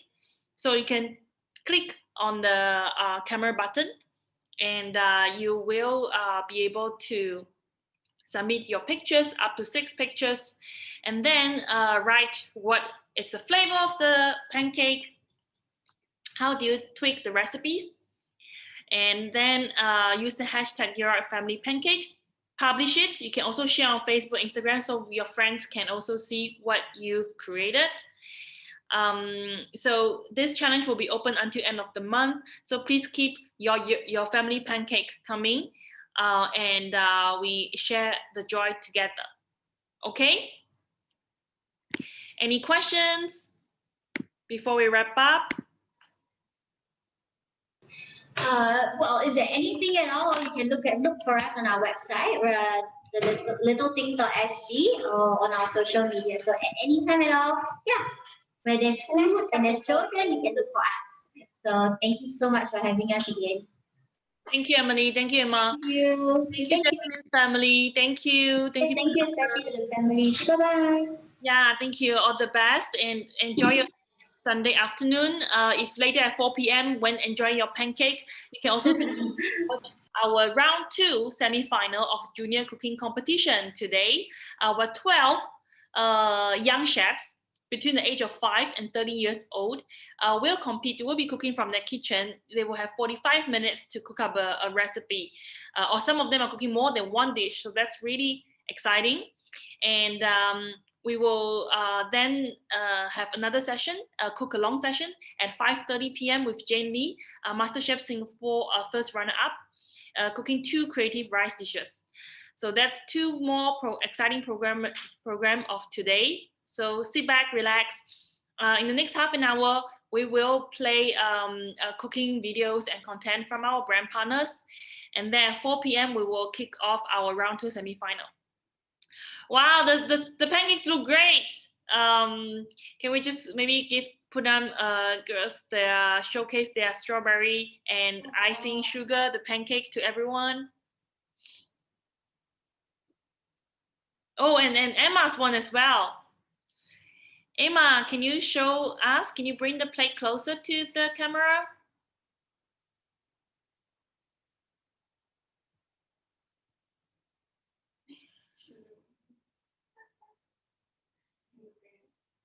Yes, thank you, Emma. Thank you, Poonam. Girls, please take a picture of it and submit on your YoRipe app, okay? Okay, banana. Okay. Thank you so much. Thank you so much. Thank you. Goodbye. See you soon Bye. again, okay? Bye. Bye-bye. Bye. Bye. Thank you, Emma. Thank you, Emily. We'll definitely cook something together again in 2021. The year is flying by. Have a very good holiday, everyone. See you soon. Bye-bye.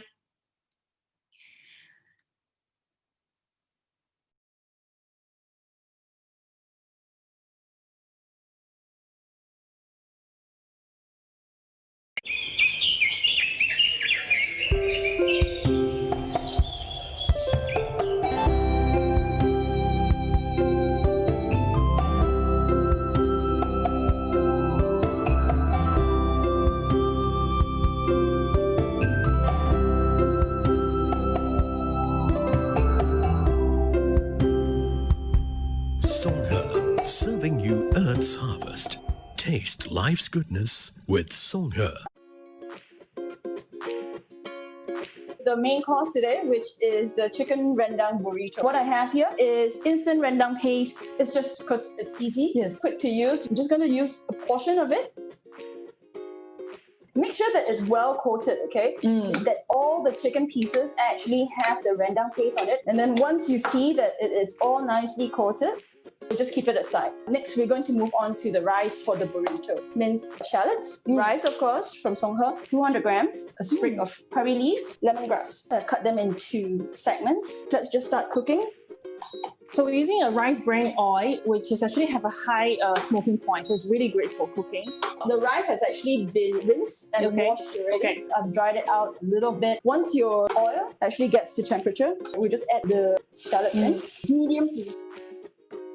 Once you can smell that aroma, that fragrance, you don't need it to be brown, okay, because it burns very easily, especially when it's minced. This is when we throw in the curry leaves. So once you can actually start smelling the curry leaves, add in the rice. Ooh, okay. And then we stir it. We just give it a stir. Now I'm going to add in the seasoning. So I have a bit of cayenne pepper here, onion salt, white pepper. Yep. Give it a stir. Chicken stock. Songhe actually condensed their rice 1:1 ratio. So, but this one is probably 1 to 80%. You give it one stir and don't touch it anymore. We're going to add in lemongrass. Now it's boiling. And I'm going to close it. We're going to let it cook. I'm going to put it in this stove behind us so we can get going with other stuff. I'm just smashing the lemongrass for the rendang. Garlic, I've actually minced it. Shallots, this one I've actually pureed because I prefer it adds to that consistency. Chicken marinated from just now. The instant rendang paste, some water here. I always have on standby salt over here and sugar. It's medium heat again. Garlic. I'm going to add in the rendang paste now. Although this actually has been already cooked off, but I like to add it in first. This is all together nicely. You can put in the chicken which we marinated earlier. Right. I let it go for a while, which means to let the chicken just brown. When you're eating it, there seems to be a little bit of color. Not burnt color, but that brown color. This is what you would want, right? A bit charred. In goes the water. 2 pieces of chicken thigh. I have added in only 100 milliliters because we want a rendang, not a curry. And now we can bring down the heat. I forgot the lemongrass. Okay, we're going to let it simmer for a while before we're going to do a taste test. So actually our rice is ready. Generally the rice takes about 15, 18 minutes. Okay, so but this one is a small portion, so it's actually done. What Michelle described, right? Not sticky at all. So they're very individual, grains. So the best part is taste it, and you feel like it's a bit undercooked, it's a bit hard for you, cook it for a few more minutes. Yeah, looking very, very decent, guys. I'm just going to do a taste test. A little bit of sugar. Like I said, this part here, I am actually not going to be giving you any measurements simply because this is up to your taste, right? Add in the coconut milk now. From the color, I can tell that I would want a little bit more, so I'm just going to throw everything in. Okay. This is 100 mils of coconut milk as well. The one that I use today is actually the full cream one. We actually have the dressing as well. Okay. It's very, very simple. Plain yogurt, mint leaves. paprika in here. This is about half a teaspoon. This is actually garlic. You can actually use raw garlic minced, but this one is actually just a lightly fried garlic, just because some people don't like the very sharp taste of raw garlic. Add a little bit of salt and some pepper. This dressing is very, very versatile. Chicken is ready. We've got our dressing. So we have the romaine lettuce, red onions, cucumber, and fries. I'm just going to chop up a little bit of the coriander to mix it up into the rice. Okay. This is a store-bought wrap. I usually put the lettuce on top of wraps. So you see that there is the little sauce here. I'm actually going to drizzle a little bit more.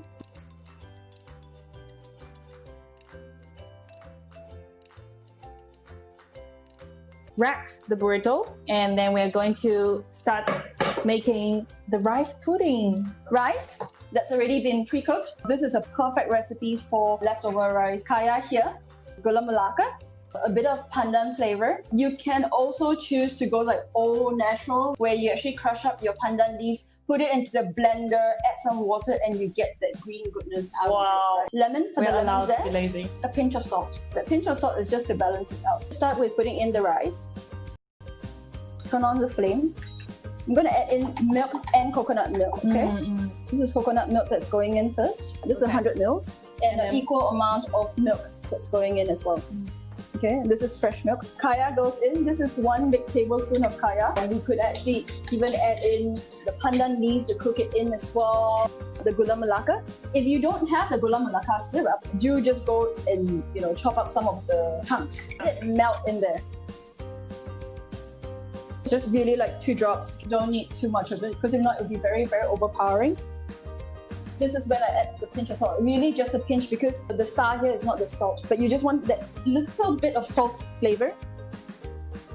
Nuts, that's why it's nutty. Almonds, macadamia, walnut, dried cranberries, which I'm actually going to add in now. Fresh raspberries only when we finish. This is the consistency that I think that is still a little bit thick. I actually do want to add in some more milk. Let me just chop this up. This is for toppings afterwards. You can use whatever serving cups that you have. You can see the texture of the rice. Really like a thick porridge. Usually, with like a pudding, right? Just give it a tap. Now we will just cling wrap it, put it into the fridge, let it chill. If you take a look, right, it actually has set on top. We have ice cream, raspberry, just nuts.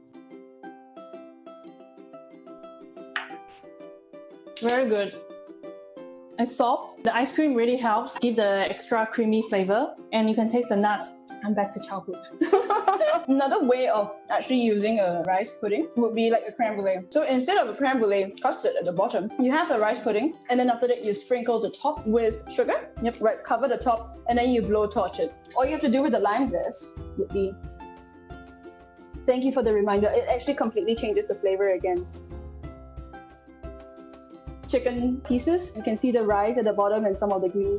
The rendang is really good. And it's so good in the wrap because it's not too wet. Like, this is food when you eat when you're hungry. It gives you energy. Big thank you to Songhe, our partner today, and also the rice bran oil.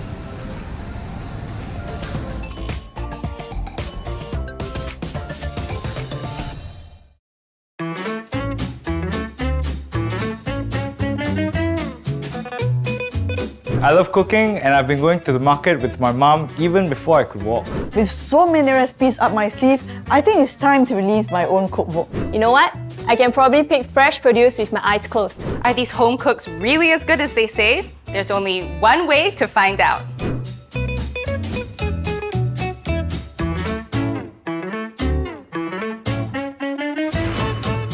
Well, for leafy greens, you want to make sure that the leaves are firm and crisp. A little blemishing is okay, but you want to make sure that the color is consistent. What about other vegetables like cherry tomatoes or brinjal? Same rules apply, but if they're a little bit soft, they might not be the freshest. So if you have those vegetables at home, it's time to cook them? That's right. Don't let your vegetables go to waste.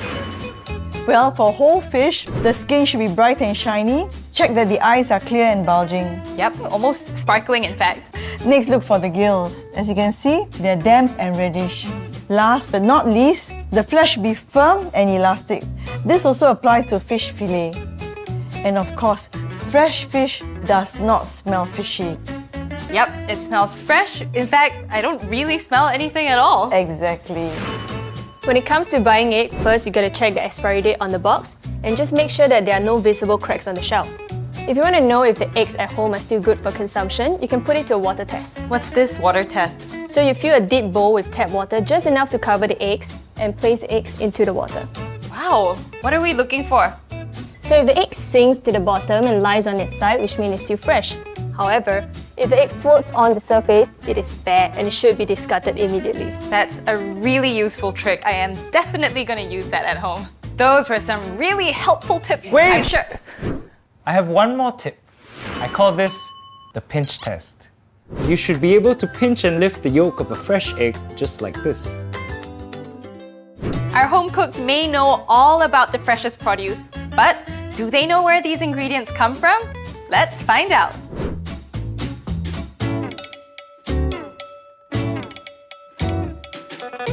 Oh, wow, I know of egg farms, but I didn't know we had vegetable and fish farm in Singapore as well. I didn't know farming in Singapore was so high-tech.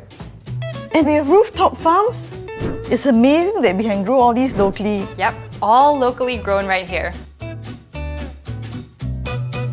We've learned a bunch of tips for choosing the freshest ingredients, and we've shown our home cooks the wide variety of local produce grown right here in Singapore. So the next time you're at the supermarket, look out for this SG Fresh Produce logo and taste the freshness of home.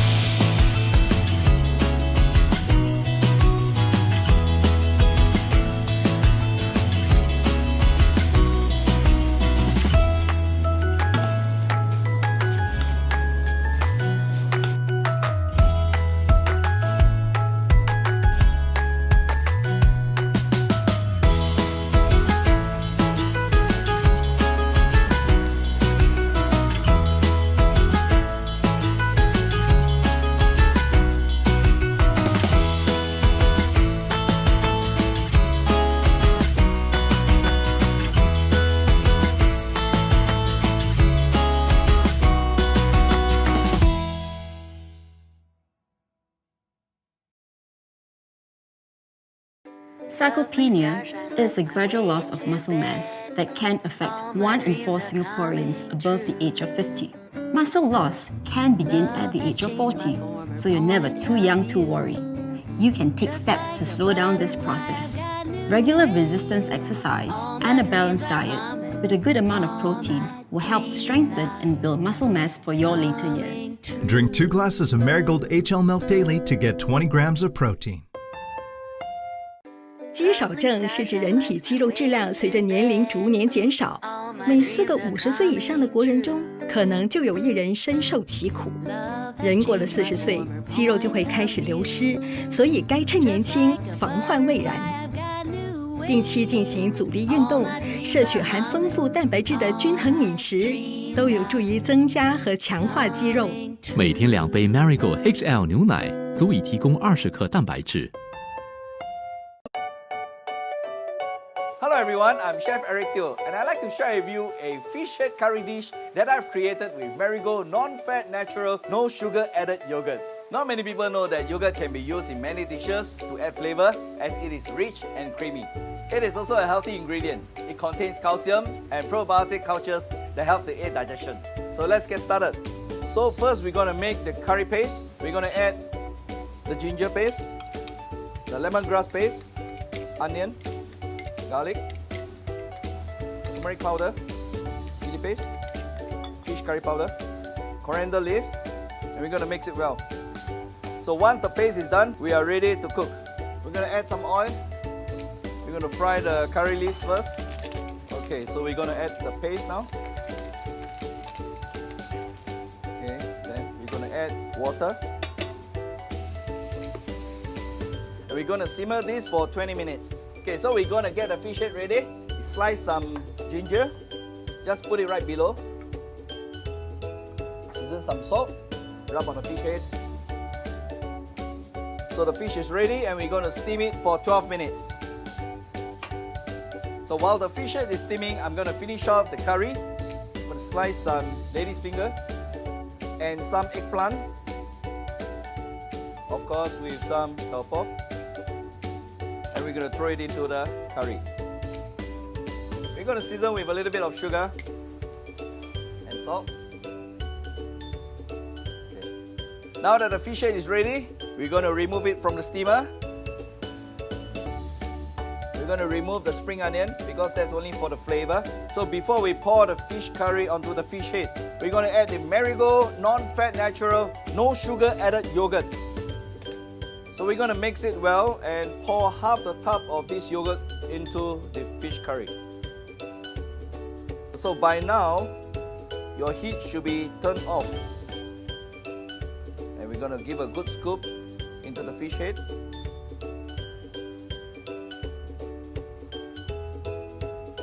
So we're going to add some garnish, curry leaf and chili. Here's the finished dish, fish head curry with Marigold yogurt. Catch me next time and I'll show you how to use Marigold yogurt to make another healthy dish.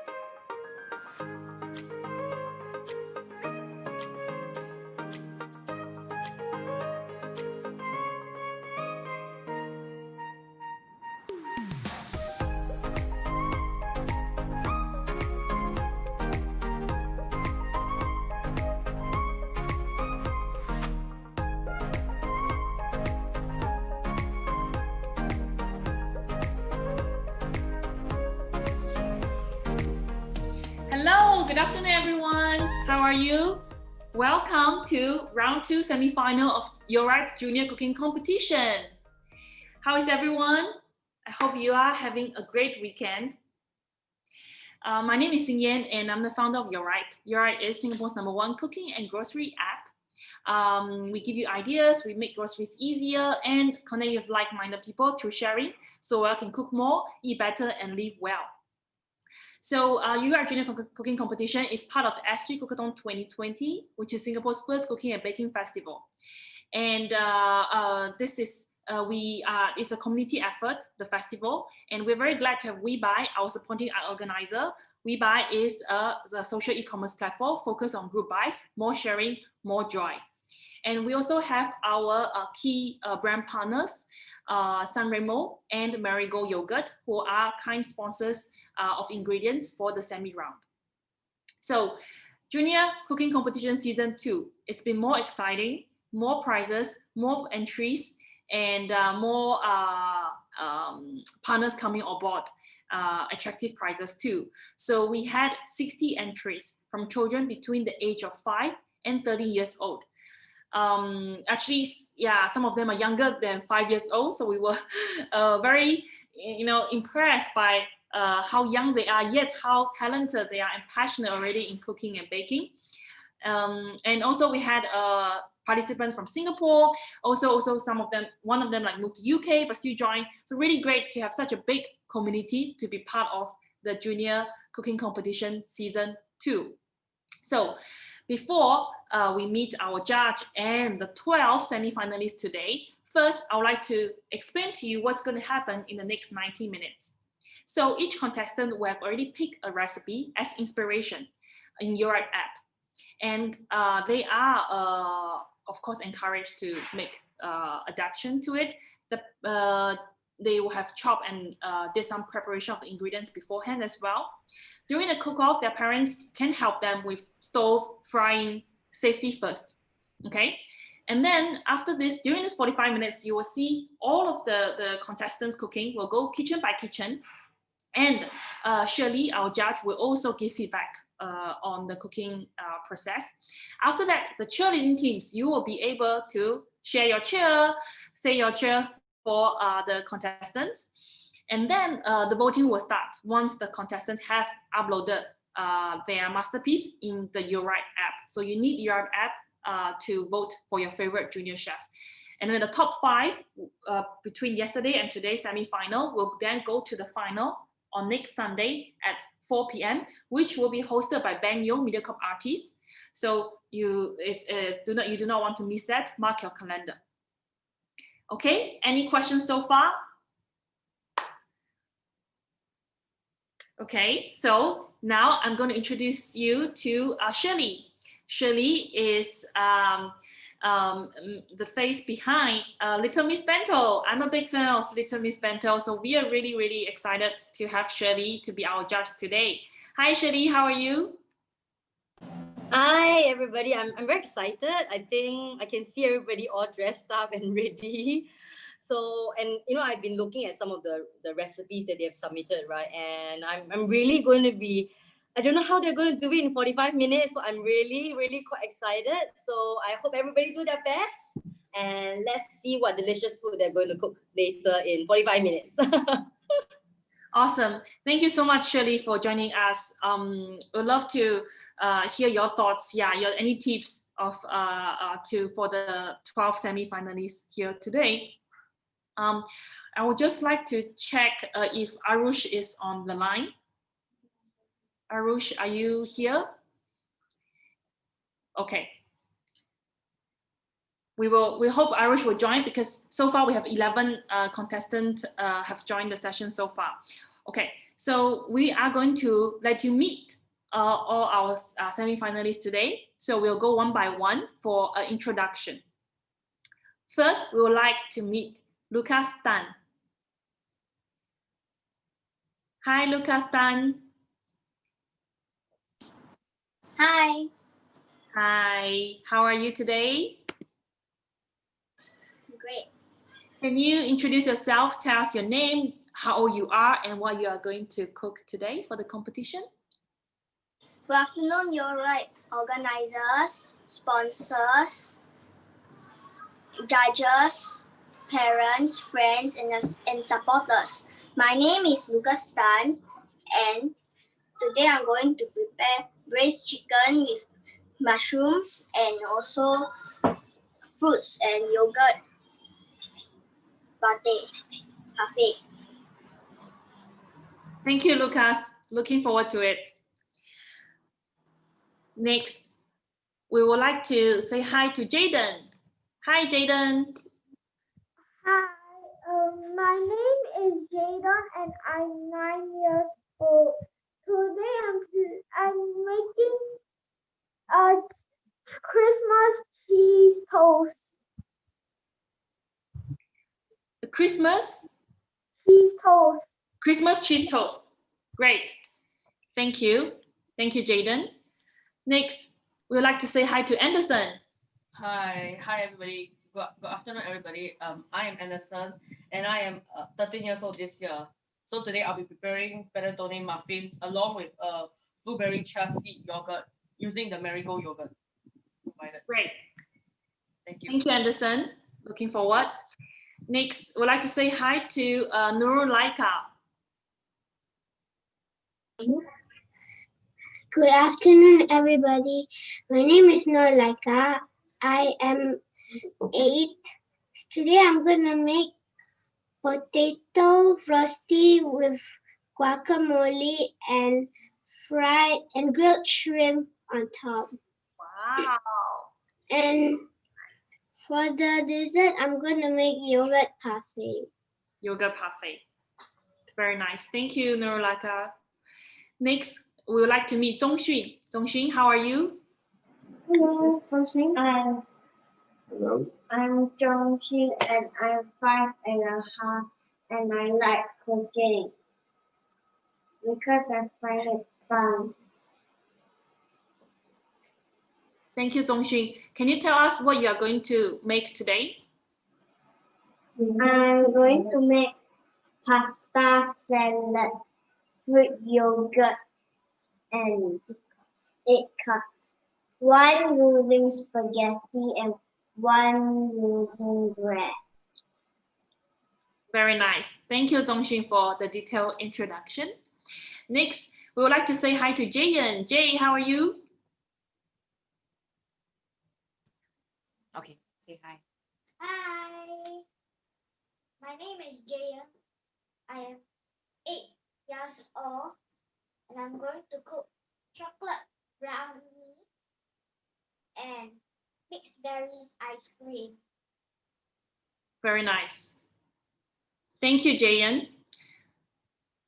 Next, we'd like to say hi to Osel. Osel, how are you? Hi, I am Osel.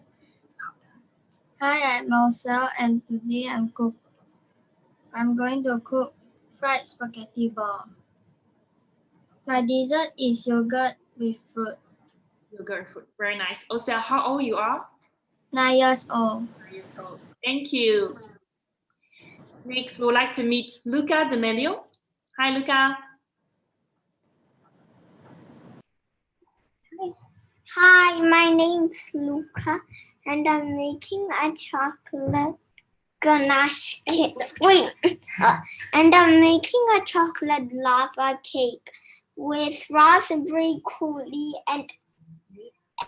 and whipped cream yogurt. Nice. Luca, how old are you? 7. 7 years old. Thank you, Luca. So next, we would like to meet Jared. Jared Lee, how are you? Hi, I'm feeling great today, and this year I'm 12 years old. So, as I love eating Japanese food, today I'm making a mentaiko salmon with Japanese rice, ajitsuke tamago, pickled vegetables, miso soup, and a yogurt berry dessert. Wow, sounds delicious. Thank Looking you. forward to it. Thank you, Jared. Next, can we meet Tristan? Hi, Tristan, how are you? Hi everybody, my name is Tristan. This year I'm 8. Today I'm going to cook salmon chicken fried rice with corn. Please stay tuned to my cooking. Thank you, Tristan. We look forward to your cooking. Next, we would like to meet Mabel. Hi, Mabel. Hi. How are you today? Good. I'm Mabel. I'm 7. I am gonna make pancake today. Yay! Looking forward to Mabel's pancake. So we have our 11 semi-finalists who have done their introductions. It's really lovely to meet everyone here, and thank you so much for joining. You're really brave and talented, the top 20 from 60 entries. And thank you so much for taking time to prepare for this. I wish you the very best of luck. Okay, so now get ready. We are going to get our timer up. 45 minutes. Get some water. Drink up. 3, 2. Yeah, let's show a view of everyone. Yeah, 45 minutes, start now. Let's go.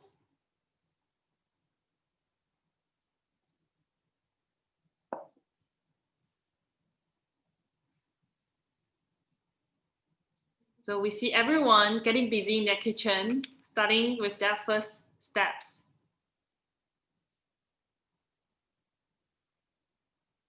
So in total, our contestant is 45 minutes to complete either 1 or 2 or even 3 dishes of their choice. So they have to manage their time wisely. So now I would like to go from kitchen to kitchen. First, yes, we are in Lucas Tan's kitchen. I can see that he is pouring, getting the pan heat up.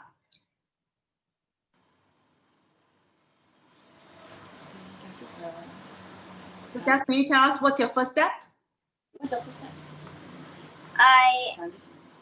First I put the garlic and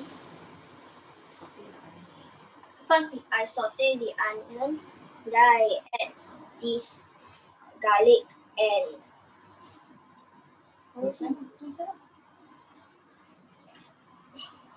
Very nice. Yeah. He's making braised chicken with mushrooms.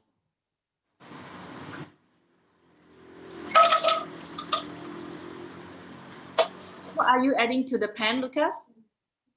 the spices. Spices that are cinnamon, then also rock sugar, star anise, and also pepper. Nice. How is Jaden doing? Thank you, Lucas. We'll come back to you in a bit. Hi, Jaden. Hi. Oh, hi. I'm cutting the bread, the side of the bread right now.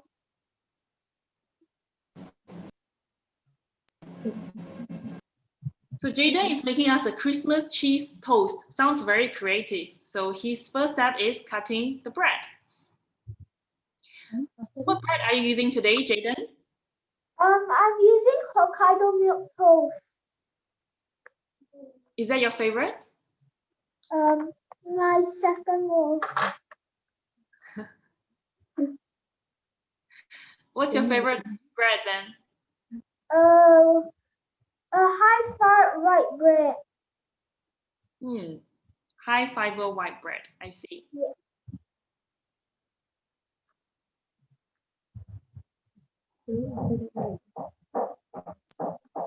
Are you putting cheese on top of the bread now? I'm using butter instead. Ah, okay. Thank you, Jaden. We'll come back to you in a bit. Next, we would like to see Anderson. I can see you're adding things in your mixing bowl. Can you tell us more? Hi. So currently now I am mixing the butter, vegetable oil, and sugar together. Yeah. And my next step will be mixing the dry things. For example, baking powder, salt, quinoa, and the flour. Nice. Thank you, Anderson. Thank you. Shall we see Nurulaika? Hi, now I'm chopping my tomatoes for my guacamole. Ooh. Wow. How do you find chopping?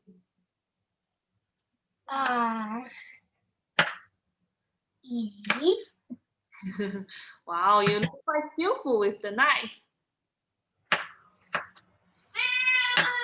Wow. I hear cat. It's cheering on also.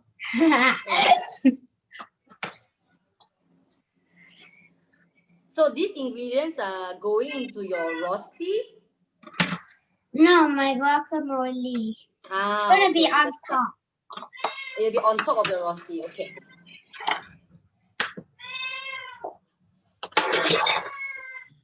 Thank you, Nurulaika.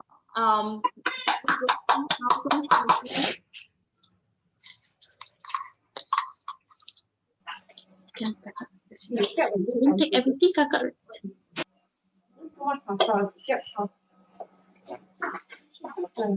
Dongxun, can you tell us what you are doing? Can you tell the judge what you're doing? I'm mixing the pasta with the rainbow vegetable. Become the nest. Inside the nest.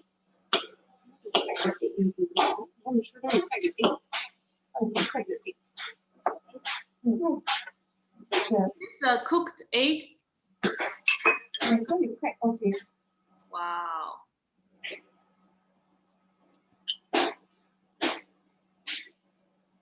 Nicely done.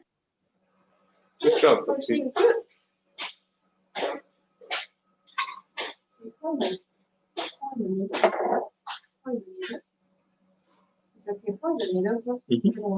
What are you pouring the egg to, Dongxun? And do the egg cup. To the egg cup. The egg cup look like it has ham inside, correct? Yeah. Second egg. Right, thank you, Dongxun. We'll come back to you in a bit.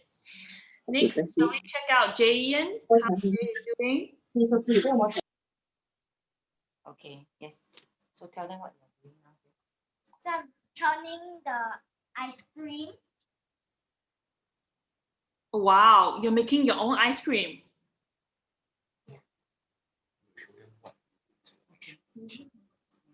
Wow. Can you tell us what was in this mixing bowl? Those chopped fresh cream, condensed milk, plus homemade jam. Sounds really yummy. Next we're gonna make chocolate brownie.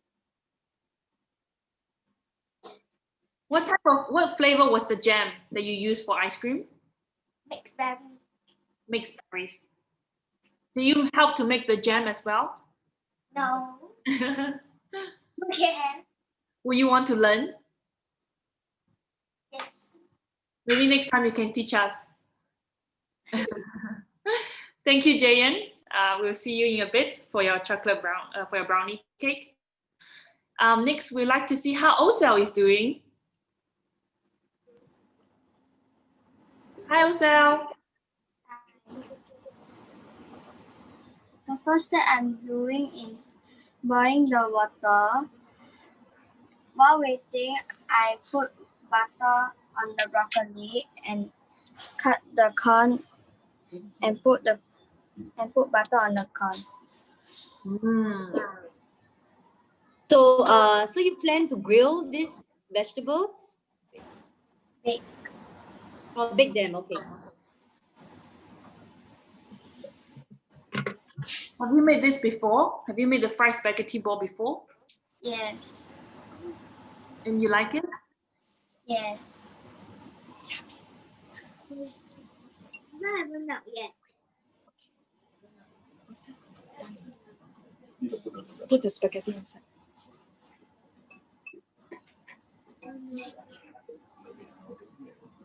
Great. We'll let Elsa work on the corn and Patty putting the spaghetti in it. Next, shall we go check out how Luca is doing? Luca de Melio. Hi there. Hi there. Hi. Now I'm straining the coolie. I'm straining the coolie. This is what it looks like. Wow, it looks really good. Want to show them what you're going to do next? Next, I'm going to pour the chocolate in. Very nice. The egg. Okay. Thank you, Luca. We'll come back to you in a bit. Next, Jared, how are you doing? I'm combining the mayonnaise and the mentaiko to make the mentaiko sauce for the salmon fish.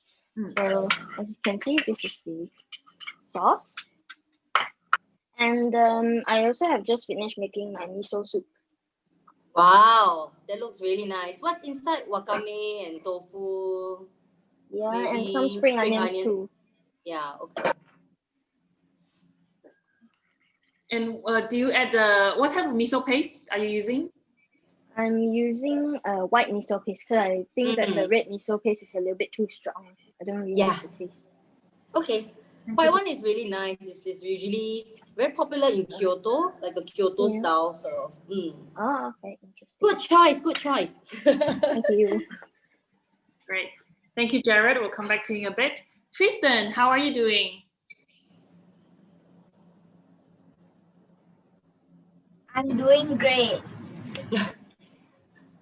What's in the pan? Take out the filter.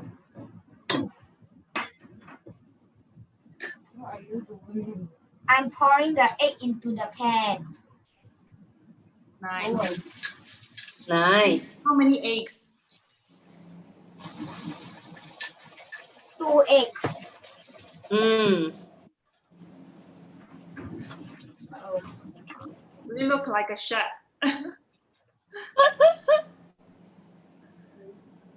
I'm going to make omelette right after my eggs are done. Okay. Great. Thanks for the update. We'll come back to you in a bit. Mabel, how are you doing, Mabel? Oh, I see her pancakes are cooking.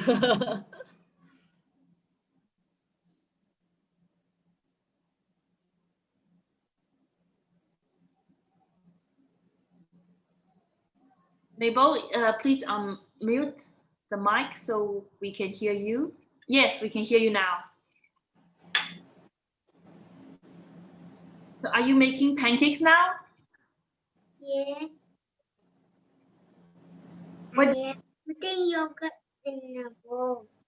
You're putting okay. And you're going to use the yogurt for something else? To pair with your pancakes? For dessert. Ah, for your dessert. Okay.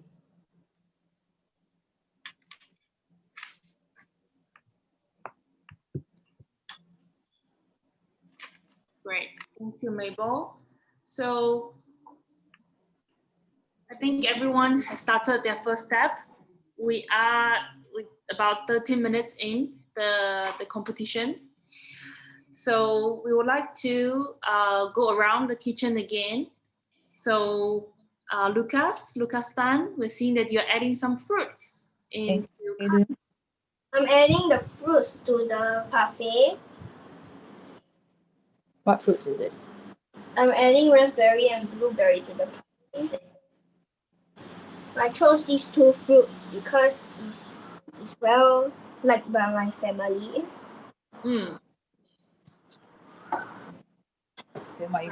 Thank you, Lucas. Yogurt. Yogurt, more yogurt. Yay, different layers. How about Jaden? How are you doing?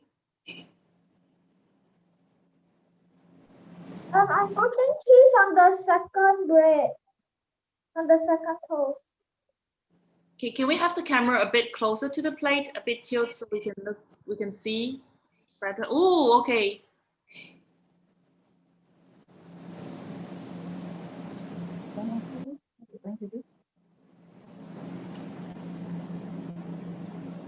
Now we are gonna pan fry. So inside between the two layers of bread is the cheese? Yes. Okay. Great, thank you, Jaden. Let's go to Anderson's kitchen. Hi. Hi. So now I'm currently filling the batter into the cupcake. Okay. How long is the baking time for your muffins? I have to bake in the oven for 20 minutes. Okay. Is this something that you have done before? I've practiced 2 times before. Wow, good job. Later before I put in the oven, I'm gonna put the demerara sugar and almond flakes on top of the muffin. Sounds like it's gonna be yummy. Thank you. Great. Thank you, Anderson. Thank you. Now we go to Nurulaika's kitchen. Now I'm frying the shrimp. The roti is fried. Wow, this looks so good. And the prawns. What's on the prawns? I see some white specks on the prawns. Can you tell us? Herbs. Okay. I also use it with the roti before I cook it. I mix salt, pepper, sugar, onion powder, garlic powder, and Italian powder. Wow. Great job. Great job, yep. Thank you, Nurulaika. We'd like to see how Declan is doing. You can see he has quite a few things in front of him now. Oh, I love the colors of the rainbow cup. Are you making it like a rainbow color? They look really pretty. I'm doing a rainbow color. Is that for your yogurt? Yeah. I'm going to put the yogurt here. You want to pull out the cup and show the judge? You pull out the cup. You show the judge. Looks good. It looks really good. Thank you, Zhongxue. So next we're gonna see Jayan.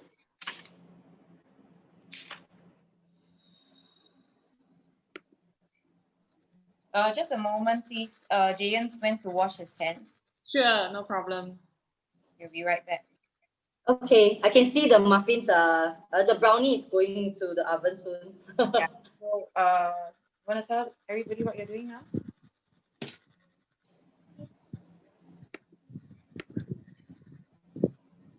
Are you going to bake the brownie now?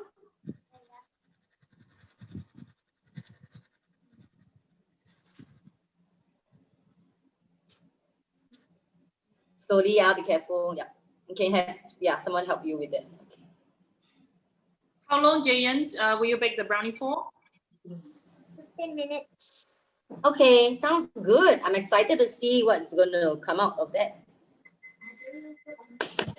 Thank you, Jayan. We'll come back to you in a bit. I would like to see how Osel is doing. Now the spaghetti has done boiling. Now I also have made the tempura sauce. Tempura? Do you say tempura sauce? Flour. Tempura flour with water mixed together. Okay. How are you going to make the spaghetti into a ball? Show us. Take someone with that.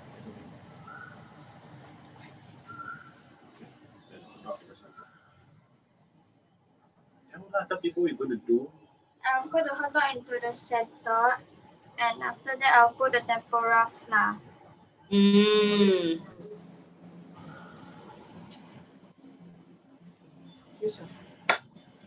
I'll mix it. Very interesting, and then you sort of let it stick together. It's nice.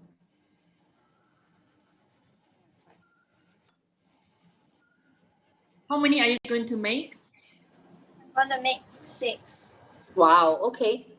Thank you, Osel. We'll come back to you in a bit. How's Luca doing? Luca D'Amelio? What are you pouring?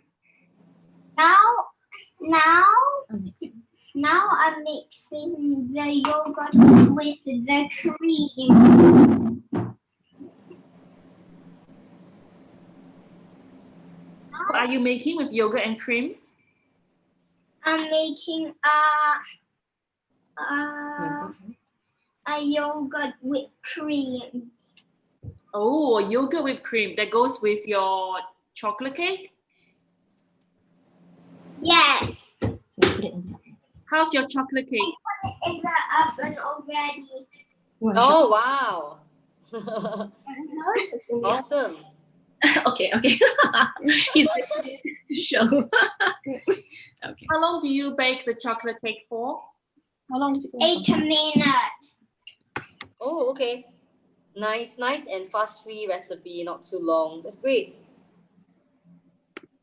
Great. Thank you, Luca. I'll come back to you in a bit. How is Jared doing?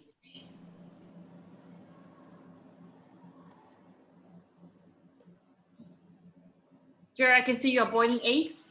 Oh, hi. So I just turned down the heat of the fire because I do not want it to be on a rolling boil as it might crack the eggshells. And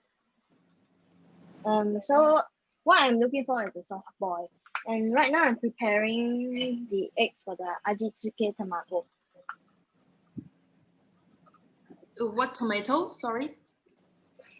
I'm doing the ajitsuke tamago. It's a Japanese egg. But I actually have prepared it earlier, so this one is just to show like how I've done it. Wow. So I soak it in a combination of soy sauce, dark sauce, water, and a bit of mirin. So after it has cooked, I'm gonna place it in an ice bath, which I'm about to prepare. Very good technique. Well done. Thank you. Thank you, Jared. Next, we would like to go to Tristan's kitchen. Oh, frying rice. Is it? Fried rice, yes. I'm doing fried rice. What kind of rice are you using? Do you know? Jasmine rice. Ah, okay. And next I'm going to add this sauce into my rice. Okay.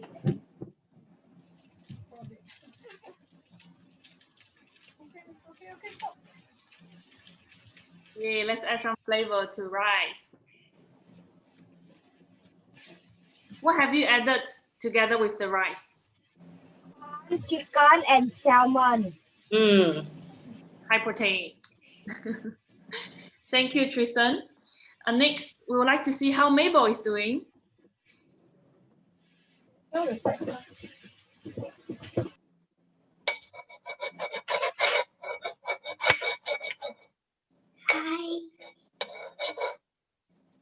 What are you making now? Some more pancake. More pancakes. More pancakes. You're adding butter, right? To the pan? Yes.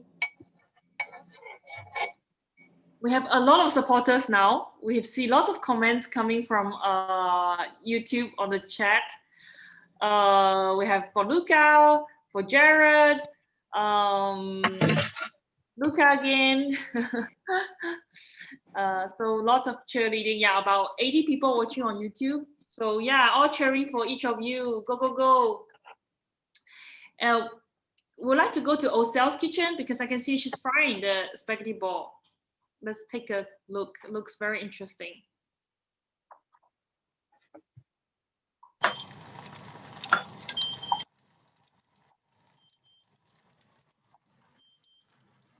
Wow, very beautiful with the top.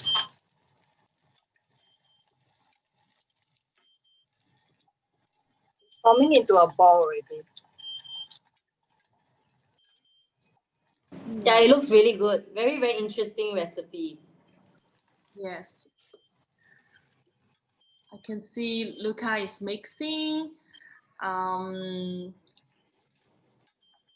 Dorlaika is also pan frying.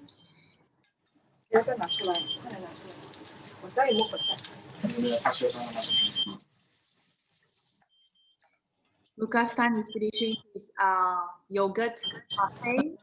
Everyone is progressing well.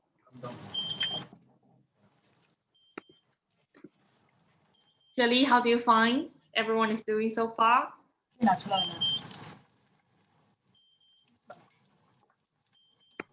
Sorry, I forgot to unmute myself. I think everybody is showing very good techniques. I think, you know, like the way they're cutting the vegetables to very interesting recipes.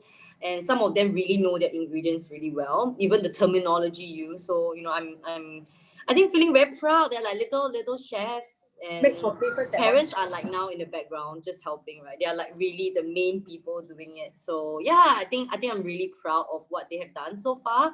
So I'm very excited to see the final presentation because they spend so much effort, right, doing it, and because we really want to eat it. I think all of us watching now are hungry because it's reaching dinner time. Yes. So I'm really excited to see how they do the final presentation for us in the screen, watching it. Yeah. Yes. Thank you, Shirley. Okay, so we have more cheerleading here. I just want to read it out for Laika, for Lucas Tan, for Zhongxun, for Tristan. Yes, go, go, go. You're all doing great. And also over Zoom, yeah, also cheering for Jayen, cheering for Osel. So very nice. Okay, let's go one more round around the kitchens. Shall we start with Lucas Tan?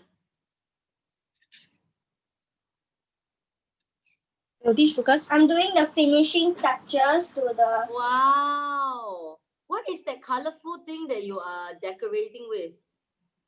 What's that? Is noodle with spaghetti. Then you colored them? Coloring. Oh, so they are cooked already? Yeah, they are cooked. Wow, so creative. Well done. Wow, it's like very colorful. I have to wait for that. Then your chicken? Then the chicken is simmering for 20 minutes. Okay. Wow. They look very good, the chicken, the color of the brown sauce. Well, wow, it really looks really good. Wow. Okay, thank you, Lucas. We'll come back to you in a bit. How is Jaden doing? Oh, hi, I'm good.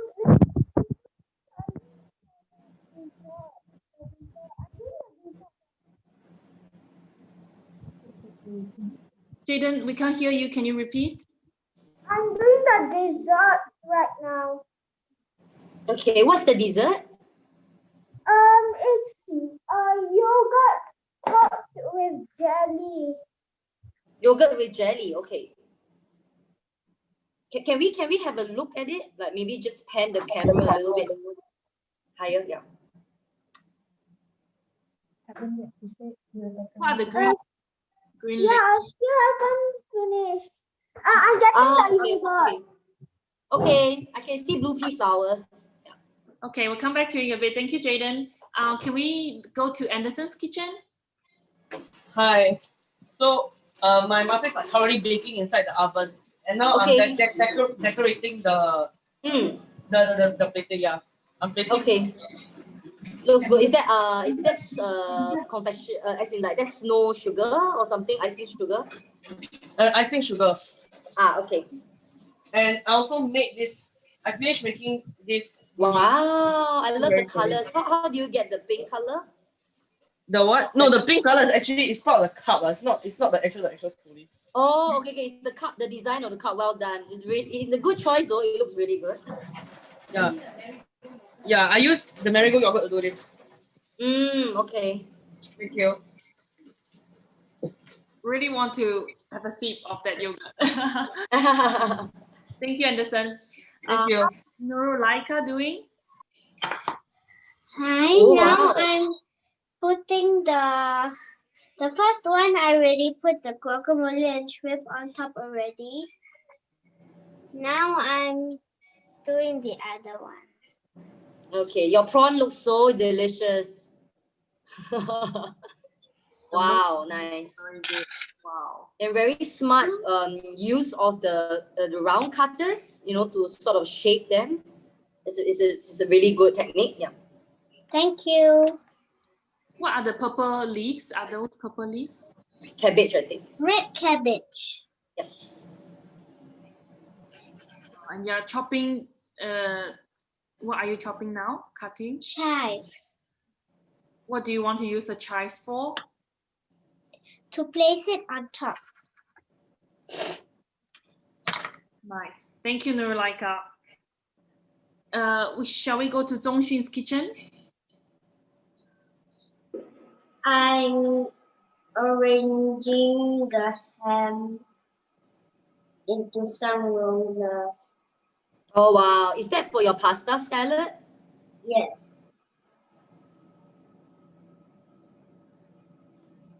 Sprinkle some cheese.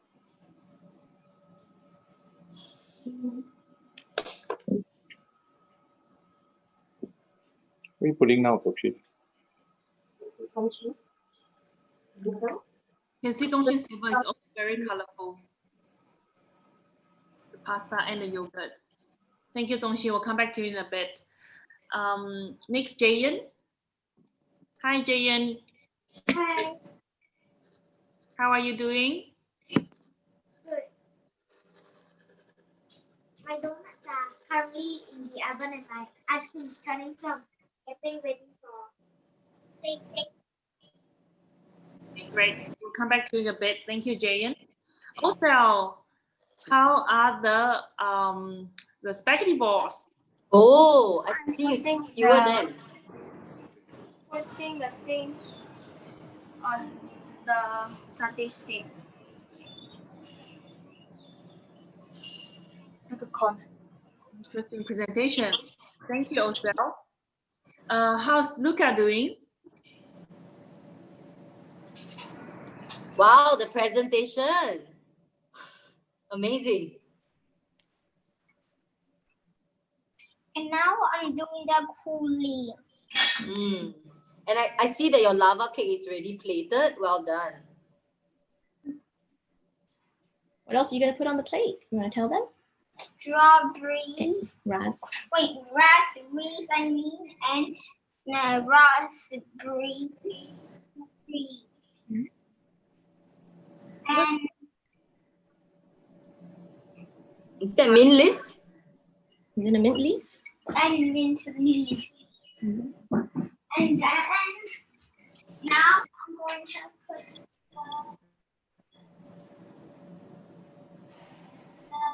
your yogurt whipped cream, right? the yogurt whipped cream. Okay. Careful. Careful. Wow. Thank you, Luca. Looks really well done. Wow. Impressive. Okay. There you go. Wow. Can we go to Japanese? Oh, careful. So I'm currently torching my mentaiko. It looks so good.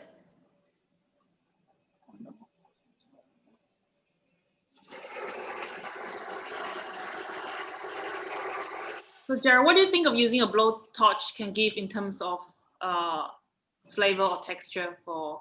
I mean, it adds a nice burnt charred flavor to the fish. So I feel that's a plus. And also the recipe asked for me to actually put the sauce on and put it in the oven, but I thought like that would be faster.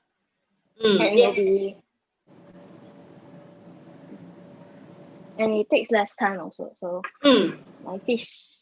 And then I also have put the salad down and put a bit of this sesame seed. Is it sesame seed? Just some sesame dressing on the salad. Okay. Well done. Thank you very much. Thank you, Jared. How's Tristan doing? I can see You have been plating. Oh, wow.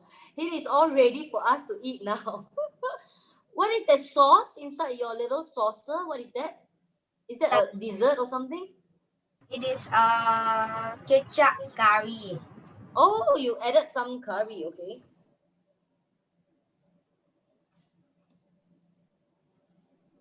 Thank you, Tristan. How is Mabel doing?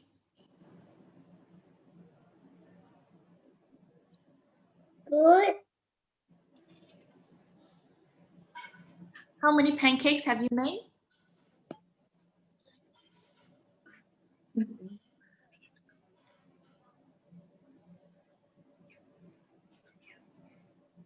Six.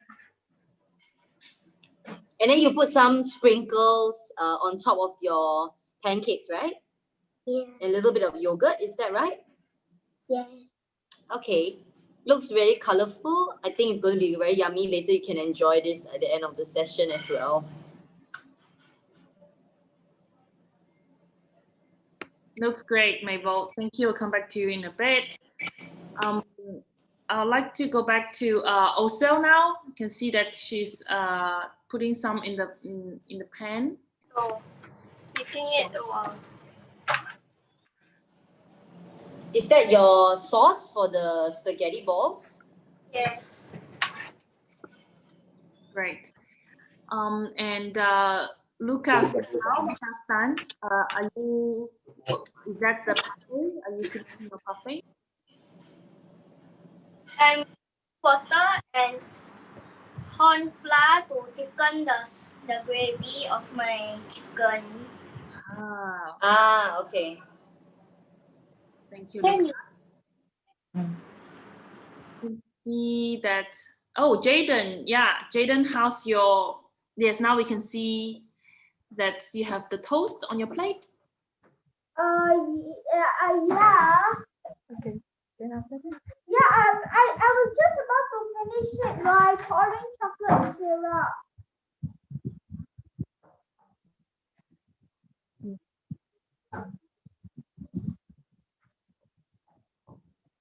Okay. Jaden is finishing up his Christmas toast, cheese toast, and with chocolate syrup.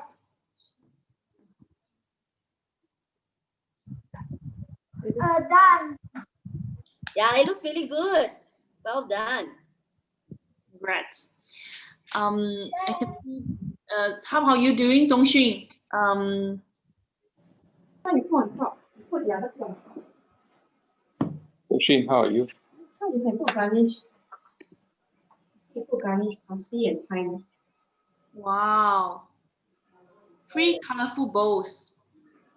The other one put the other side, Zhongxun. Zhongxun, the judge talking to you. Can you see? The garnishing. I'm garnishing the side of the egg cup. Egg cup. Okay. Which one? Everything looks so colorful. How was the egg cup done? How do you cook it?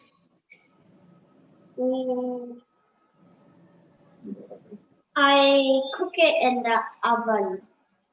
In the oven. Yes. For how long? 10 minutes.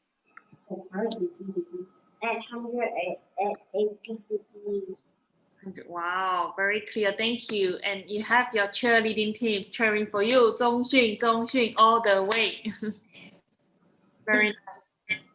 And we have also our viewers on YouTube saying that I'm feeling so hungry. Looking at all these great dishes. Yum.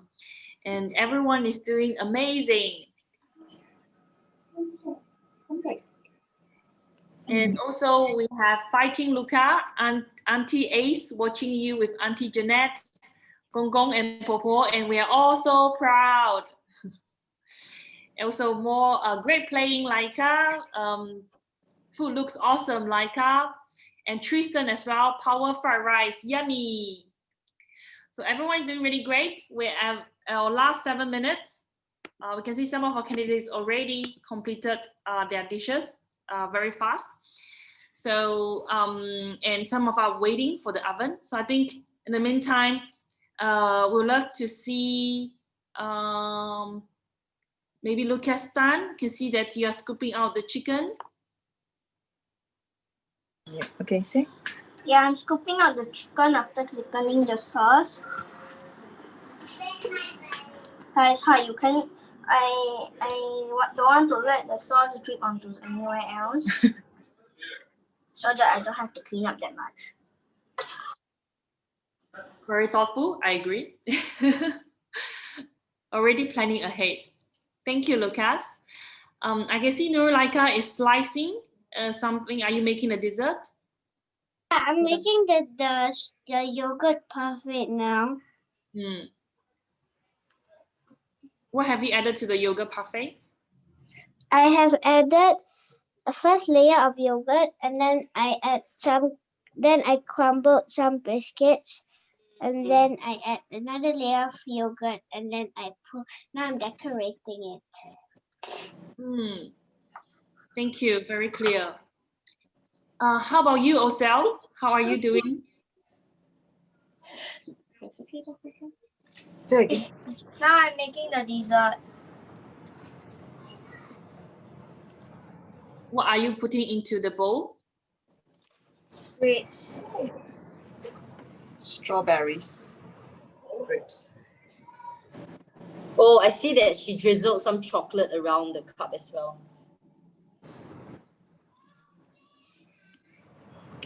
Look very good. Look like you can order this in a cafe. Wow, I can see Jared has completed his full course. Wow. And that soft boiled egg looks perfect. Is that honey added to the yogurt? Yes, I'm putting a slight drizzle of honey because it's already sugar in the yogurt. Wow. What else goes into the yogurt? I'm putting some frozen fruits inside to add some crunch to the yogurt.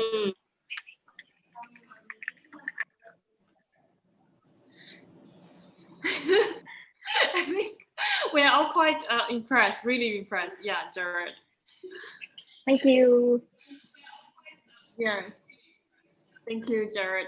Okay, so I think Jayen, we haven't seen you for a bit.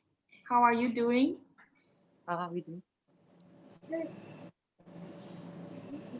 Oh, that's the ice cream. Oh, it looks good. And the color looks amazing. It's like such a beautiful purple color. Thank you.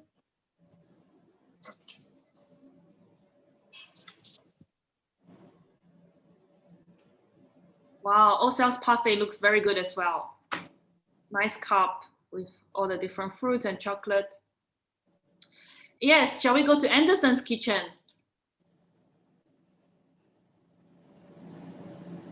Oh, it's all done. Oh my gosh. So I have kind of finished plating my muffins already. Yeah, I love how you tied some like stuff onto the muffin cups. Yeah, it's actually the pine tree leaf from I got outside. It looks so good. It looks like really Christmassy. I really like the presentation. Yeah. Thank you. So thank you, Anderson. Last 3 minutes for our 11 semi-finalists to finish their masterpiece. It's a thrill to look at how each of them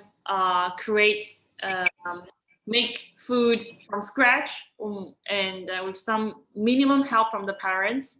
And thanks all for cheering. I think we really can feel a lot of great energy and support from the families. Wow, can we go to Lucas Tan's kitchen? Okay, Lucas? Yeah. I'm done. Yay! Wow! So nice. It looks so good, yeah.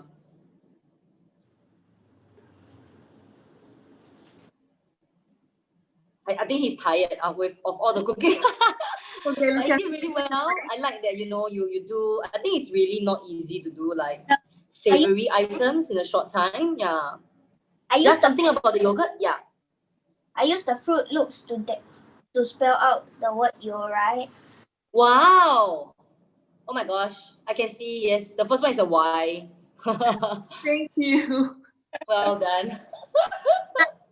Hold on to spell out the word YoRipe. Thank you. Thank you, Lucas, for being so thoughtful, very creative and colorful.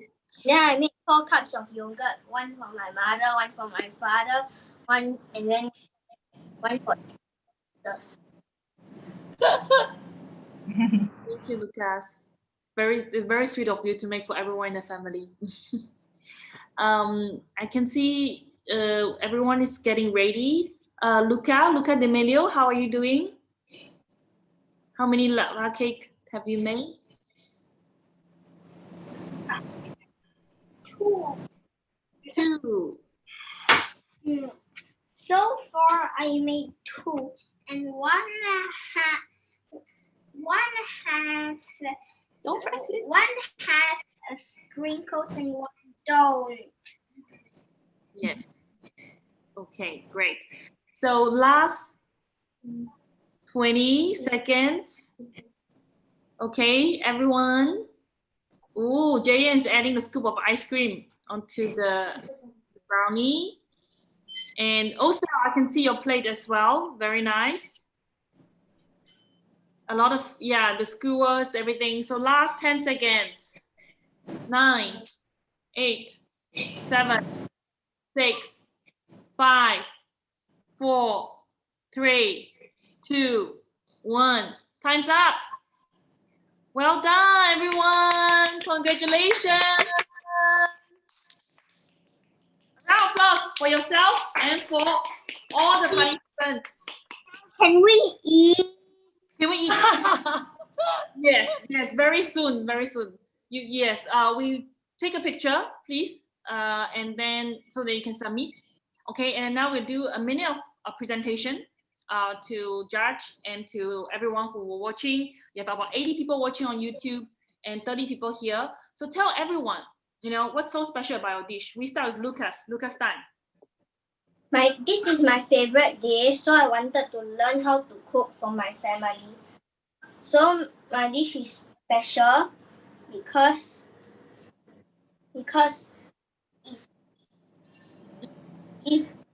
my dish is liked by everyone in my family. So I thought that I could cook for my family at the same time participate in the YoRipe. What have you added? I've added potato, and then the anistar and the cinnamon. Actually, it's not a recipe; it's to bring out the flavor. And the spaghetti. And the spaghetti, the colored spaghetti, is to show my appreciation to YoRipe, to say that it's very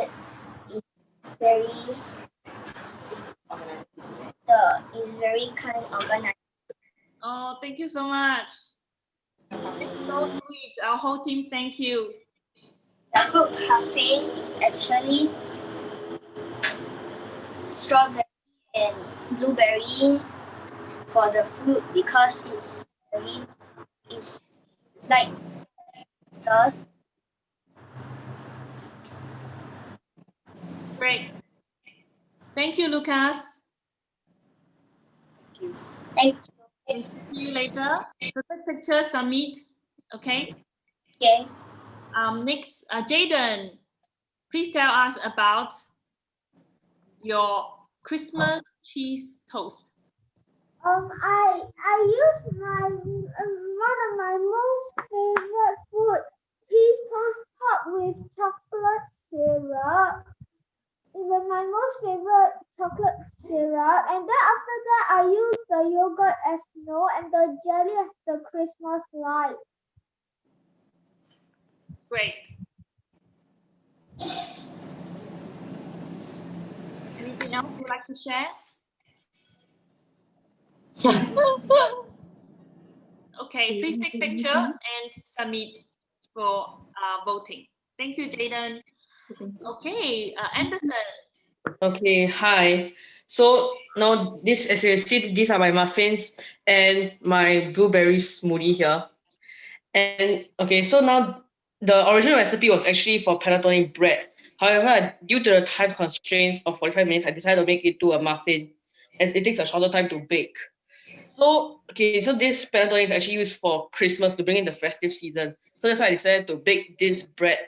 I mean, bake this muffin as it can bring in the festive season of Christmas. And I also added quite some ingredients. For example, I added rye flour and wholemeal flour in addition to the all-purpose flour, so as to make it more nutritious. And inside the muffin, I actually also added quinoa. You can see in the post when I cut the cross section. So the quinoa is able to make it crunchy, and then yeah, so there are different flavors that will bring across. And also, I also added lemon zest. So lemon zest can have extra tang, soury things, so it tastes nicer. And instead of the coarse white sugar, I sprinkled demerara sugar, so it's able to be more nutritious and be like crunch on the top. So the dry fruits inside the muffins, right? It's traditional to soak in rum. However, this is like kind of child friendly, so I decided to soak in orange juice overnight. Yeah, and then I poured it in. So for the blueberry smoothie, I used marigold yogurt to make it, and I sprinkled some chia seeds on top and added some blueberries and blue peas. So the blueberry smoothie will go with the panettone. So yeah, it's nice. It's a refreshing drink. Thank you. Thank you very much, Anderson. Thank you. Next, we'll Malika. Can you share with everyone about your creation? So I have the guacamole and the potato roasted guacamole and shrimp. I did this plating with a spoon, and I finished the yogurt parfait.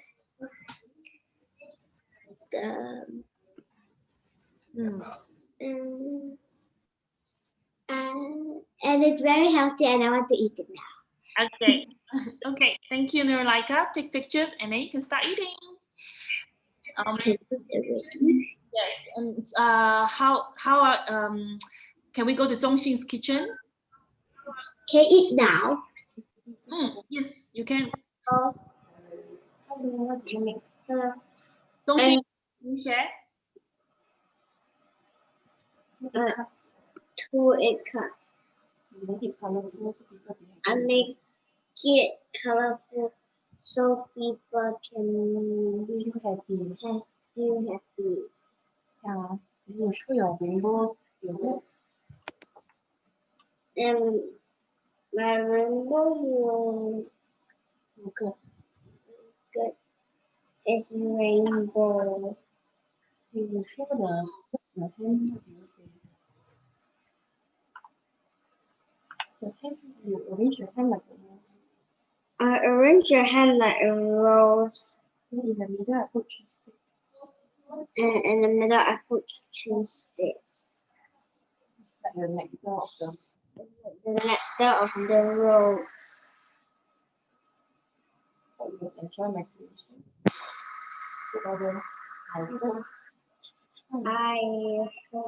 You enjoy my creation. You enjoy my creation. Thank you. Thank you, Zhongxin. We would like to, hear from Jayan. Jay? So this is my dish. Donut plus ice cream on top. I made this dish because I thought it would be a great dessert to enjoy with our friends and family. Great. Thank you, Jayan. Looks beautiful. Next, Osel, can you share with us about your creation? I want to cook this dish because it's a great snack to bring. It's a great snack. Inside the spaghetti ball, there is a hot dog. But if you don't want to put hot dog, you can put other ingredients that you want. The corn, the carrot, and broccoli, I bake it in the oven after putting butter. And I also make yogurt with fruits and chocolate sauce as the dessert. Thank you, Osel, for the presentation. I also have sauce. And I also have tomato sauce For for dipping the spaghetti ball inside. Nice. Thank you, Osel. Can we hear from Luca de Medio? Hi everybody. So we have the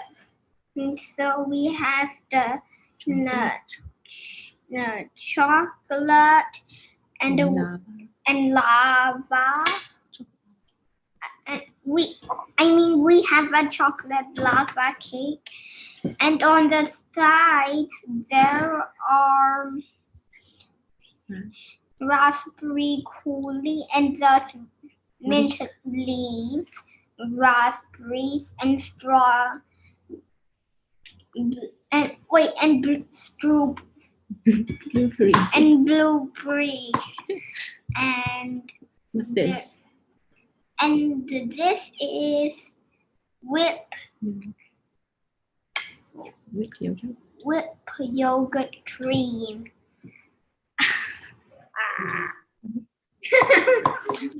Are you gonna cut in and show them if it's? I'm going to cut in now. What? Wait, I must cut in deeper. And another one. What? Yes. Oh, very nice. Great. Thank you, Luca. Enjoy. Some at the side. Some on the side. Okay. Thank you. Yeah. Okay. We would like to hear from Jared Lee. Hello. I find this dish is perfect for me because I love Japanese food, and I love mentaiko sauce, and I love salmon. So to combine all of that together, it will be my favorite dish. So this is my favorite dish. So just a quick rundown. These are some pickles that I have pickled myself using vinegar and water and a bit of salt.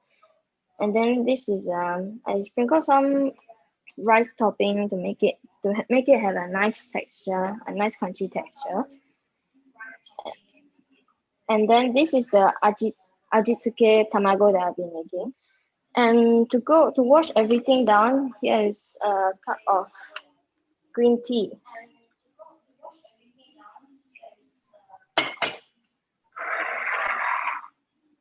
Cheers.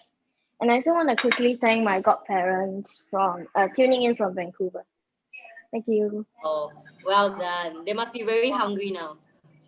Yeah. Congratulations. Thank you very much. It's really personal level. Yes. Well done. Thank you for putting so much effort. Thank you. Thank you. Okay. Can we hear from Tristan? Hi everybody. This is what I have cooked. I like it because it is very nutritious and colorful.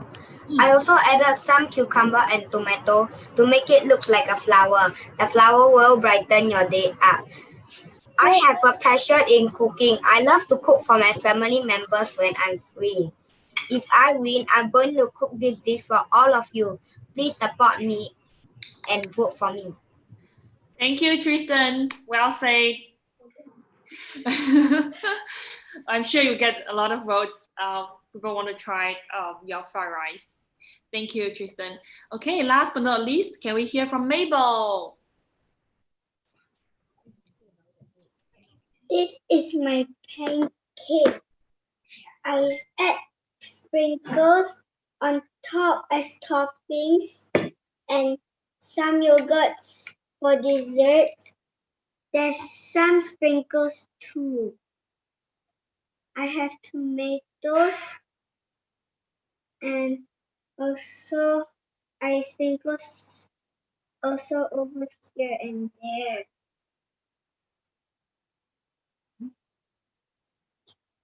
Thank you. Thank you, Mabel. Sprinkles looks pretty.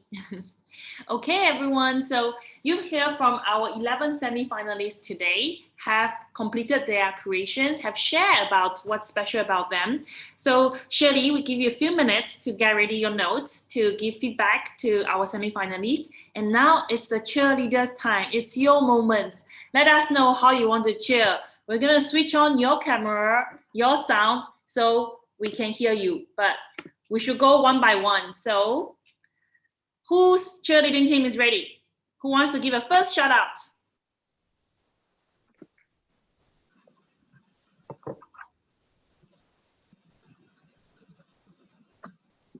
Do we have Tristan cheerleading team? Oh, okay, Cherry is ready. Cherry is ready. Cherry, go. Can we see her?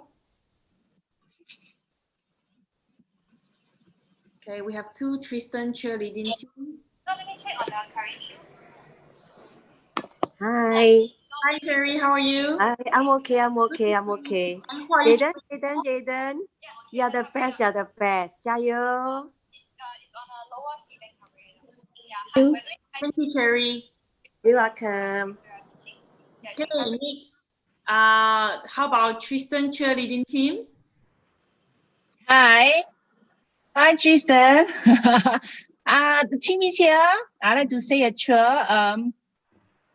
Stronger than steel, hotter than the sun. Tristan won't stop till he gets the job done. Tristan, way to go. Go, go, go. Let me try your fried rice soon. Well done. Awesome cheer. Tristan, do you hear that?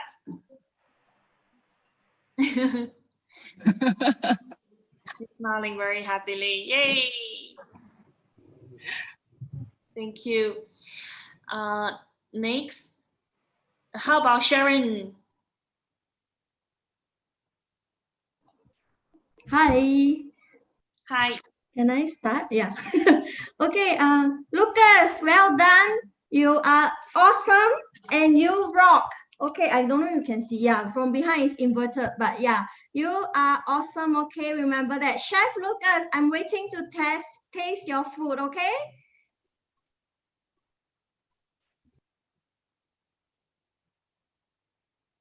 Yay. Lucas, do you hear that? Thank you, Sharon, for the cheering. Very nice. We have another cheerleading team from Laika. How about Laika supporters?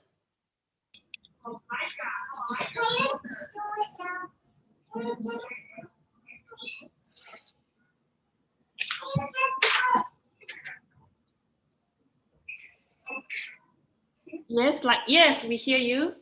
Can hear you. Okay, Laika, you definitely can win. Your dish looks awesome, especially your rosti and your guacamole. We are rooting for you. Go, go, go, Laika! Thank you. Thank you. Even the cat. Yes. Yay, Laika! Amazing. Thank you. You can do this. Thank you. Yes, we have Luca as well. Look at the main. Thank you.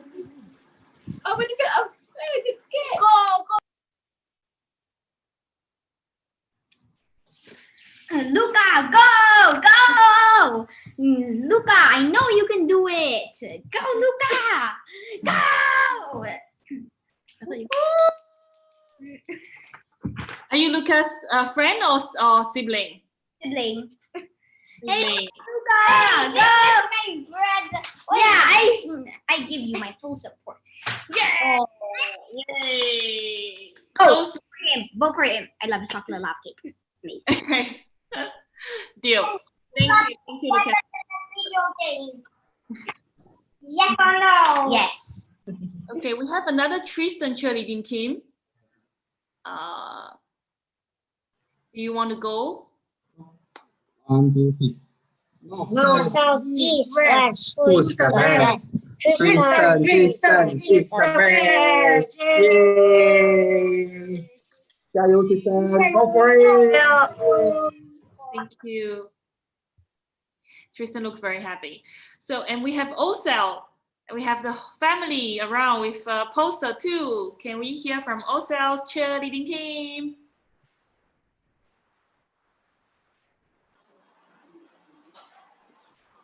Osel, 加油! You did very well. Thank you. Can we switch on Osel's camera? Can we switch to Osel?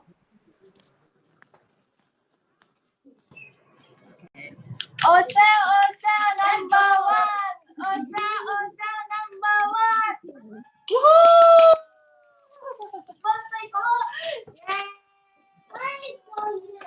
What are you doing here? Surprise you. Surprise? Who is she? Very nice. Very nice cheer. Okay, so do we have any their last cheers? Who is she? What to say? What to say? Anyone else? You can just unmute. Go, Jaeyoung, go! 没有人。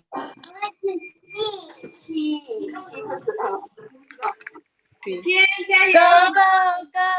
Anderson, go! Yay! Woo! 为什么还可以 ？Hello， 小姨，还看不到我们呢。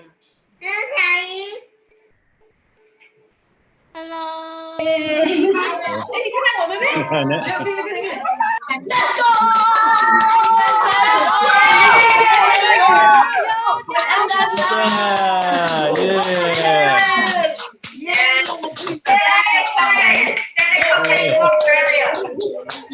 Love all the cheer, love the supporters, such a great team spirit. Okay. So, thank you everyone for cheering. Thank you all for cooking and sharing. So now we would like to hear from Shirley. Hi, so I'm extremely impressed. I think, that everybody managed to get their dish done with the time limit, and they really showed really great technique. They were able to explain their dishes. So, I'm extremely amazed, and I think I really want to be in some of their houses right now, just so I can eat. So yeah, well done. I think everybody, the fact that they made it out this far to be the semi-finals, I think they already are a winner. So, if I just want to encourage them to continue to cook, to enjoy cooking with your families, and whether or not it's, baking or cooking, continue to do that, because you guys are amazing, and I'm sure you'll do it even better as you continue with your cooking journey. Thank you, Shirley. So we have 11 semi-finalists today, and all of them have brought out the best of the best, their creations. Really, really a big A for the effort. I'm so impressed on the level of preparation. We have some of you are younger, some of you are a bit more experienced in cooking, so we can really see the different creativity and different passion. So no matter where you are today, you can definitely continue trying new things, and so proud of you, all the efforts and the creativity. I think today, right, during the festival, we see a lot of professional chefs, right, coming to cook. But I think in terms of creativity, you guys are the best. You guys are even more creative than many of the professional chefs. That's what I think it's really amazing. And thank you all so much for participating. Shall we take a group picture? Everyone ready?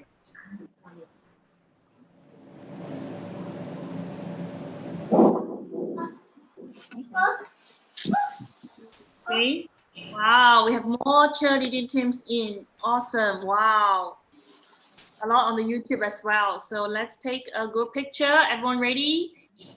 Ready? We're missing Anderson. We have Zhongxun's cheerleading team. I can see the Pong Pong, very nice. Luca, very nice, your family. Zhongxun, really good, very colorful. Jared, so pro. Yes, okay. We're waiting for Anderson. Okay, you have 2 cameras. Okay, great. Ready? 1, 2, 3. Cheese! Awesome. Congratulations, everyone. This is a wrap for the second semi-final of YoRipe Junior Queen Competition Season 2. So now I'm just going to show you how to vote. Very important, right? Yes. So we are going to show you how you can vote in YoRipe app. It starts right now, and you are going to be able to vote until 7 p.m. tomorrow.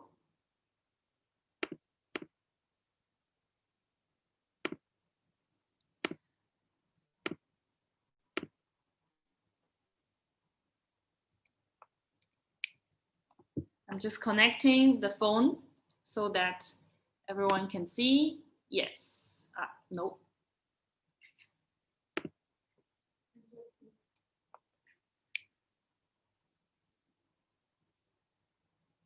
Sorry, just give me 1 second.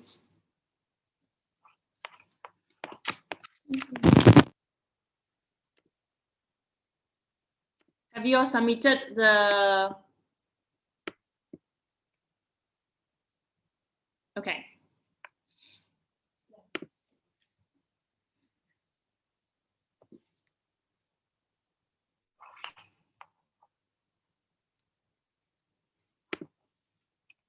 Sorry about that. The cable is not working well.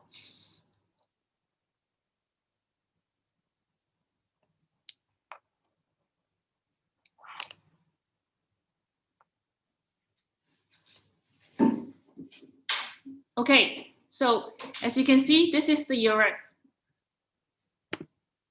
Sorry about that. Really sorry about that. I would like to change. Do we have another cable?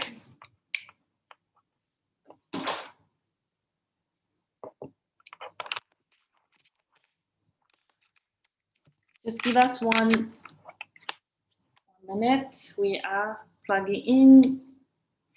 So on the screen, you can see, you will be able to see in the challenge page.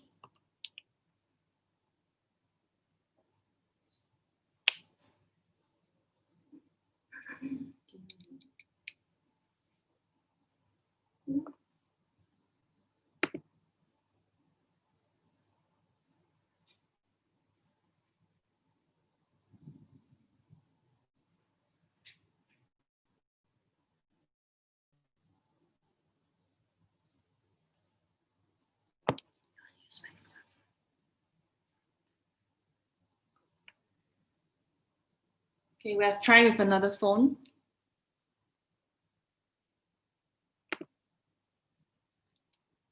I can see our contestants are starting to eat their creation. I'm sure it's very delicious.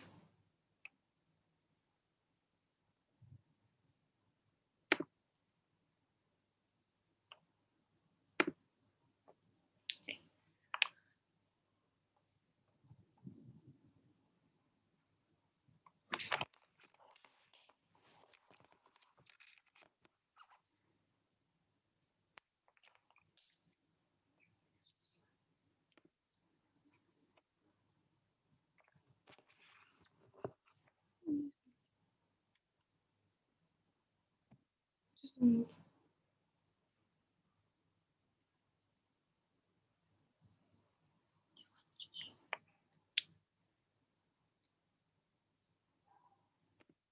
Okay, I think I'm just going to show you right here. Sorry about that. We're trying to plug in the phone. So as you can see, this is YoRipe Junior Chef semifinal. So this is where you're going to be able to vote and see, wow, look at all this submissions. So you can click on any of them. sharing. So you can click on any of them, and then you can see the name, and the hashtag is YoRipe Junior Chef Semi-Finals, and this is how you vote. You give a clap.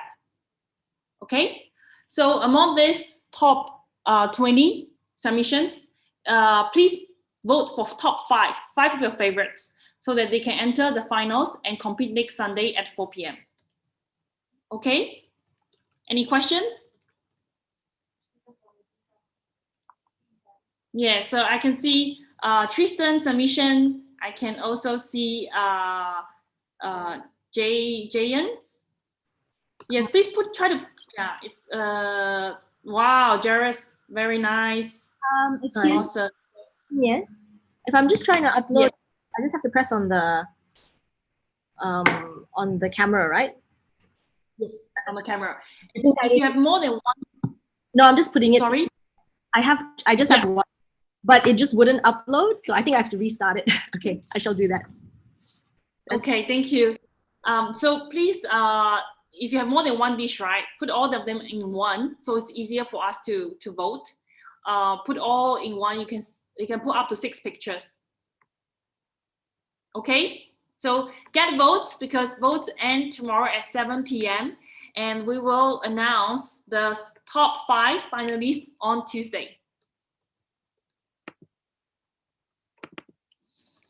Okay, so sorry again about the technical issue that we couldn't share the phone and have everyone waiting. So please do vote and share about your creation. Hope everyone had a lot of fun. I really enjoy seeing all of your cooking. Thank you, Shirley, for judging for us today. So 50% of the results will be from our judge and 50% public voting. Okay. And thank you to our supporting organizer, WeBuy, as well as to our key brand partners, San Remo Pasta and Marigold Yogurt, for sponsoring the ingredients for this semi-final. Okay, so 90 minutes have just passed by, and we've seen so many creative creations and junior chefs, so many talents. Thank you, all of you. Please enjoy your creations. They look all absolutely delicious. Rest well, and we will see you very soon. We will announce the results and see some of you in the finals. Thank you very much. Next, coming up, we have our Who's Cooking by Jen Lee, Masterchef Singapore first runner-up in collaboration with Songhe Rice. We're going to cook up 2 creative twist and rice dishes. So those of you who are cooking along, please get ready your ingredients, and we're going to kick off the cook-along session in just 2 minutes. Thank you again, everyone. See you very soon. Bye-bye. Bye-bye.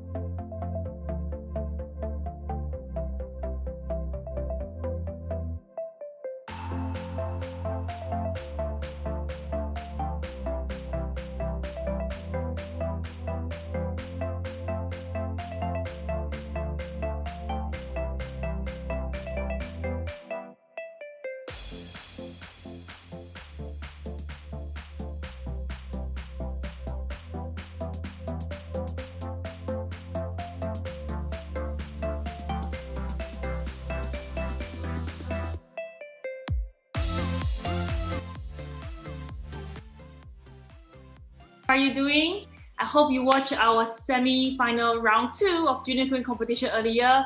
there was so much creativity and so much support from the contestants' family. Shirley and I were both very, very impressed with their creation. So you can start voting now until tomorrow 7 p.m. And then today we had a great day. Cook along with Sham in the morning and have made pancake, Christmas platter, talk about intermittent fasting. And now we're at our Who's Cooking dinner cook along. We are very happy to go live with Jen Lee. Hi guys, thanks for tuning in, and I hope that those of you who are planning to cook along with me have all their ingredients prepared, because I'm gonna do it along with you and hope that you can catch up. So do let me know if I'm going too fast or there's something that you want along the way. I'll be happy to help through talking to you. Thank you for joining us. Jane is a Masterchef Season 1 first runner-up, and she's also co-founder of Sourbone Bakery. Later, she can share with you what's exciting about her new project, especially around Christmas. It's going to be very interesting. And today, this long session is in collaboration with Songhe Rice and Ricefield Rice Bran Oil. So great ingredients for your cooking staples. And Jane is going to show us how to creatively use them and to make up healthy and yummy dishes. Are we ready? We're ready. Yay. Okay, so very excited to be actually cooking with a household staple. That also means that I have a lot of bandwidth to play around with recipes. So today we're actually going with two cuisines, one from Japanese and also one from the Peranakan heritage. So of course, I went with Asian recipes because rice is just like a necessity in our culture. And of course, if any one of you out there would know Songhe Rice is like the most common household brand. It can be found in Shengchong, in all the supermarkets that you can possibly imagine. And actually, I'm pretty surprised to see the range that they have. So I never thought that they had more than just their conventional white rice. And now they are having like black rice, fragrant brown rice, and also if you're not too keen on eating whole brown rice. So what we're going to use today is the Songhe mixed rice with 20% brown rice and 80% of the white rice. And I think this gives like a really nice texture because there's like a bit of a different bite in every mouth because the brown rice gives more texture than the white rice, but you still get the immense like fragrance from the rice itself. So for those of you out there who is actually cooking along with me, we'll be going with the first Japanese recipe, which is the takigomi gohan, and it's using red snapper. So I have already did my prep at home and actually filleted the snapper. But if you want to fillet it yourself, you can just go to the fishmonger and ask them to help you fillet. They'll be happy to be of service on that. Yes. Okay, so you need a stove, or as I have here, an induction cooker and a non-stick pan. So what we're gonna do first is to actually cook the fish on the pan until it has a very nice crispy skin. So here is the fish that I filleted,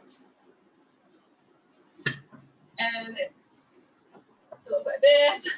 And it's just a red snapper, and I actually use the bones to cook a stock with it. Okay, give me one moment. I just have to change the pan. Sure.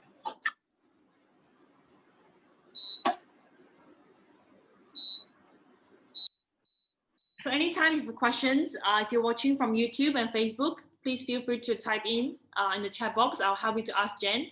We have about 30 people watching on YouTube now, and also here currently about 15 people over Zoom.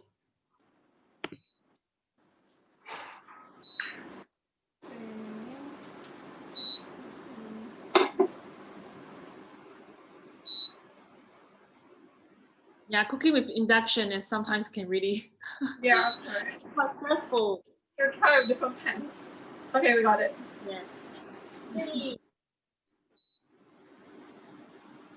Okay, so make sure that when you're using induction, use an induction safe pan so it can stick. So there's like a magnet that actually works the induction. And you want to turn the heat up to like a medium low or medium heat. So just wait for the pan to heat up and then you can add your oil. So I'm also using rice bran oil from Songhe. And it's just a very neutral oil that you can use in all high heat cooking. So there are some people who ask me, well, can I use extra virgin olive oil to cook? I would highly recommend not to, because it's an oil that doesn't have a high smoking point, and thus the oil will burn easily, and all the nutrition that you can find in your extra virgin olive oil will be lost. So it's good to find a high smoking point oil like coconut oil, rice bran, canola are some of a few types. Yes, actually rice bran oil has a smoking point of 300 degrees, so it's pretty high. Good for frying, stir fry. And it also has a healthier choice stamp. Correct. So it's naturally cholesterol free and trans fat free, which is a good point. Okay, so for your fish fillets, you want to season it with a bit of salt. And when I'm seasoning seafood or fish, I always like to season at a height. So like this.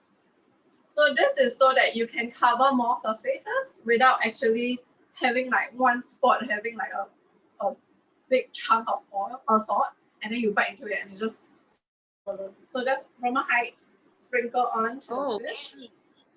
Great tip. Yeah, this is the same as like cooking steak or cooking chicken, all works the same way. So just kind of fill the pot once it's at a certain temperature, like pretty high heat. You can put in the fish. What you're looking at is a very good sizzle. Very good sizzle. Yay. Yeah. Like that. Beautiful sound. And Jane, why are you using a red snapper here? Sorry? Why are you red using snapper. Okay. So when you're making like a rice dish, I feel like this dish is very light. It's very delicate and light. And so I decided to go with a white fish, which is snapper. You can try using salmon, for example, which is a fish which has a higher fat content. But I feel like it takes away from the rice itself. Because the white fish really complement the rice itself, and you can taste the sweetness of the rice with the sweetness of the fish. It brings each other out quite balancedly. Yeah. And yeah, that's why I like snapper. You can use even cod fish if you like a higher fat or fatty fish that is still white and still delicate. Right. So what you're looking for is just to let it brown. So it has to have a very nice brown crispy skin. Whilst in the oil, actually give it like a little bit of a shake to make sure that the skin isn't sticking. And it's a wind sound from your mic. Just want to, yeah, now it's better. Thank you.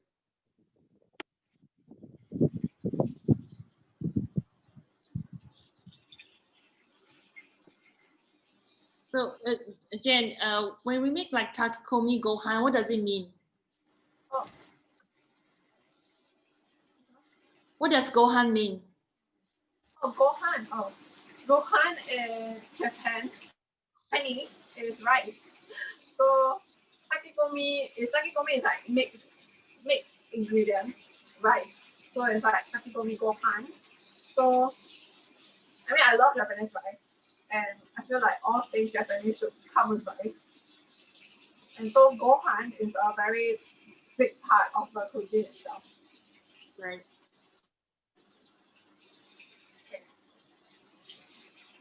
So you're not looking to cook the fish, so you do not want to cook the other side.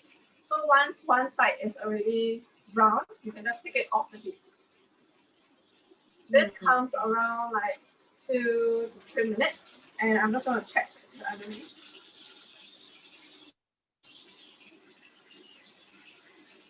So we're making our first dish, snapper takikomi gohan, using Songhe mix fragrant rice, And the first step is to pan fry the red snapper fillet.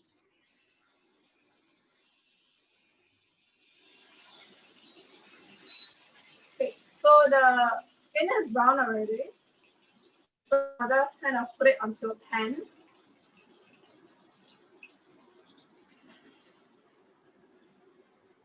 And actually, if you can, I can't really show you, but the other side is not cooked at all because it's going to continue cooking in the rice cooker.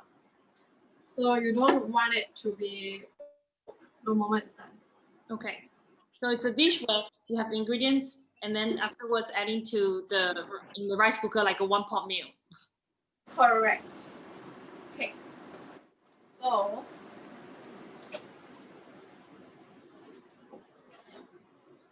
here I have the pot, and I just want to show you something I made beforehand, but I can just go through the steps with you. It's actually my pot of stew. I don't know if you can see it. Can you see it? Yes, So, a little bit. A little bit. Okay. Let me just tell you what's inside. It's very fragrant. It's old ginger, the bones of the fish. So what do I do with the bones of the fish? Don't toss it away because that's flavor. There's a lot of flavor. And a lot of people ask me like, oh, when you make stock, what parts of the fish do you use? I usually use the backbone and also the fins and the collars because those has a lot of meat on it and also the bone, which has a lot of flavor. I tend to not put in the head because the head has a lot of bloodline, which will make the stock a bit bitter or fishy, which is what you don't really want. So what I do is that I roast the bones in the oven until it's super brown and crispy.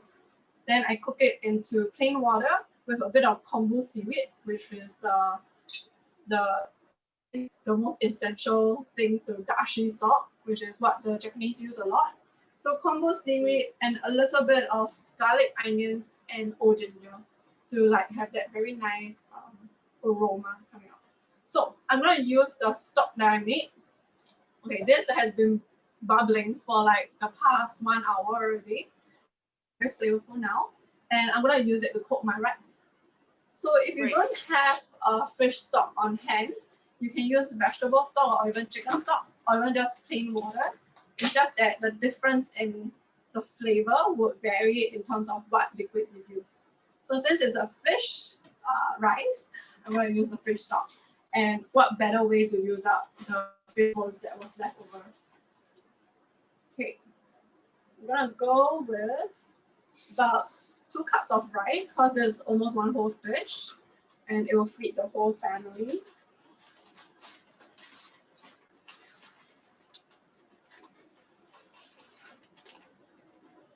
So here's a cup. I'm using the mixed grain rice. And when you're cooking the rice, this rice, you should use a 1-to-1 ratio. And if you're cooking, like your rice cooker has a function that says brown rice, use that function as it has a slower, like a low and slow cooking process instead of like a really fast, like white rice timing. So it will take about twice the amount of a regular white rice, but the results would be really, really good. So since we put in 2 cups of rice, we're going to put in 2 cups of stock.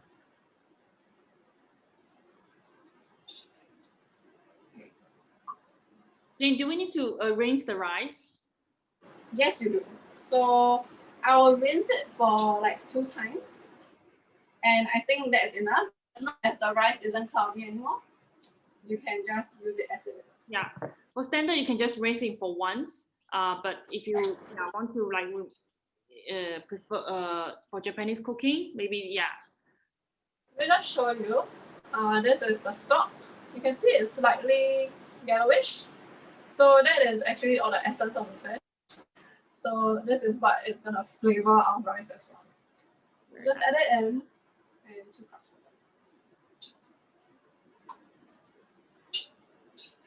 So I think this is also a bit like a budget cooking because you have 1 fish and some rice and you can do a lot of it's super healthy. It's like and that stock you can actually save it to make like fish stews or risottos that is like seafood based, and it will go really lovely with it. Okay. So once you have added your rice and soup or stock to the pot, we're gonna add a little bit of seasoning. We have some sake here, and also some soy sauce. Yes. So these two are like quintessential to Japanese cuisine. The sake give it like a really nice floral flavor from the alcohol. Yes. And your soy sauce is, of course, you know, the salt in your dish. And I have not the stock at all, so you can be a little bit generous with your seasoning. So I'll go with 2 tablespoons and just add it in.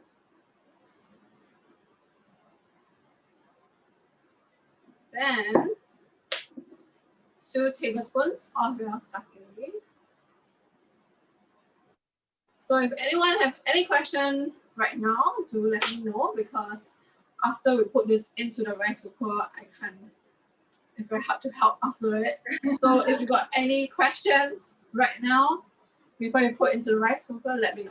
Okay, so here we also have some very finely julienne ginger. And this is different from the old ginger that I use in my stock. This is young ginger. And why are we using young ginger? Because it has a nicer bite to it. It's not as spicy. It's lighter on the palate. And like I said, this dish is very light and delicate, like Japanese cuisine. And we will always use young ginger when it's something to eat. So imagine xiaolongbao, when you eat it with a vinegar and ginger, that is young ginger. Yeah.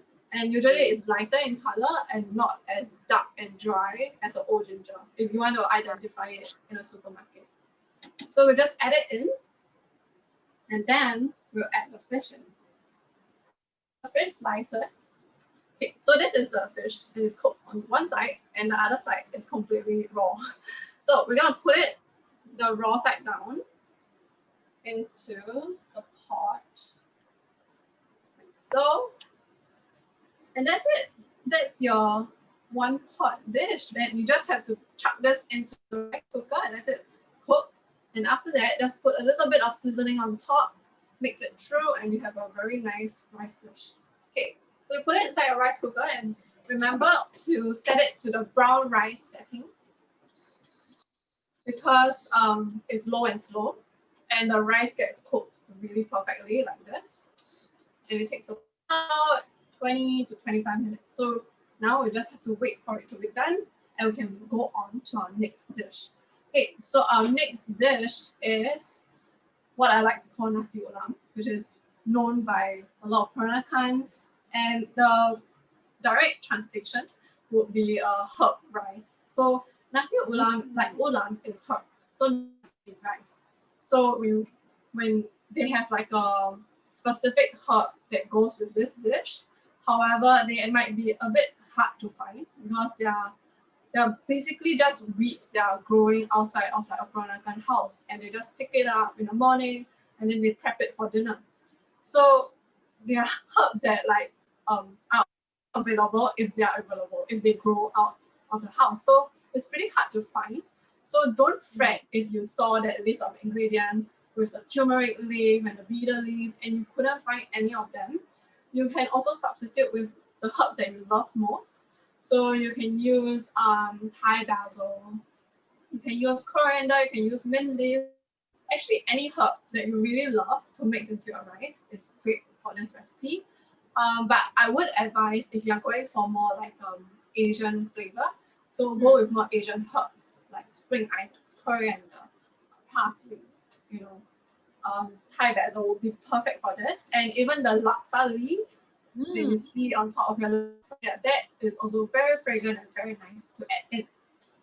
Okay, so let me get my herbs out, actually chop them. And I'm going to show you how to identify some of these herbs, because it sounds a bit, you know, not in my dictionary for some of you. Yeah.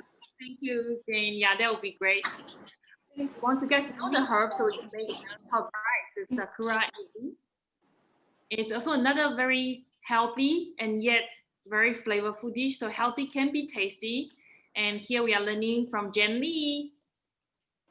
Okay, I am coming over to you so I can show you guys. Okay, so I actually left some of the leaves like intact so that you can actually see it. And also it's like the chopped version, so ta-da! Hope it doesn't fall. Okay, so first up, okay, I'm gonna go from this one. Okay, so this one is the first one. It looks very thin and it smells like laksa. So this is your laksa leaf or asam leaf, and we just chop it up into little pieces.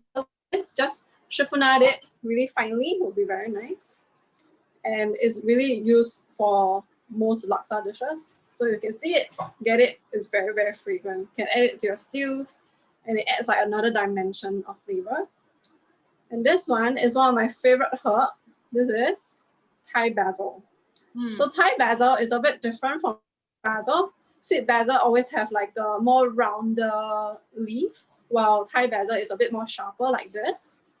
So this is really nice.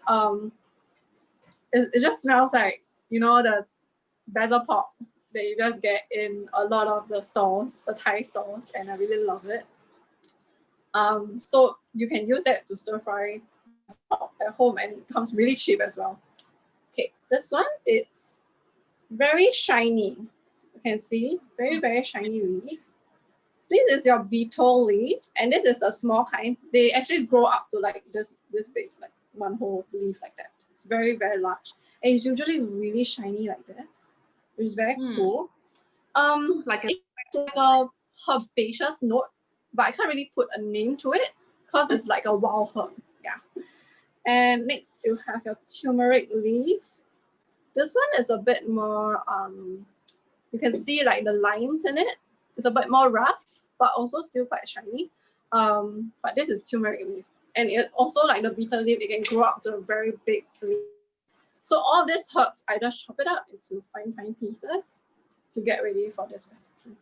So if you're at home, if you have excellent knife skill, you can start you can start practicing your knife skills on all these chops, and you have like a very nice nasi ulam at the end. So double win. Okay, so Jane, how you recommend we just like roll the leaf up? Correct. So what I do usually is you have the leaf here, and I have my chopping board. Like I say, I have a chopping board here, and I kind of just roll it up into like a cigar. So once it becomes a very tight cigar like this, and then I just chop. Yes. And then chop as fine as you can, and you have the best results. Okay. Awesome. So we have our pot here again, and we had ready some cooked brown rice with the baked brown rice again. And this is already cooked. I like to cook it slightly on the drier side because we're gonna fry it in the pot. So get ready is some oil, and also this one is sakura ebi, this one or dried shrimp. Those that are a little bit salty and smaller and not so hard. If you get those dried shrimp that is very dry and hard, that one is usually used for soups. So I wouldn't recommend that. You should use those that are like edible just like that. So it's dried shrimps. And then we have something that is very, very out of the Peranakan cookbook. It's not inside there at all. This is called crab fat. And this is actually found in a lot of Indonesian cuisines.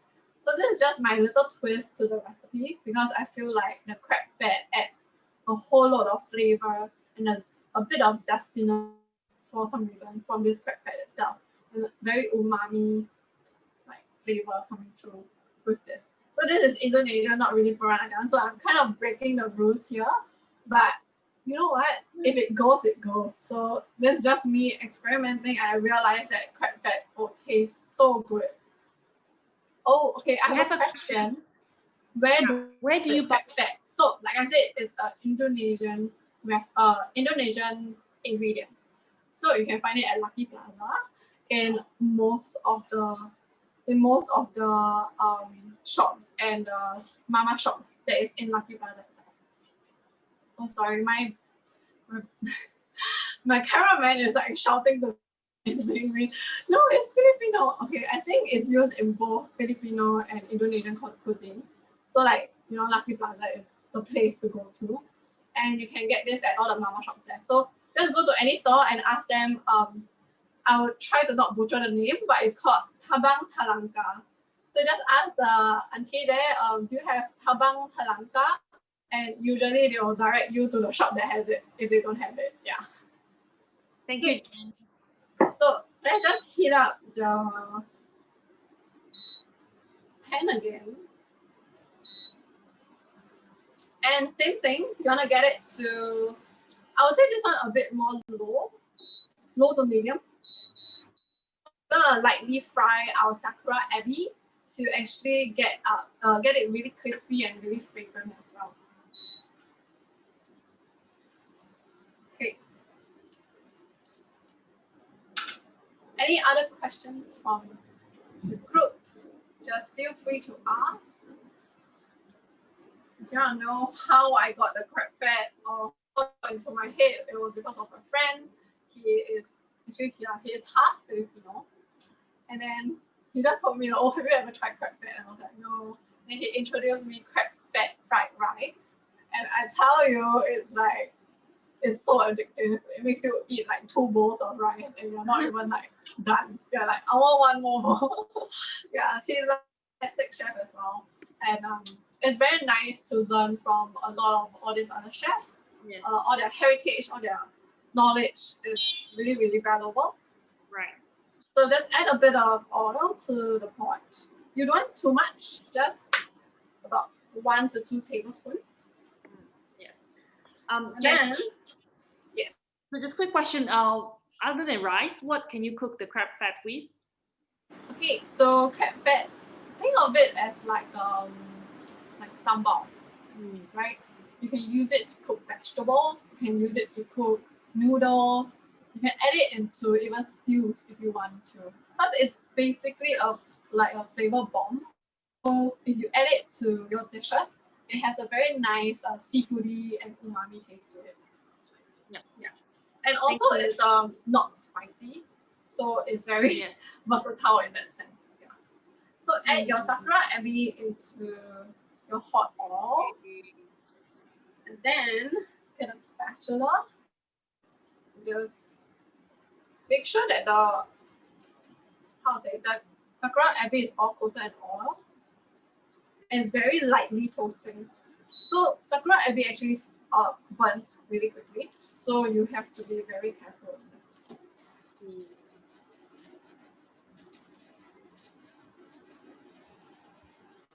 Crackles and crackles, you can kind of smell that saltiness that comes from salted chopped prawns. It's really nice. Okay, so this dish, you can use salt to season, but I usually don't add any salt because there's a natural saltiness from the crab fat, the sakura, and the herbs as well. If you add too much salt, right, the herbs will kind of get lost in all that flavor, and you would really want to taste the freshness of the herbs itself. And Jen, we're using the mixed rice. Correct. With both mixed rice that is cooked beforehand. Yes. So when you can smell it now. Wow. Sorry.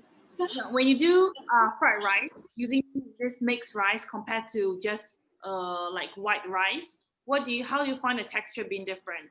I think the texture is really good for fried rice because it's not as wet.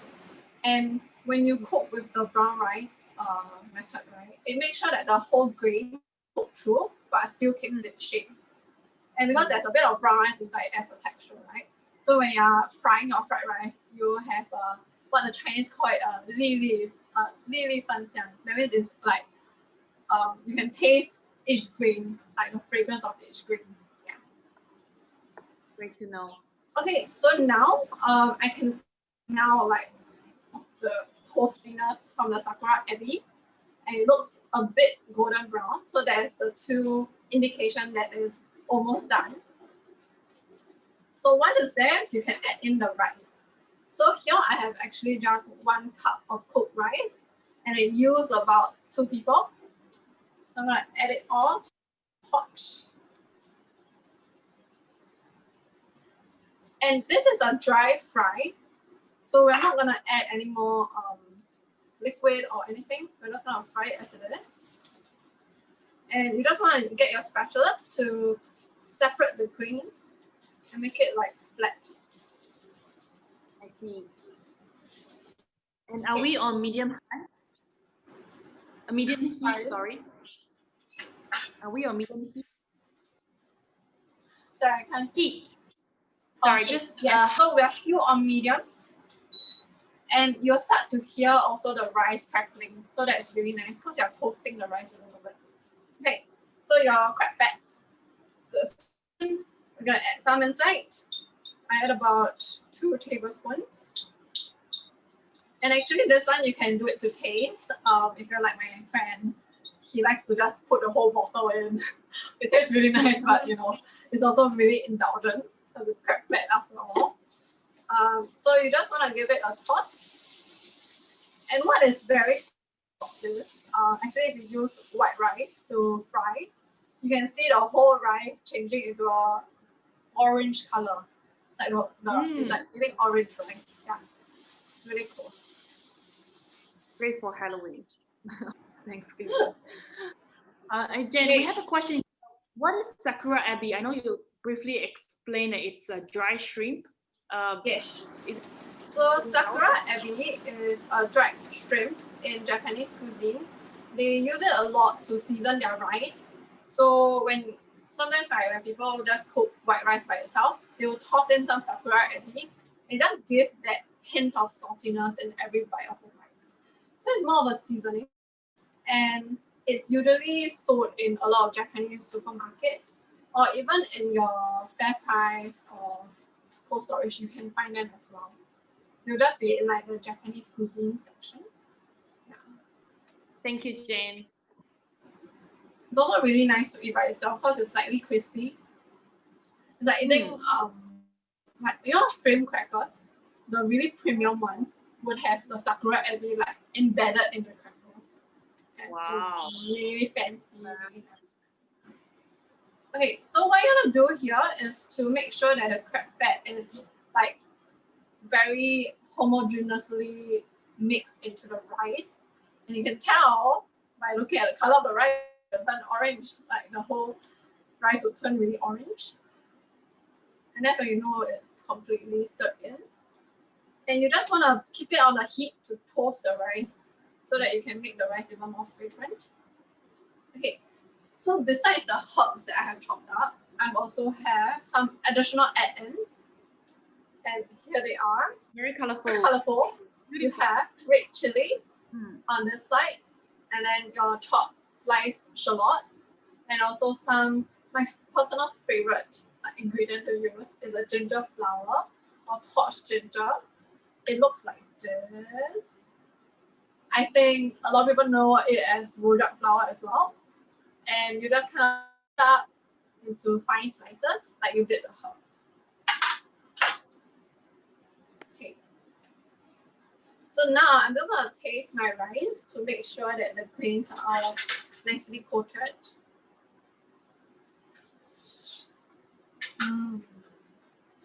It's already good as it is. Wow. Super impressed. Can do. Okay. So this could be a nice and warm. You want to off the heat now. You're going to add your herbs. I usually add all my herbs when the rice is a bit warm because it warms up the herb but it doesn't kill it. So when you have very, very high heat, you actually kill a lot of the herbs and the natural freshness come through.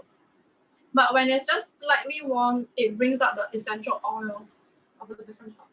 So I'm gonna get in the hardier ingredients first, like your shallots, chili, and your rojak flour. We have a question. What if we can't get rojak flour? What can we replace it with? Rojak flour is very hard to replace. It's a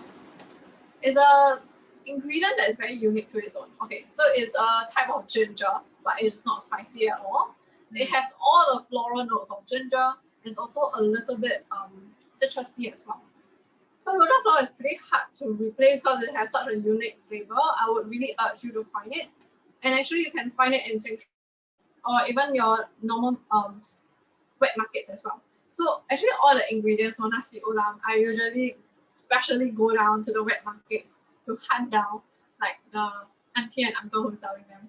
And I have this like specific store that I always go to, and I'm always sure that they have it. And okay, so I'll just tell you, it's at Tekka Market, and it's like the last vegetable all the way at the back.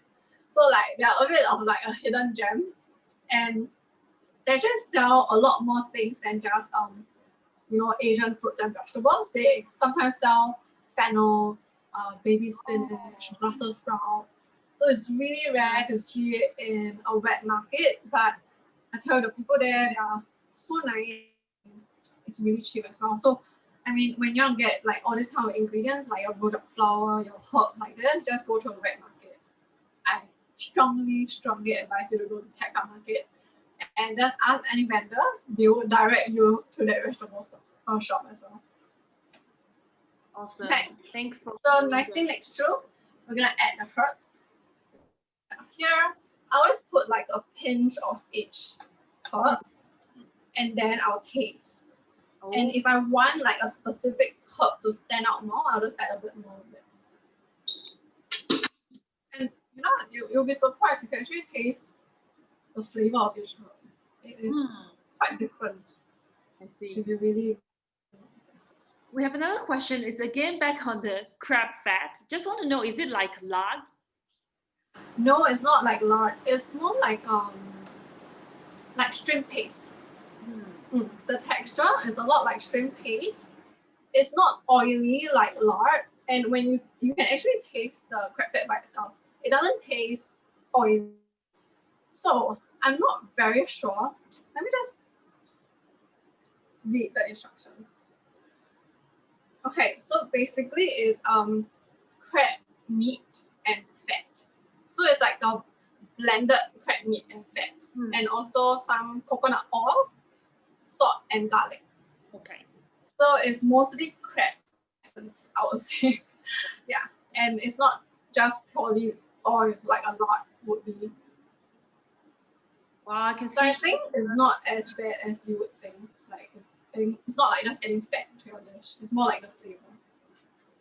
Okay, I'm gonna taste it now, and I'm gonna bring my rice to the camera so you can see how good it is. Perfect review. Yay! Wow. I'm so excited. Okay, this is how your nasi lemak would look, and look at the greens, and look at the herbs and all those beautiful colors. Beautiful. This is a rice you can eat by itself. Yes.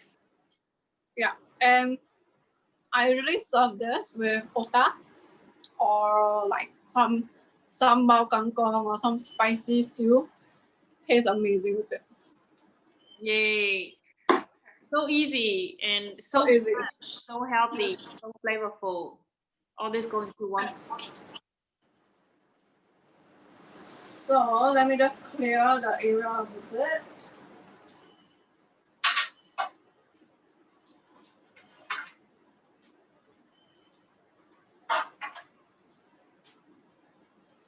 And we can like plate it up. Yeah.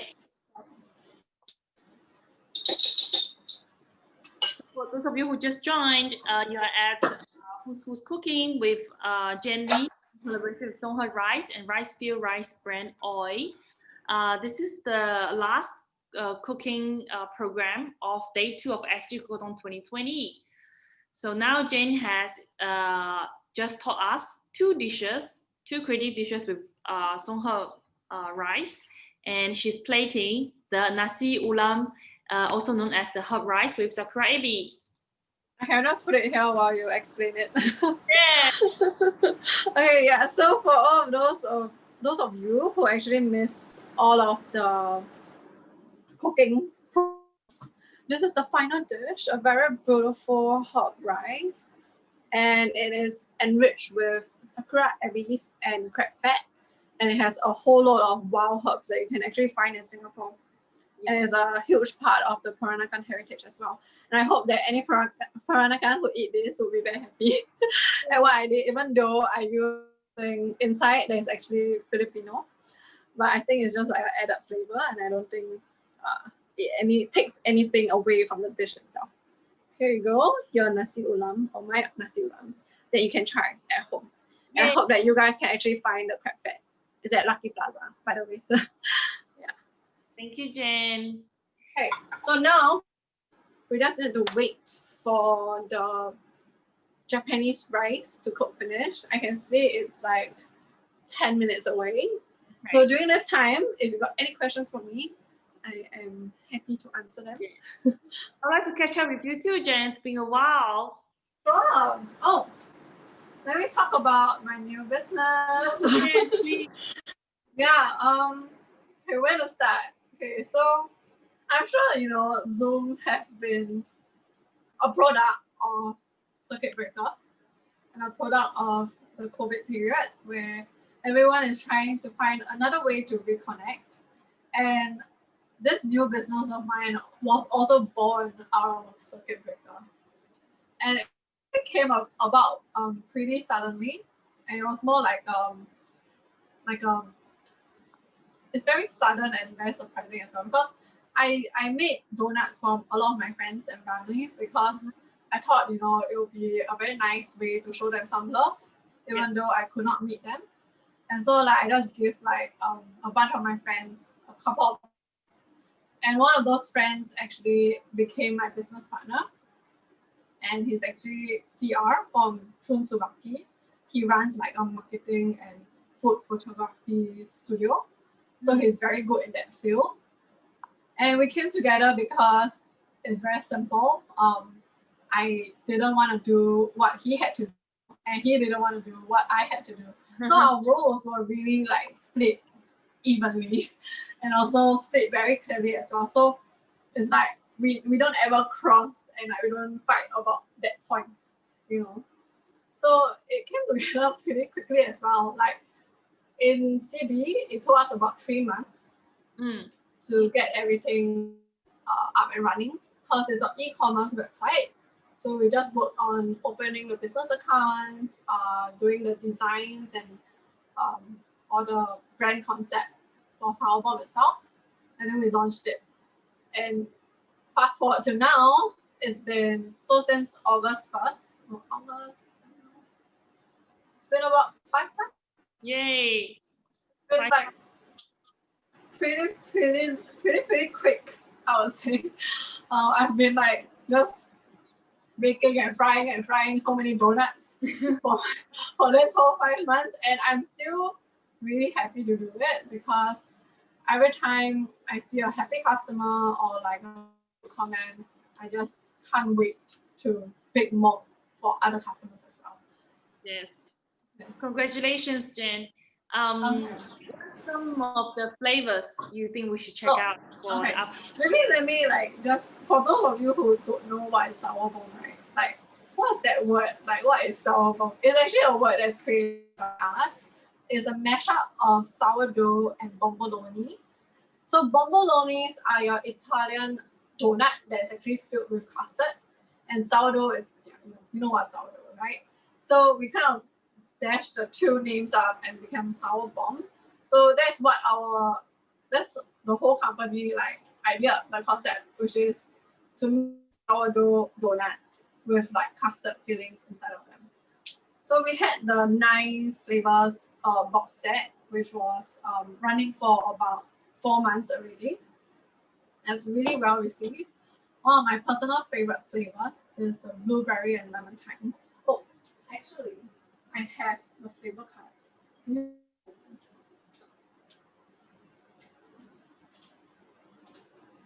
Okay, I should just do a show and tell here.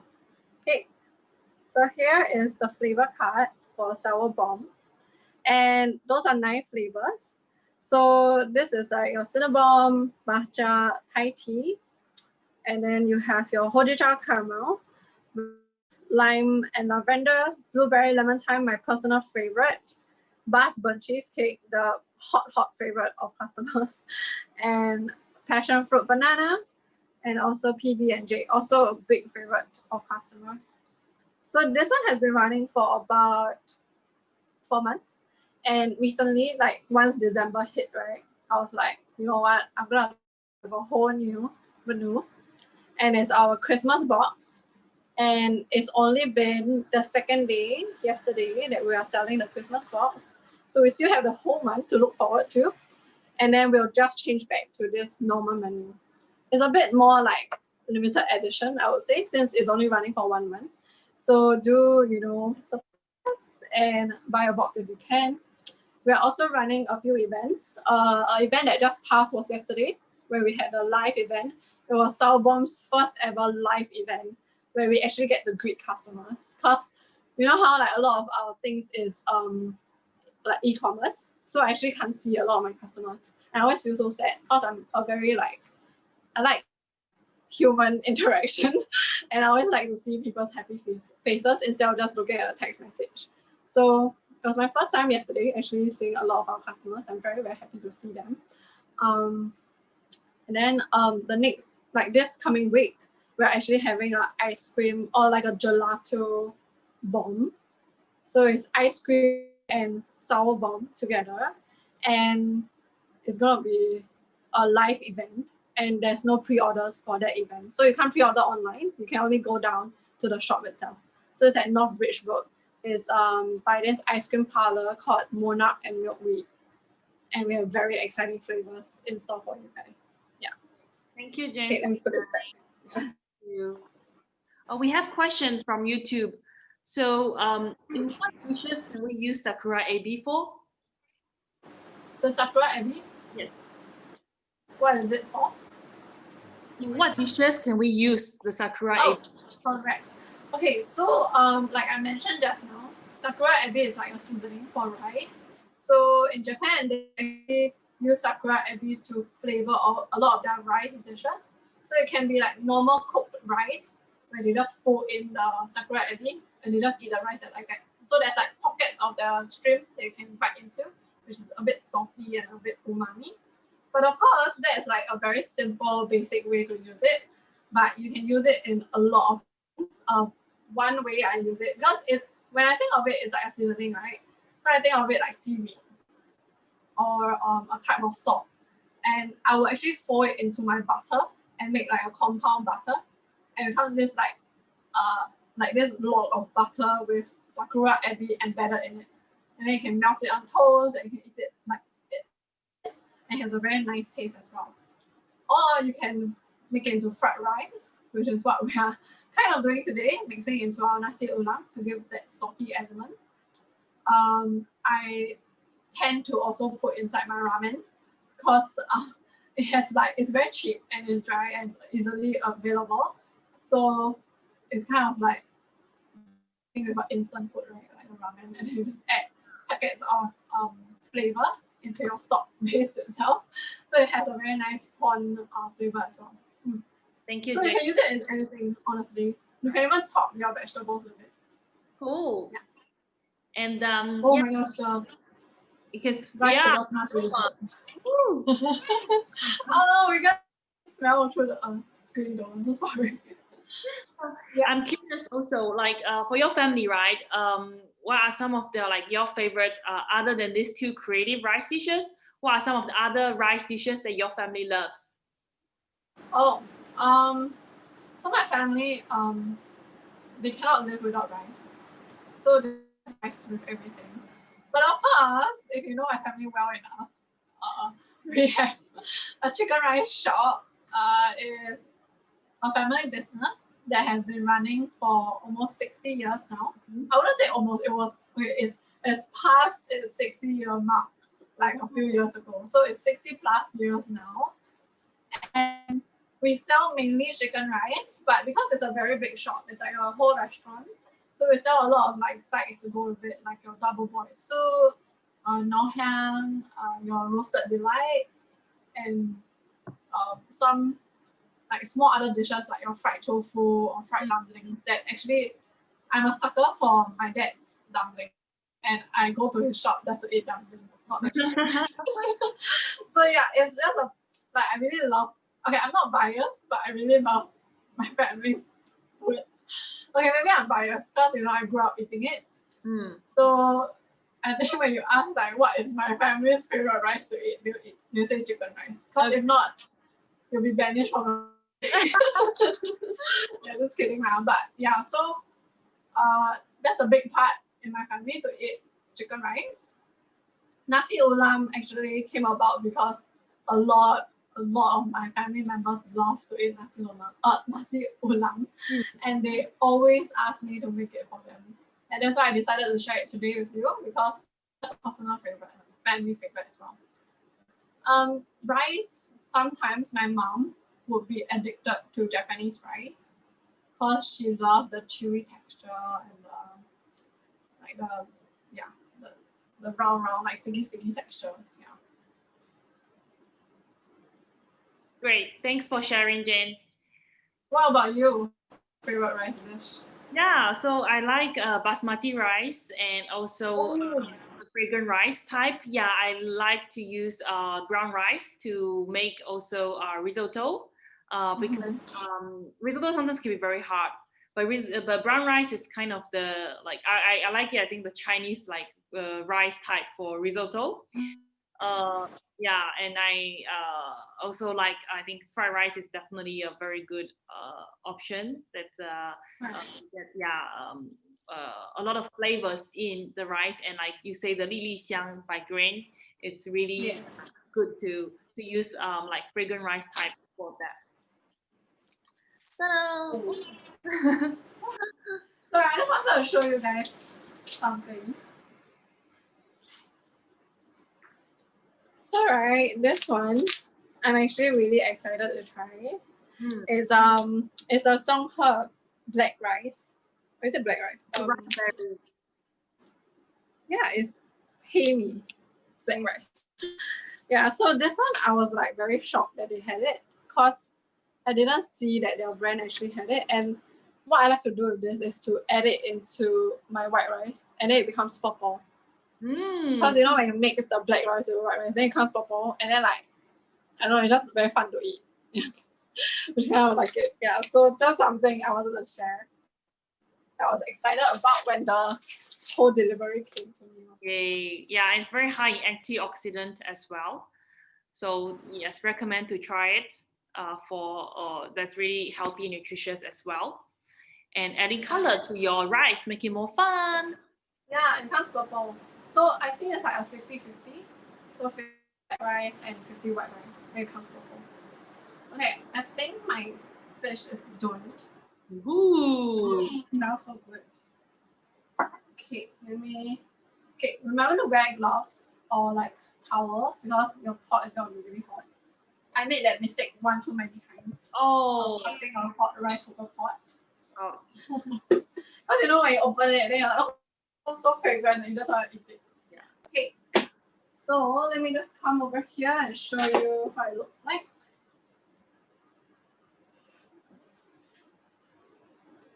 Okay. Ta-da! So you have your fishes there, your ginger, and it just smells like stock, basically. And what we're gonna do is that we mix it with your spatula. I'm just gonna use that spatula. Oh, sure. Okay, before I mix it though, I like to add a little bit of sesame oil. It's very fragrant. Nice. And kind of just drizzle about 1 tablespoon. So if you don't like sesame, I know some people, they actually don't really like the smell. And you just kind of go down with your spatula to fluff out your rice. And the fish, right, is supposed to flake. So just flick it up and mix into your rice. So actually your rice would have like bits of fish running through it. So give it a good mix. How does it smell? I can see the It smells amazing. It smells like just imagine like fish stock with a bit of the soy sauce, like the hint of soy sauce coming through. Okay. I'm gonna taste spoon. You can see it's like the rice are still very intact. Very nice. It's like it didn't stop. I don't know how it stop that flavor. It's just throughout the rice. You know what? This would make like if you add a bit more stock, you make porridge. It'll be so delicious. Oh yeah, make porridge. That's right. Okay. Also, another tip, right? To make your dishes more pretty, I always like to put furikake, which is basically sesame and seaweed. And all the Japanese is like, I love adding it into it. So I add about a good helping based on what you like, and then I just mix it through as well. Okay, I'm gonna show it to you how I stir it. So like this. Yes. And you just stir it through. So you can see the flecks of fish. Right. That is in the rice. And the rice is so well cooked. Oh my god, I love it. So we don't have to, like cook the fish. You just put the whole fillet in, and after we just it's really simple. Very, very simple. And both that's it. are actually meatless, like no meat, like very healthy. It's very healthy, but it doesn't lack in flavor at all. Absolutely, yeah. Healthy is tasty, yeah. Okay, so that is my 2 rice dish. It's done. Has anyone actually caught up with me or like actually did one of the dishes? Do let me know on your Instagram. Then you can see your wonderful creations. And if you've got any questions, I'm still here to answer them. Yes, if you have any questions, you can ask away now in the chat. Here, ask any questions about the recipes, about the cooking, and you can find the recipes in YoRipe app and cook anytime you like. The ingredients are locally sourced here, so you can make them anytime. Right. So actually, if you're gonna ask me which one is the simpler recipe, I would say both. As you can see, it doesn't really require much. The literally uses the rice cooker to cook your rice. And then I'll just say maybe one that takes a little bit more effort would be the Japanese rice. Because if you make your own stock, that will be a big step, a big step up. So if you manage to make your own stock and everything, I think the difficulty level is a bit higher than a nasi ulam. But then also, if you think about the nasi ulam, you have to try all the herbs by yourself. So yeah, but just give it a try. I think those are really simple recipes. It comes together within an hour. Yep. And you can feed the whole family. So I just want to share this challenge. Yeah, like you found this recipe super easy, right? You please make your own and share it in YoRipe app. So on the challenge, you will find there's a challenge going on. The hashtag is one pot rice for this, and you can upload yours here by pressing on the camera button. You can upload up to 6 pictures. You can share how you made your one pot rice, creative rices from Jane's creation using Songhe rice. Hashtag one pot rice publish, and you can also share on Facebook and Instagram so more people can see your creation. Good. Okay, so I think everyone is hungry to tuck in, to enjoy. Yeah, I hope that you guys are tucking. It's dinner time, so also for me, I'm eating rice for dinner. So yay, I will have it, on site. It's ready, dinner's ready. Yeah. So anything, just ask me on Instagram. Even after the session, I'll be happy to answer your questions. That's right. So thank you, Jane. So thank you so much for coming up with these creative recipes, walking us through step by step, very clear. We learned a lot. And thank you everyone for tuning in as well. And thank you, Songhe and Rice Field Rice Brand Oil for sponsoring this session. Thank you. And thanks, Songhe. Hello, everyone. I really love the variety you gave me. I was like, yay. Yeah, Songhe is a local brand rice and really high quality, which I enjoy a lot as well. And so yeah, we wanted to give you more options and teach you new ways to use the quality rice. Oh, we have a question from one of our attendees. Can we use another? Yes, you can. So I've actually tried this takikomi gohan with different types of fishes. I've tried using salmon, codfish, other types of whitefish like sea bass or barramundi. So those are really good fishes to cook with fish. Why I didn't recommend salmon and all those oilier fishes is because I like to keep like the, I wouldn't say like purity, but more like the delicateness of this dish. When it's not too heavy, you can't really taste the fishiness from all the fish, but more of the rice itself. And that's why I use a snapper. So if you're a type of person who actually love to eat salmon, you can actually use it in this recipe. It's just that I wouldn't recommend using salmon bones to make a stock, because the stock that comes out wouldn't be as it wouldn't taste as nice. It will be a bit too fishy or too oily. Yeah. So salmon fish is like a no for stocks. So just take of that. Yeah. Thank you, Jen, for answering the question. So we are going to wrap up this session. Any other questions? Keep it coming. A few minutes we are going to be here. And then we're going to do a wrap up of day 2, the highlights. We're going to show you what we've cooked the entire day. And also the semi-final, if you miss it, you do want to watch the highlights. It will just be a 5 minutes session. And then we're going to share with you also our second weekend, next weekend, what you're going to see and what's more cooking, baking around Christmas, different chefs, and more cooking and baking content, as well as the final junior queen competition. Sounds very exciting.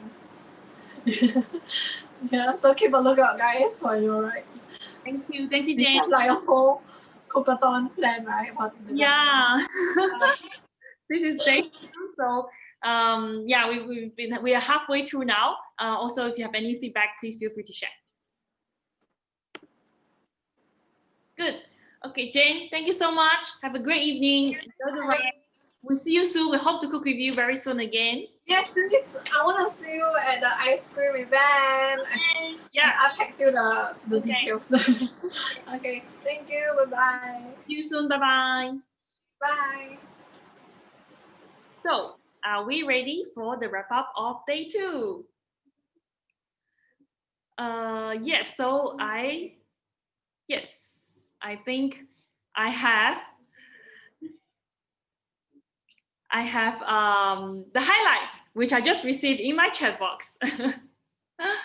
So I want to make it into present mode, and then so that I can share with you.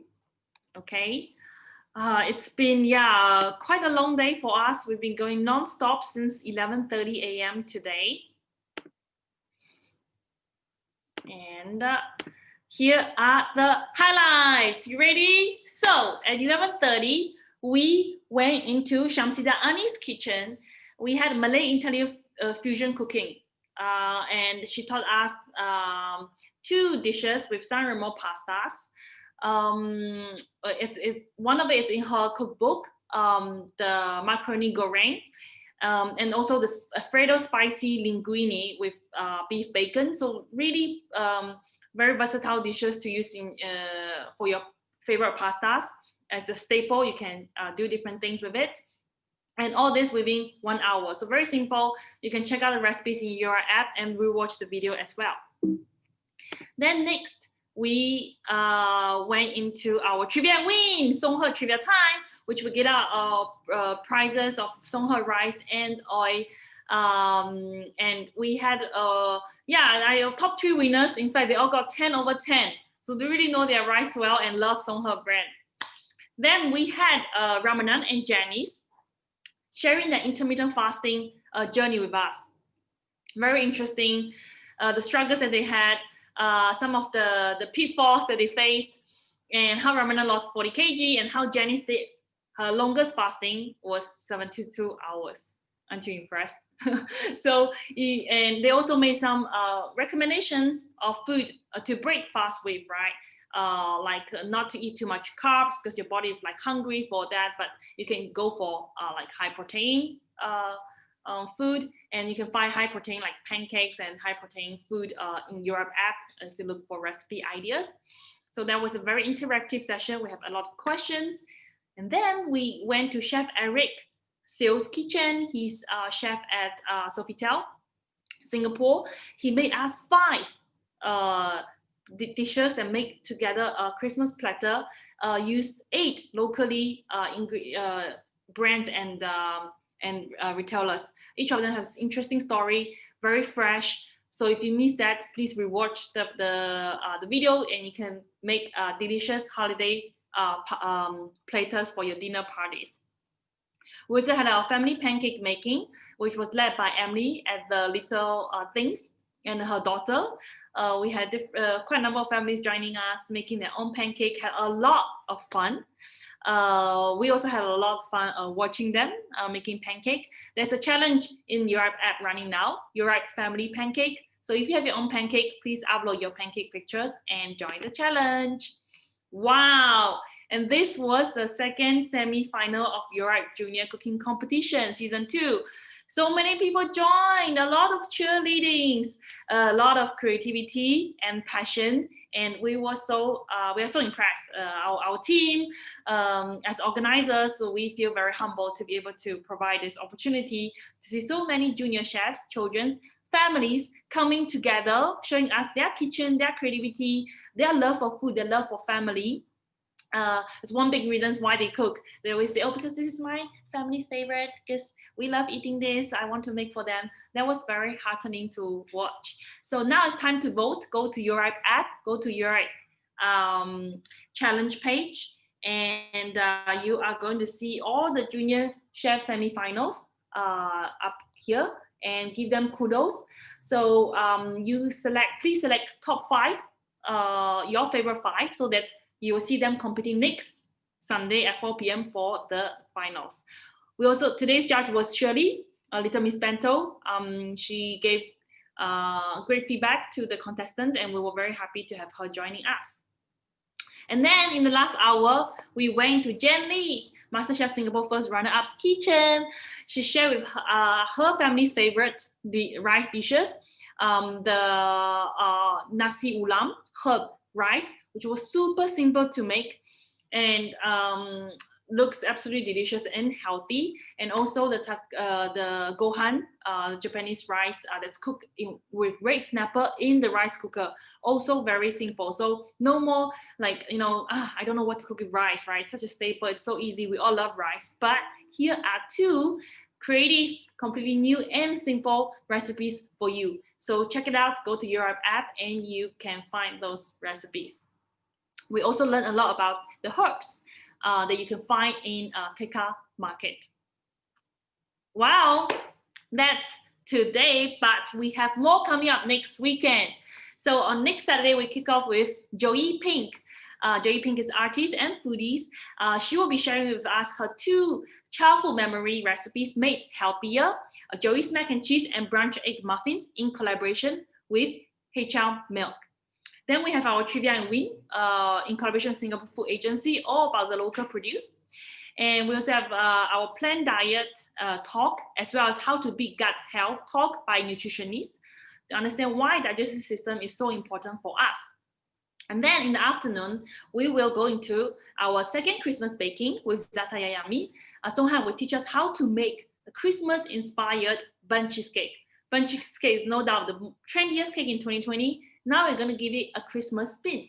And we're also going to learn the savory Parmesan herb cookies. It's a great treat for you when you have friends, families over, holidays, want to have a cup of tea, want to have a snack, healthy and yummy. And that's in collaboration with Marigold, non-fat cup yogurt, as well as Marigold sweetened beverage creamer. Then in the afternoon, we have our food photography 101 workshop. That seems to be one of our top workshops so far, because that's going to be led by trending influencers telling us how to make drool-worthy photos and make your feed so appetizing. So don't miss that one. And then 5:30, we'll go into Sulin Tan's kitchen. Sulin Tan is a mom and entrepreneur as well as content creator. She will teach us how to make a very homey, yummy Hong Kong style steamed red snapper and Southeast Asian salad, all using products grown in Singapore. Very fresh, very yummy, and made easy so that anyone can have time to cook, even a mom and running the business. So you don't want to miss that. Sign up sgcookathon.com for 5:30 p.m. next Saturday, and you will receive the recipes to cook together with us so you can enjoy the dinner with your family after that. Then the last day of our SG Cookathon 2020, we will start with Chef Devage. Chef Devage is also known as Spice Queen. She's the author of 21 cookbooks, and she's going to teach us a Singapore-style Christmas feast in just 60 minutes. So no more excuse, you don't know what to make. If you have a last-minute Christmas holiday party, you need to attend this one. And our last trivia and win, as well as our junior chef cooking competition, view of the secret ingredient box. That's really exciting because all the top 5, they're not going to know what they be cooking until the very morning. They will receive their box, and then in the afternoon they have to come up with the dish. So you want to know what they will be cooking with, right? So at 12:45 next Sunday, we will tell you that. And then at 2 p.m., we have 3 home chefs sharing their families' secret family recipes. Some have been passed down from generations to generation. You do not want to miss that. It's 2 p.m. next Sunday. And then 3:30, we kick off our final of junior cooking competition. And this will have Ben Yo, MediaCorp artist, as host, and Ming Quan, as well as the Meatman, Jonathan from the Meatman as judge. This is a highlight. We have all our brand partners coming as well. And that's going to be from next Sunday from 3:30 p.m. And our last Who's Cooking will be led by Payao from the Community Kitchen. And if you've been following us, you will know how great Payao is in terms of instructor, how flavorful and authentic her recipes are. So in this session, she's going to teach us recipes from her cookbook. So chicken tikka masala, as well as creamy lentil curry, mal dakhani from this book. So you do not want to miss that and cook very hearty, authentic dishes. And that's in collaboration with Marigold Kings of Kings evaporated milk. Okay, I think I have come to the end of the program. So thank you very much, everyone, for tuning in today, and also yesterday for joining us. We have 1,000 views yesterday. I hope today we have more people over the course of. Oh, sorry, I need to stop sharing. So you can see me. Yes. It's been a very fun weekend for me and my team. We worked very hard for this event, so really happy to kick this off. We have more coming up next weekend. We're going to send out a survey form as well for feedback. So tell us, how can we improve? If you're able to join some of the sessions, if you are not, how we can make it more interesting for you. And please share with your friend about this event, so more people will get to learn about cooking and eating, and have a lot of interesting ideas that we can do over the holidays, because food brings people together. So once again, thank you. And now we are going to take a break. We're going to, I think, eat and rest. We've been working nonstop for the past, I would say many days. And thank you to all our partners. So we'll see you next Saturday